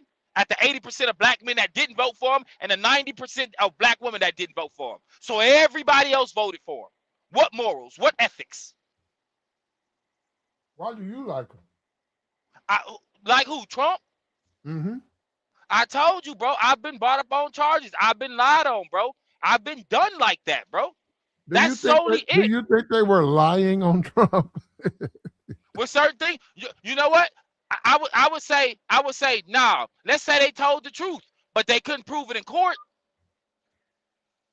So it looked like a lie. Do you believe that Trump forced a woman in a female dressing room and raped her? Do you believe that? I mean, it's a 50-50, he was found civilly guilty of doing that. Did he cop out, or did they prove it? A woman in her youth, and Trump was young, and Trump forced that woman into a dressing room and assaulted her. This is what she said. And Trump was found guilty. Do you believe him? You can say, I don't believe it, but I'm saying, do you believe he did that? Based on what evidence, bro? You gotta go. You gotta go look at the whole trial. What they said was the evidence. You think he lied? You think they lied on him? What? I think he did. Lied on, bro. No, I think he did it. So we can say before Amber, what's her name? With Johnny Depp, as a white man, right? Before Amber Heard said what she said about Johnny Depp. Well, did we all believe it? Most of the world believed it, bro. And then what? They go to court. I don't believe the Johnny Depp thing, but I think that this Donald Trump thing. I don't know he was like that. He hung out with Jeremy Epstein. How long? Let me ask you this: how long can you hang out with a child molester, Tabor, before you realize he's a child molester? I mean, bro, until you find out, bro. That's me. Until you find out. So you could rock with a guy who's a child molester for years and not know. But what if? Because what if you never around him like that? You don't know him personally. I'm not making an argument. Let's be clear.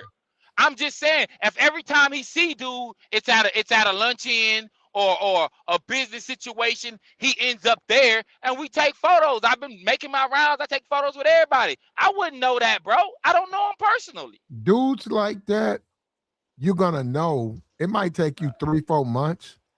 You're gonna see them with clearly they have a preference. You're just gonna see it.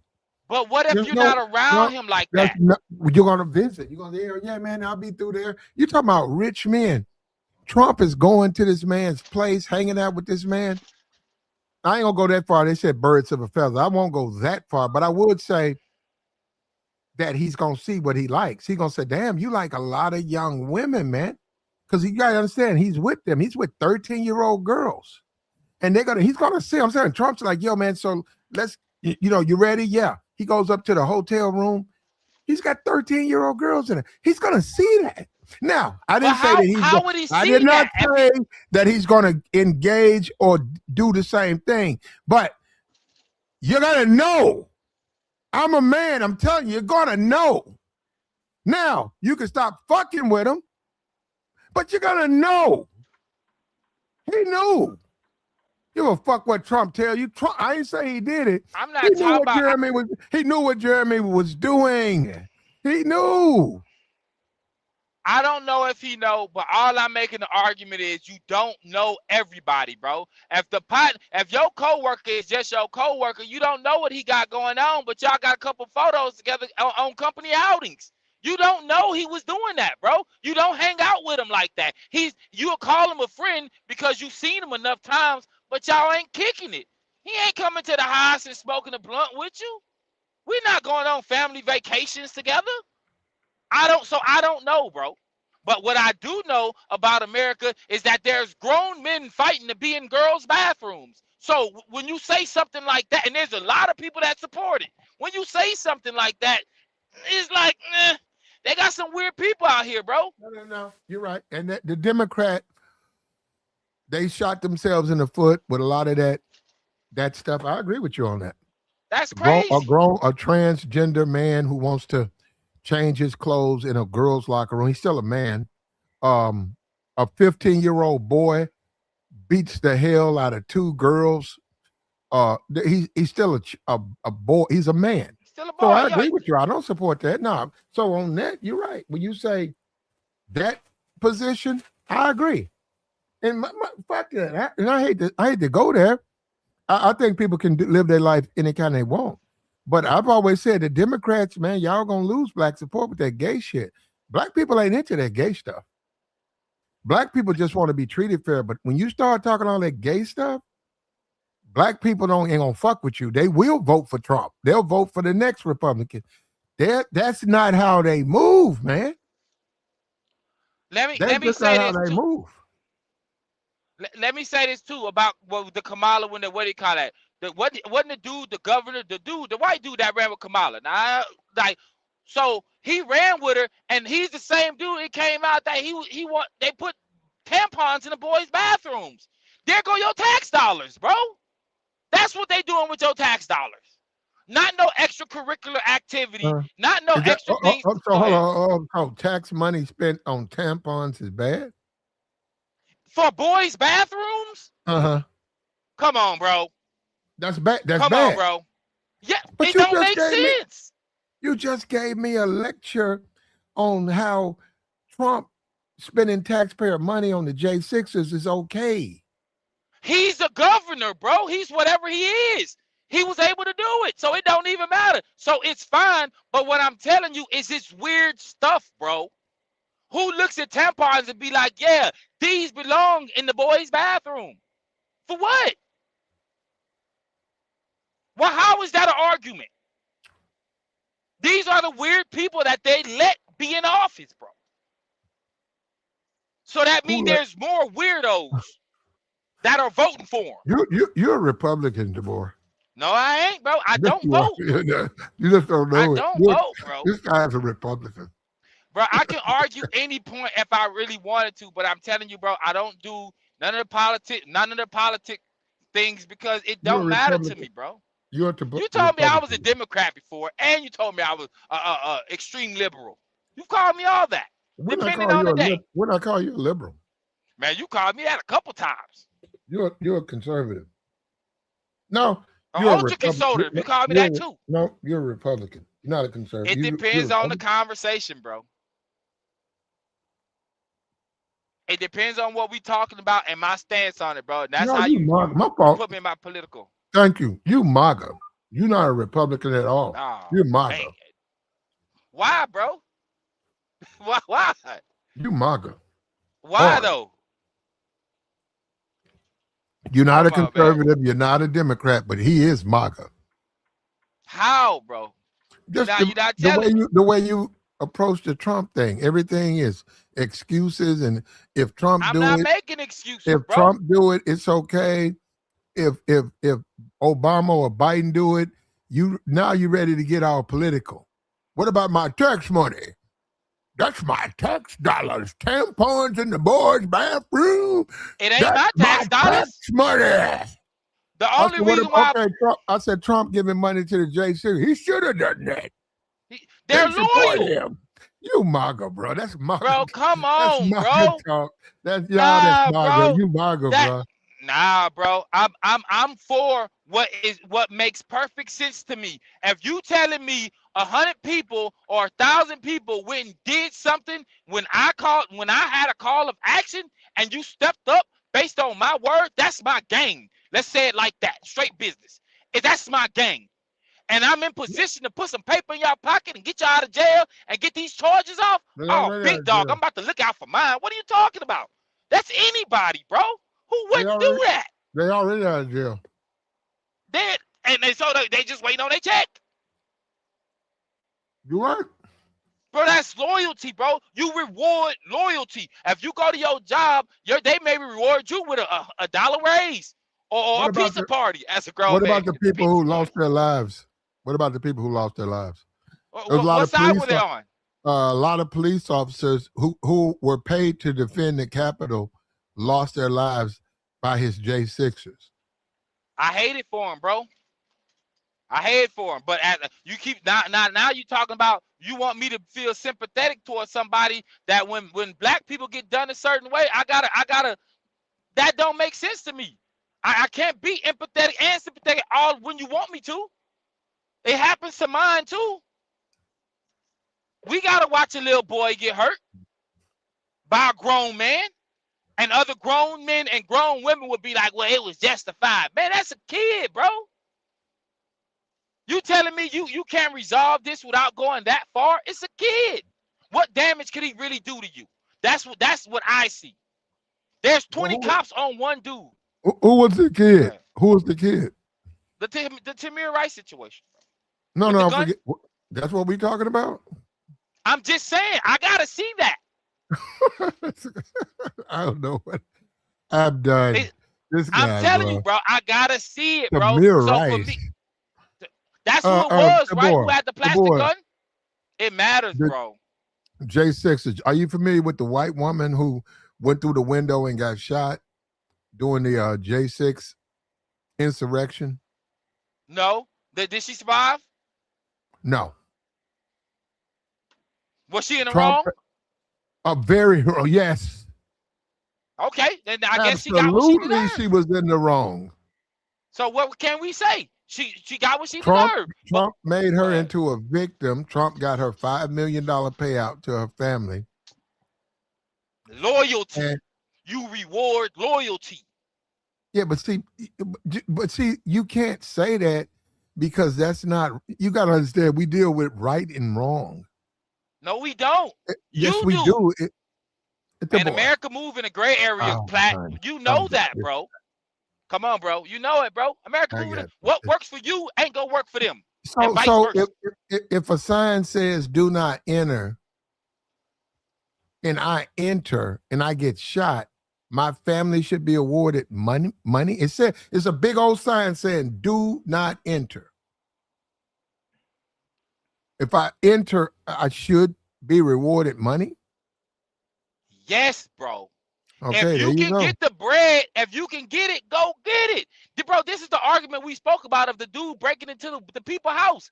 And he got shot. And he want to sue the homeowner because he broke into their house.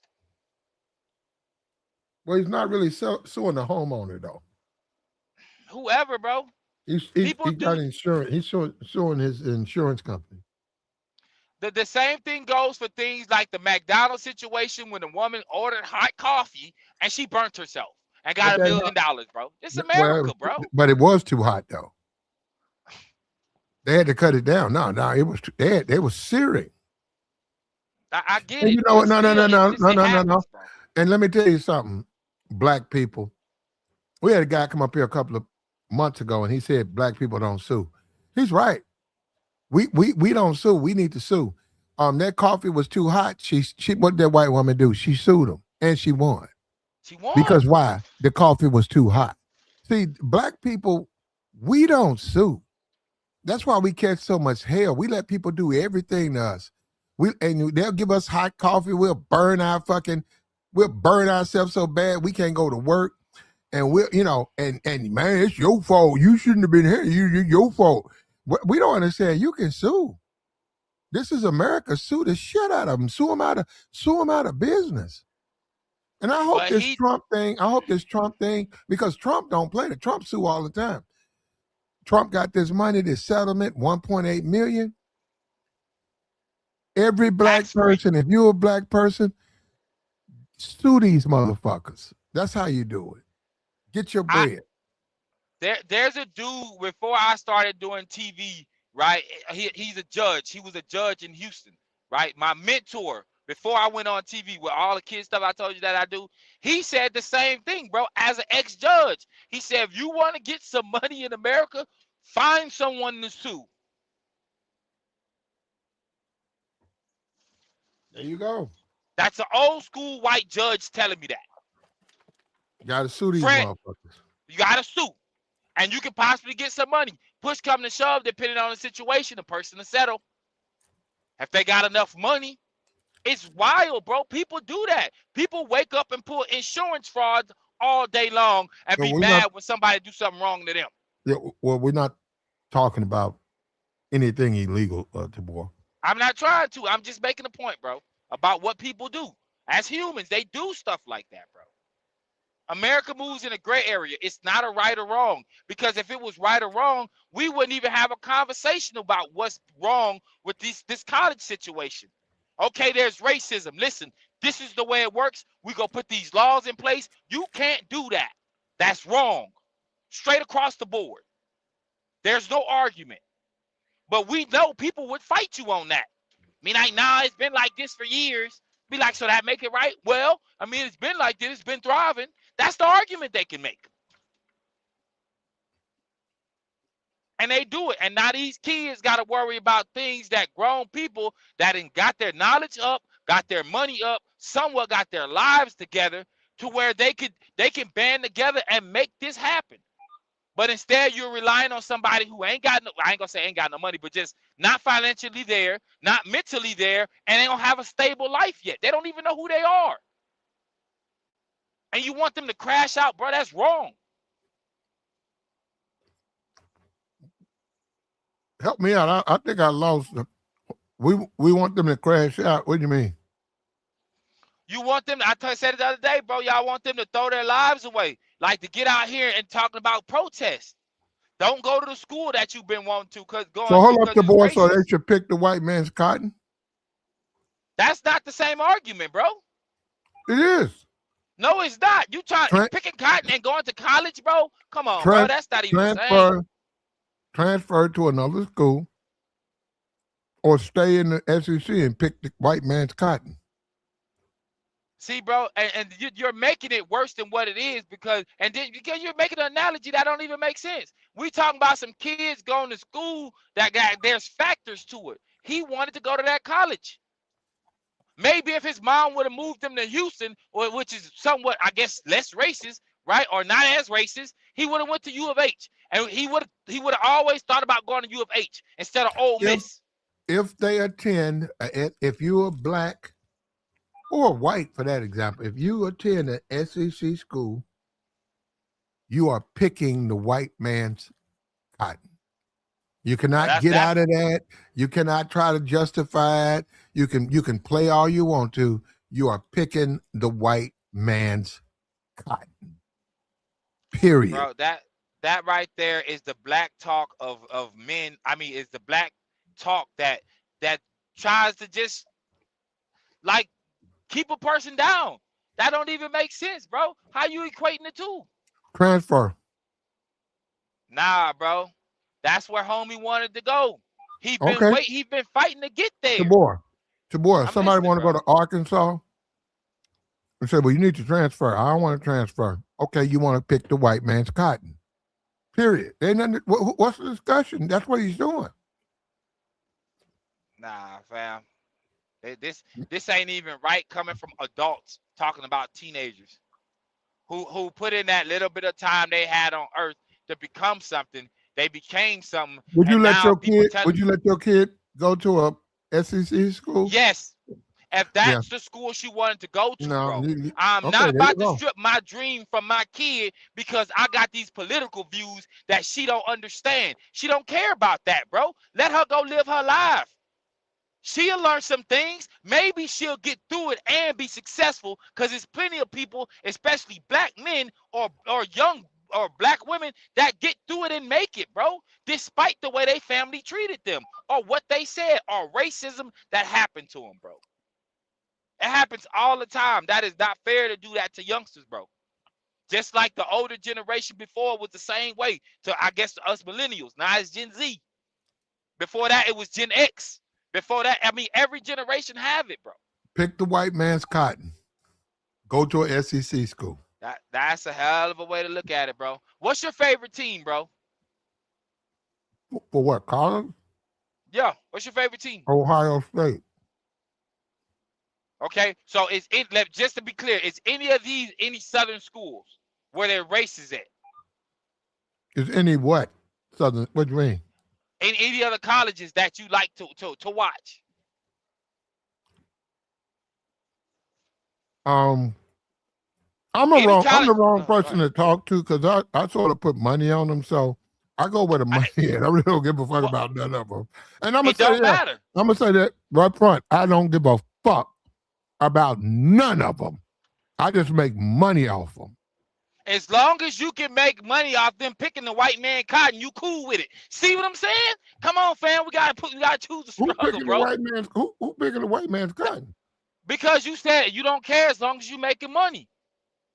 So it don't matter if off those schools. I go to the casino and lay bets all day off these SEC schools. I don't give a fuck about that. There you go. So you support it as long as you win it. You really don't care. You watching it, bro. You betting on them, bro. You know about them, bro. I'm making money off of them. It don't matter. So is the school. They making money off the cotton pickers. Hold up. I'm not an alumni for Notre Dame. I've never been to Notre Dame other than what I see on TV. I make money off of them all the time. Well, hold up. I don't give a fuck about no Notre Dame. I care about my money, though. Wake up, brother. Yeah, I said I'm the wrong guy to ask that because I played a whole board of college football. It's 128 teams, 65, 68.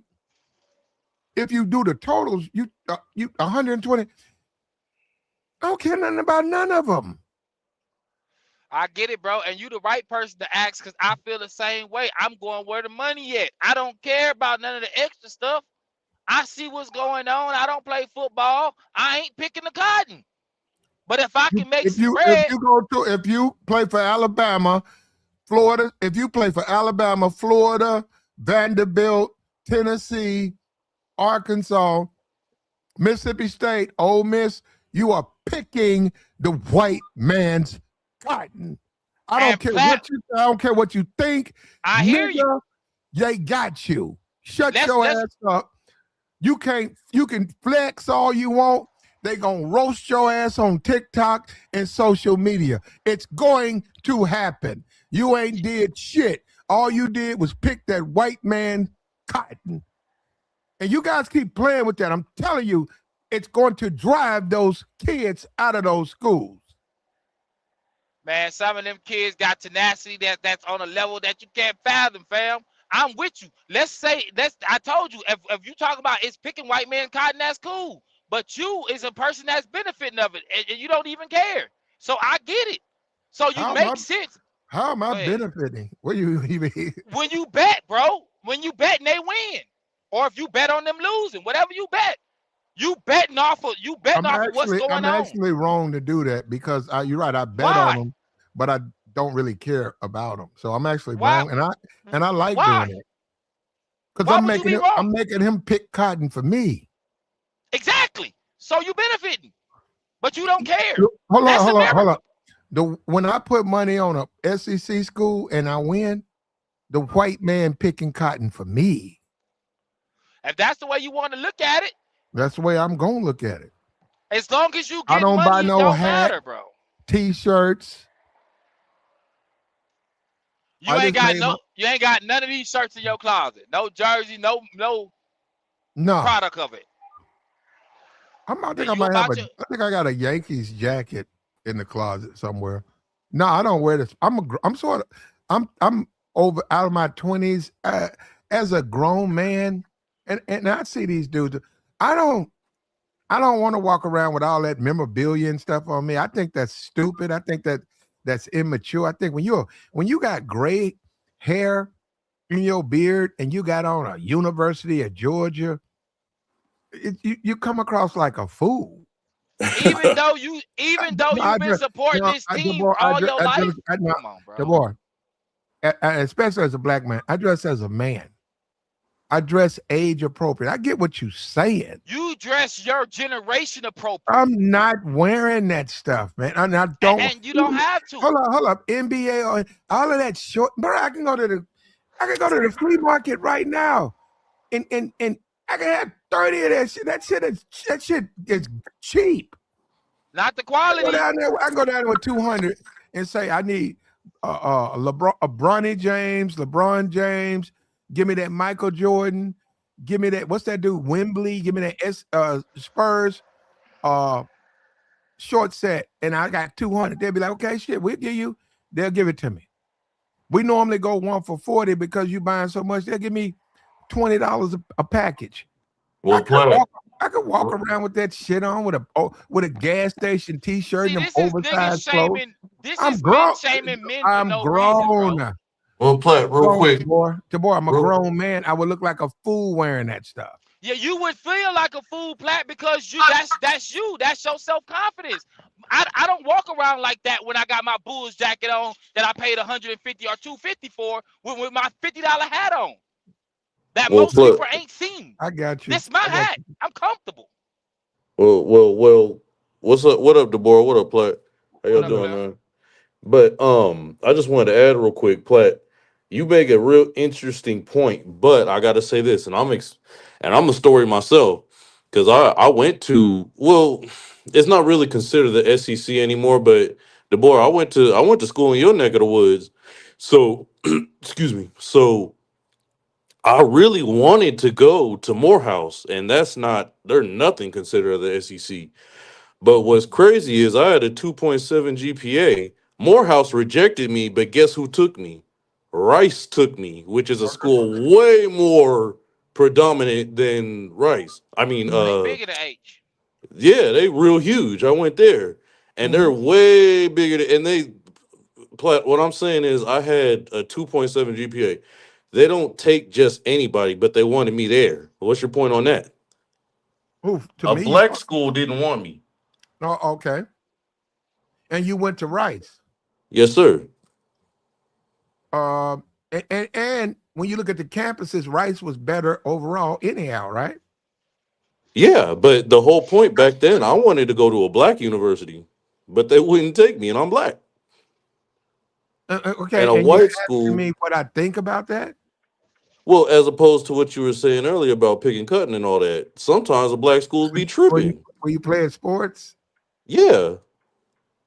That's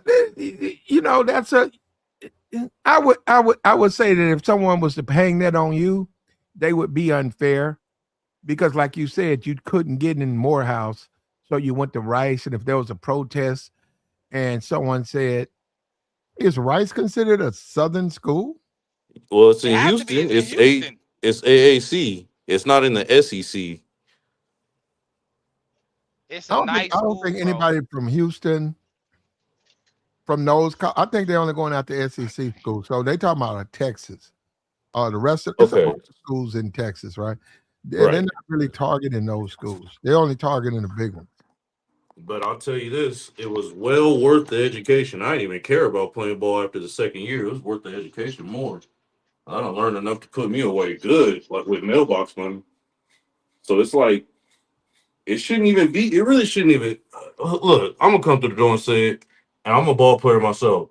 It shouldn't be about the sport no more. It should be about getting our mind right, getting the education, and just making mailbox money. For real.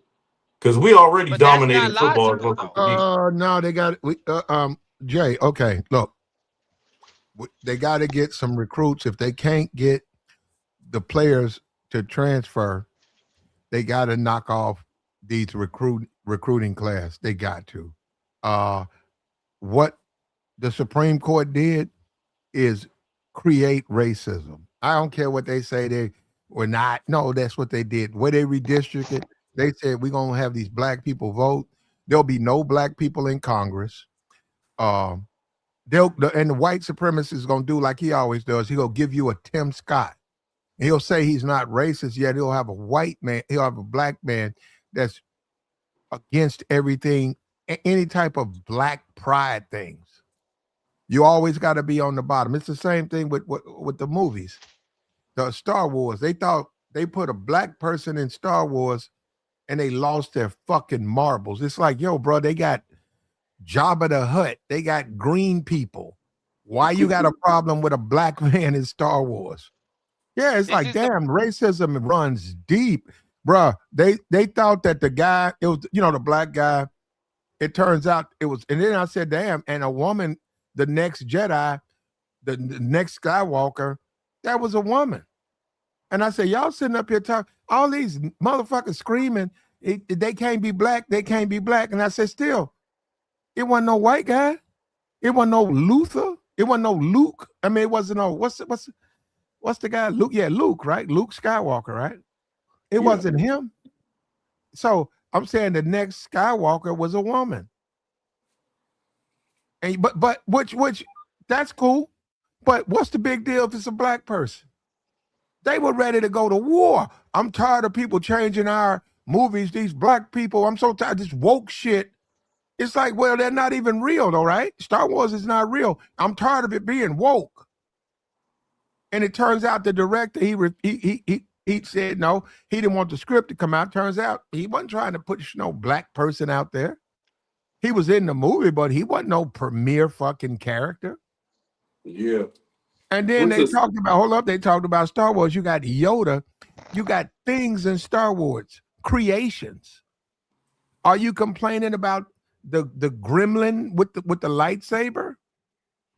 Oh, he's not black, so it's okay. Yeah, racism is deep in America, brother. It's cut to the bone. Oh yeah. Hey, I'm gonna hop back up, but all right, bro. You can't even have a fake made up character. The Betty Boo situation, they clowning right now about that. They supposed to have a movie. I can't hear you, Tabor. I can't hear you. I was talking about the Betty Boop situation. They supposed to be coming out with a movie for it. And it was a white woman who came out with it, but come to find out it was based off a black woman. So she gonna be black. The Little Mermaid, she was black this time in the movie. Ariel was black instead of a white girl. They clown about that. The Betty Boo, I saw that the woman that does the elementary, I don't know the name of it. It's a sitcom on TV, some type of elementary school. It's a black chick. Abbott Elementary. I don't know if she's the president. I don't know. I don't know what her character. I've never watched it. I don't know what her character is on it. But they said that they said that she is perfect as Betty Boo. And then when you go and look at her, she actually is. I mean, if you go by what the cartoon looks like, whatever that woman's name is, they say that's who that needs to be casted in that role. So I don't keep up with that. So Abbott Element, I don't keep up with it. But she does look like that character, that person. Maybe she needs to lose a little bit more weight, but and you're right. The whole Betty Boo concept was a black woman who suffered under racism. And a lot of those cartoon characters are created from blacks, but they're portrayed as Bugs Bunny, all of these different characters. What was the inspiration? Black people. But you had to, and another thing that goes back to, like I said, with the Star Wars, if it's a black person, there's a problem. If you make it a squirrel, if you make it a bunny, if you make it a figure that's not black, you can get away with it. And the whole thing about Star Wars was portraying a black person as somehow a savior. White people said, "Fuck that. That's woke." Which makes no sense to me. That makes no sense to me. That's not woke. Well, putting a black person there ain't woke. If the Black Panther saves the universe in some Avengers movie, The movie's not woke. How come you go and look at the character before all this stuff? How come the black? Do you know how powerful the Black Panther is? I'm talking about in the comics. Or you Man, talking that's about one like of the most. physically? Yes, no. Black Panther is one of the most powerful superheroes created. Go look and see how powerful it is. He's not portrayed that way in these movies, and I know why they don't do it. They don't want him to be like that in the movies because they scared of black backlash. Man, the Black Panther, he can take out anybody. He can beat the Hulk. Now I ain't never read the comic book, but you know, people will bring up the comic books, and it's crazy because you saying it as a black man, so that means you read the comics. So comics ain't Now, got no race. I'm a Spider-Man Incredible Hulk guy, but I did know of I never liked the Black Panther. He just wasn't. It wasn't my thing. You're a black man, ain't he? Well, he's a comic book character. A black man.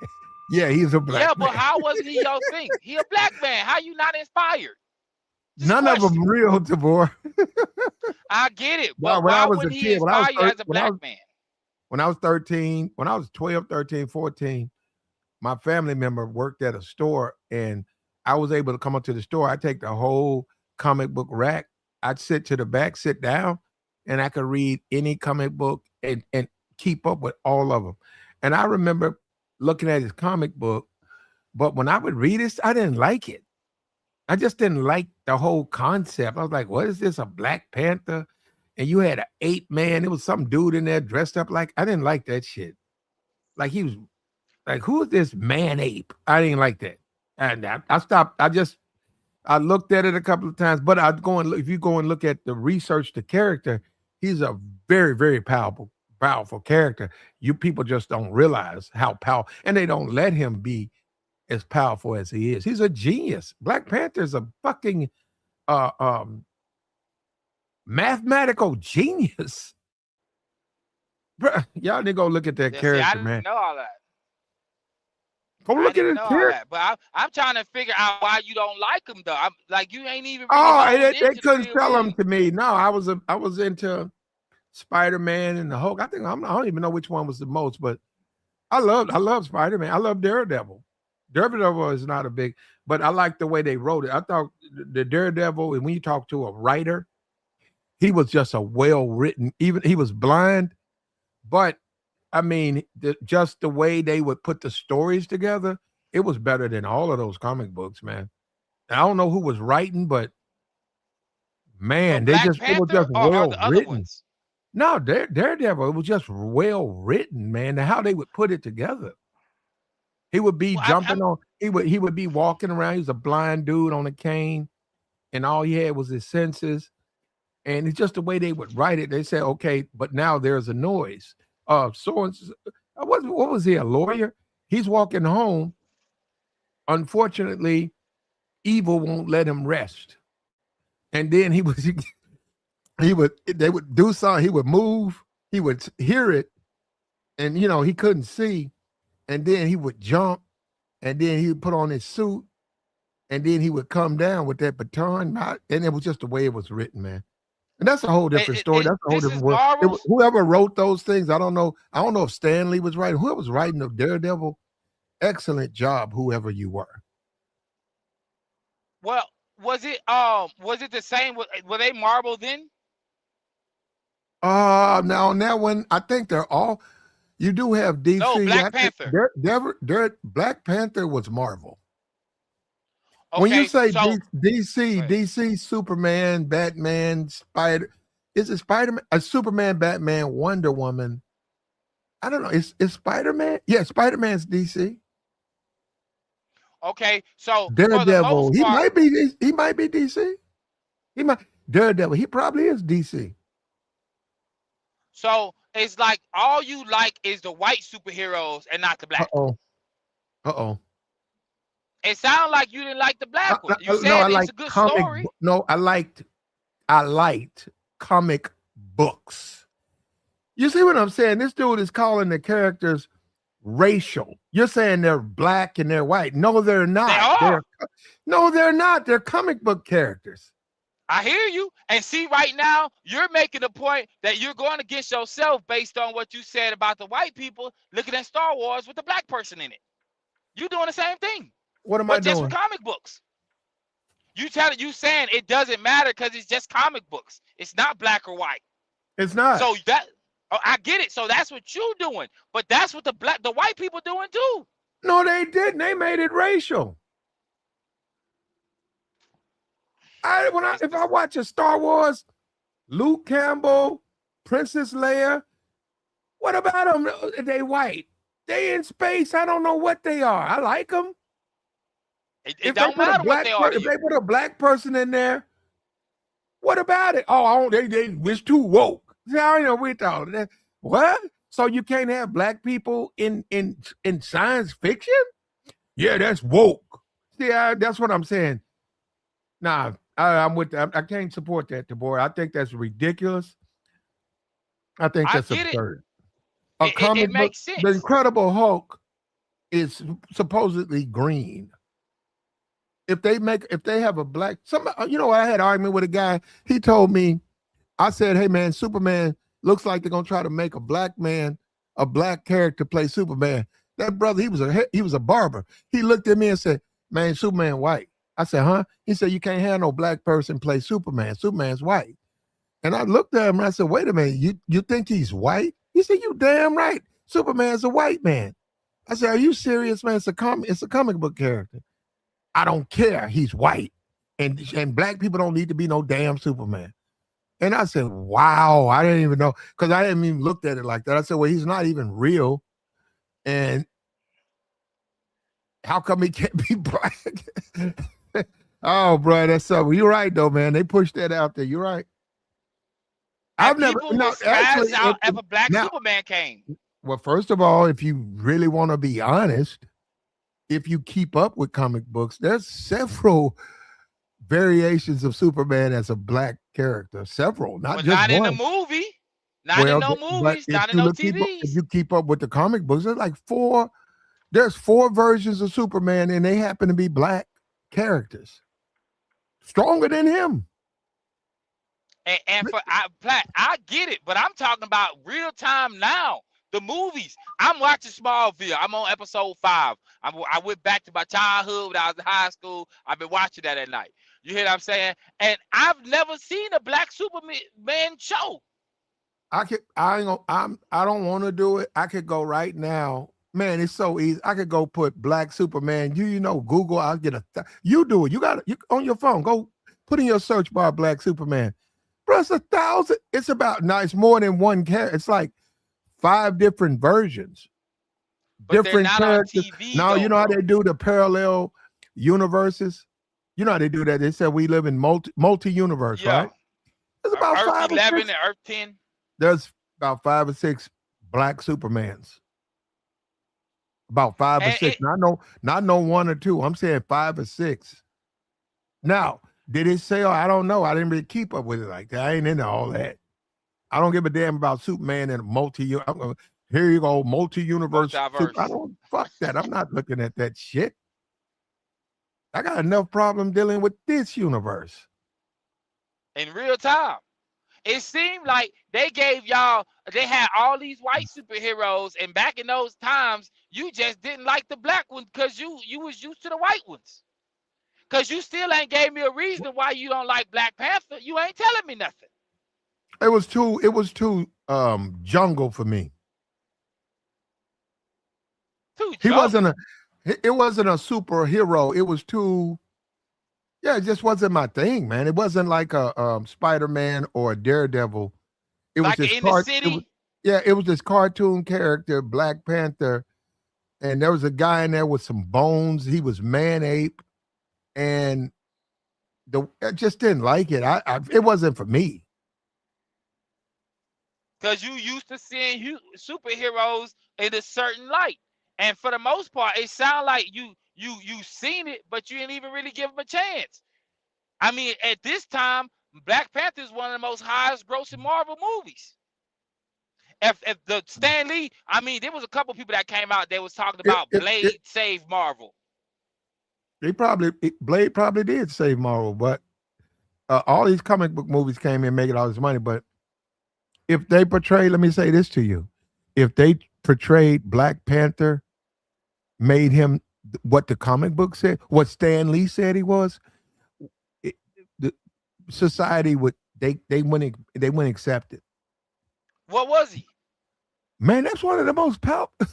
Black Panther is one of the most I powerful. thought you was talking about he was different race. Stan Lee created Black Panther. He was a compatible version of Iron Man, Batman, right? Yeah, Batman. Iron Man, rich playboy billionaire. Batman, rich playboy billionaire. Black Panther, rich playboy man, billionaire. But he owned he owned land. He was the king. Country. Batman is Batman, Iron Man, they're not kings. Black Panther is a king. All of those, those women, all of that Dejaju or whatever you call that, those are his concubines. All of those, those are his concubines. Yes, those are his concubines. Money, vibrate money. He didn't need. He was a king of Wakanda. He was a genius. But now, they portrayed Stan Lee created that character. He wanted him to be on same par as the others. That's what I'm saying. They downplay him. He's beating up Hulk. He's beating up Captain America. He kicked the shit out of Captain America. People don't want to embrace what his character is. Man, can't nobody really beat him. Maybe a Wonder Woman or Superman. Man, he is not.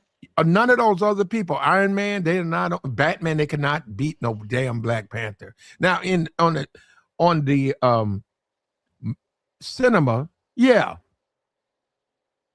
I saw that shit when they let Scarlett Johansson.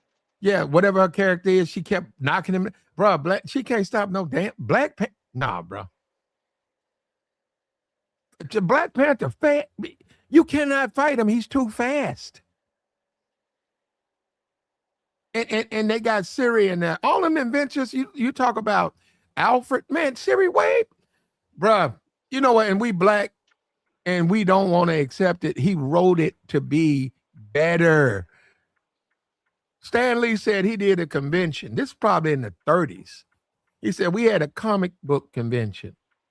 And he said, I looked around and I saw all of these black people love my comic books. They were standing in line to speak to me and get my autograph. And he said, I thought about it and I realized, I said, I don't have a black character. He said, but they all love all his creations. He said, I went and I sat down and I thought about it.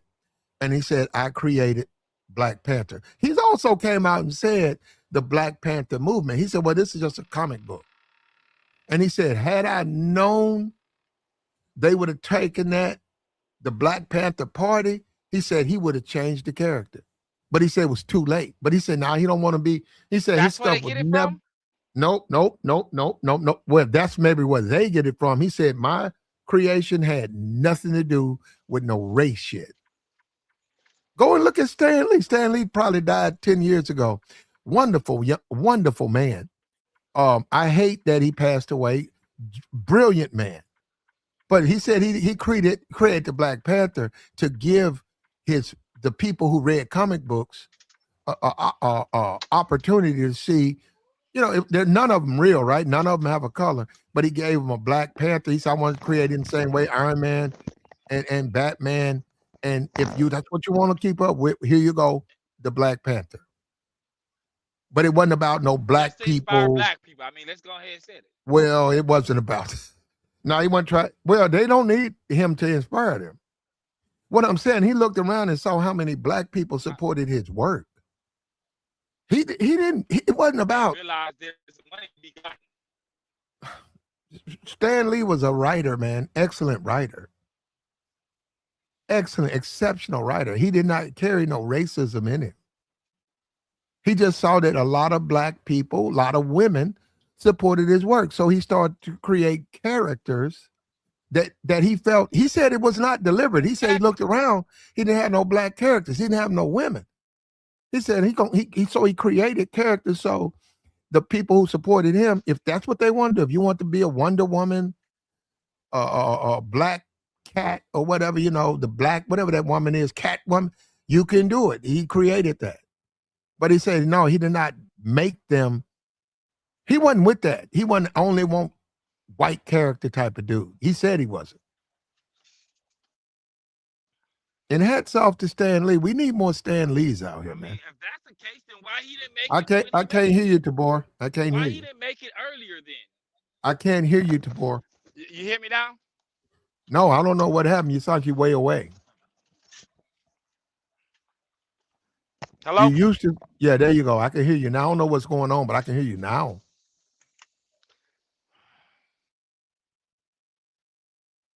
I can't hear you at all now. What do you call that? Hello? What color? Yeah. What color is Jesus, Tabor? Because we've talked about that. What color is Jesus? Based Tabor? on where they say he lived, then I would think he'd be black. He would be black based on what they say about him. Can I make a black Jesus and the world accept it?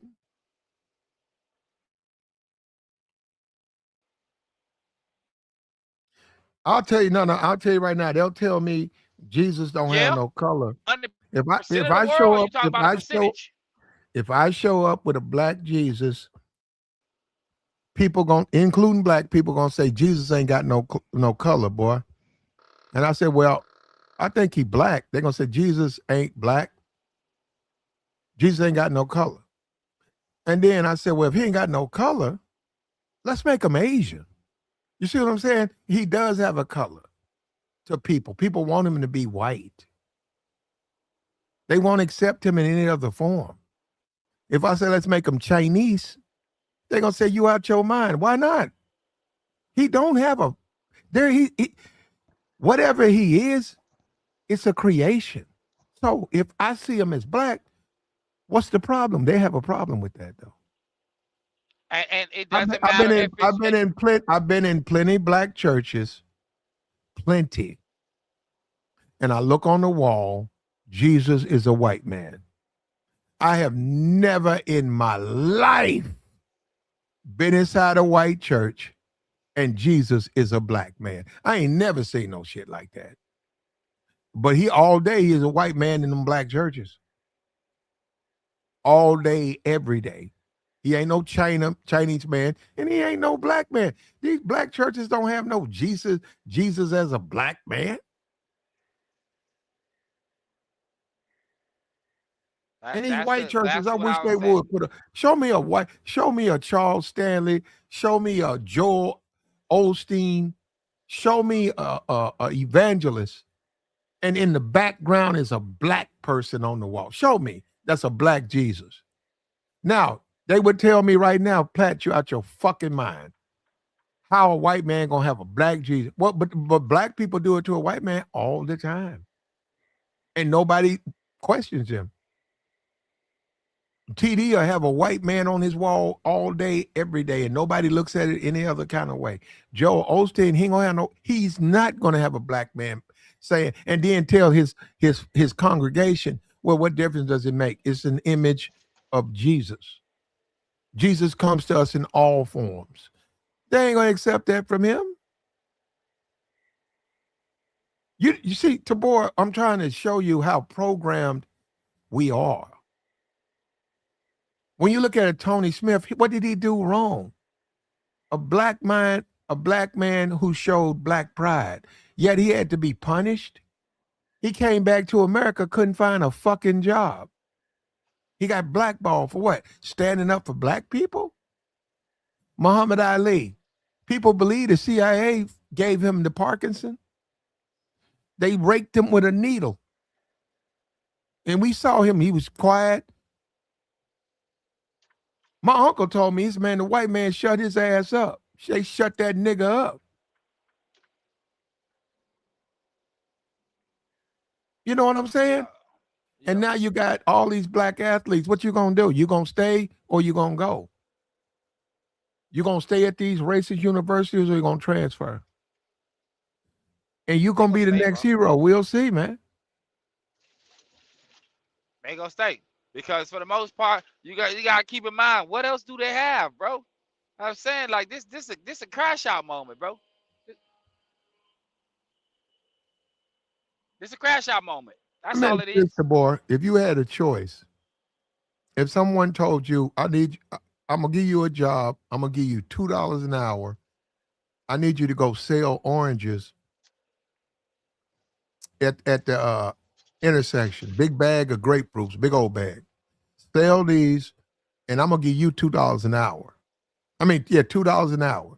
If you sell none, I'm still gonna give you money. But if you sell, 20, 30, you sold 5 bags, you made $60, $70. Okay, you give me the money, I'm gonna pay you $2 an hour. Or Tabor, pick the white man's cotton. I'll feed you and I'll give you a place to stay. Which would you do? I'm gonna pick cotton. You would pick the cotton? Yes, I would. There you go. Y'all hear that? You You hear that, telling me Tabor? you about to work me for $2 an hour, bro? I'm gonna be broke and homeless. That ain't even a logical argument, bro. I'm gonna be broke and homeless. I can't afford food. I will be barely able to eat every day. That's crazy. You can eat an orange. You get a grapefruit. Grapefruit will hold you over. Nah, bro, not at no $2 a day. I'm Like gonna we look the talking other. about. I'm gonna look the other way. I give you 10 bags. You sell 8, and you say, here go the money, and I know you still got 2. You're right. I'm paying you $2 an hour. I pay you, and I act like you ain't got. You ain't give me my 10. You gave me 8, and I just looked the other way. So you would be able to eat grapefruits. I'm But good no, on you're that. right. On that, you're right. You got to take care. See, that's what I'm saying, Tabor. It's a logic, bro. How come? Like, No, you know no, what? no, no, Go no, ahead. no, Tabor. How come black people don't want to take care of themselves? You make $2 an hour. You got to go out there, figure out where I'm gonna live. You got to say I can't do these things because this my money. I got to save money. I got to prepare myself. How come black people can't do it? You said you would take the slave job because you get No, fed and you get a place to stay. What's wrong yo, with us, man? We and let me. we messed up. No, we not, bro. Cause see, some of us go use our opportunity for what we go use our opportunity for. Now, let me say more so, black. Don't take offense to it, but you on They calling YouTube you a doing slave, videos to for boy. YouTube. They saying that you a It slave. doesn't You matter. always. It doesn't matter what they say. I would say you picking YouTube cotton right now. I'd agree with you. You say you would or you wouldn't? I would agree with you. I am. There you is. I'm picking that white man's kind on this YouTube. You're right, because they You don't picking support me. Where my cash app's at? I agree. you picking the cotton on YouTube, It's up to the right? people. If the people supported me, I wouldn't be. But they don't send my cash apps, man. But I'm gonna I be the agree. honest. I'm gonna give you No, the I first appreciate answer you. that I No, want. no, not. No, Tabo, I'm not asking you. I'm saying I'm making a point. I agree with you, but what I'm saying is it's not just you're right. I'm picking cotton for YouTube, but it don't have to be that way. If the people who listen supported me, then I wouldn't be picking the white man's cotton. But I agree with you, man. They ain't supporting me, so I'm picking the white man's cotton. I agree. It don't matter if YouTube was paying you $1 million a month, you would still be picking YouTube cotton, bro. Well, no, YouTube is shortchanging me. We got 5 million views in 28 days, and they ain't paying the nigga the way they supposed to. They not. They know they not. They know they not. That's some money, but they ain't paying me no money. But go ahead. That's a different story. Go ahead, Tabor. And so for the most part, all y'all, unless you're picking cotton somewhere in America for some reason. It don't matter what job you do. You can have the lowest level job. If you're a part of the American infrastructure, you're picking its cotton. How about that? Simple If that's logic. what you want to say, I mean, that's not an honest statement. But if you just want to How? say that, How is everybody's not that honest? picking the white man's cotton is a analogy I didn't for say white man. I said ex, American. exploitation. When you say YouTube, you picking YouTube's cotton, you're right. They are exploiting me. I agree with you on that. But that's the choice. But Slavery is everybody a ain't choice, being remember? everybody's not being exploited. You talking about That's the thing YouTube or too. you talking Hold about on, in but I, America? hold on. And Tabor, you're not. I know Tabor, you're not talking about it. But hold on, let's talk about it. Do you guys realize how much money Google makes off YouTubers? Google will take your monetization from you and still sell your channel to advertisers. When you look at Fresh and Fit, when Fresh and Fit lost that monetization, YouTube continued to make money off of their content. As they should. Hold up, that's one YouTuber. That's one YouTuber. Look at all these YouTubers. Do you know how much money Google, bro? They make. There's billionaires. I think what about 5 years ago, Google reported their earnings. They had made like $6 billion off YouTube. And When you it's put worth up, a half a trillion dollars. when you put a you load up something and it gets 50,000 views. Say it's just you out in the street. Say you just riding around and you had your video camera, your phone out, and you say, I'm gonna load that up. Man, YouTube saying, please do. No, they're not gonna pay you nothing off of that. But they're gonna put their ads on it.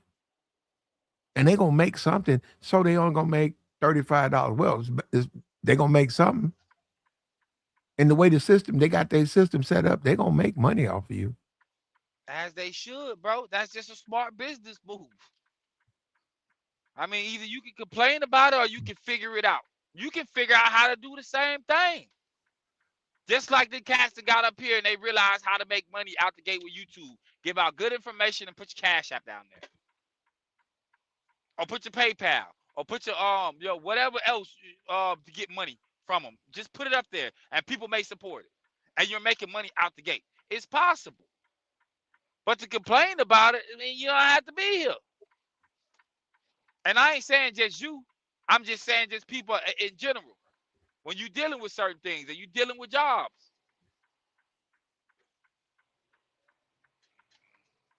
Hello, you still I there? got you. Oh.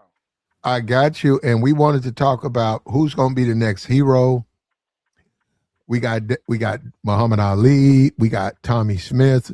Tommy Smith was on the front cover, I think, Sports Illustrated. We talking about 68, 69, maybe in the 74. He stood on there, a black man with a raised fist, a power to the people. And who's gonna be the next hero? Why do we Whoever, need a hero? wait a minute, whoever the top 5 recruit is, whoever that recruit is, Oh, for this. whoever it is, when they publicly say, I'm decommitting or I'm transferring, they will become the next Muhammad Ali. They will become the next Tommy Smith. They will literally be the next hero. And it's a matter of time who's going to take that role. And we're going to let Tabor close us out. We appreciate everybody listening. Go ahead, Tabor. Man, whatever y'all going through, man, I hope y'all get through it. Don't let the world beat you down. Got you. And we out. All right, bro. What's up?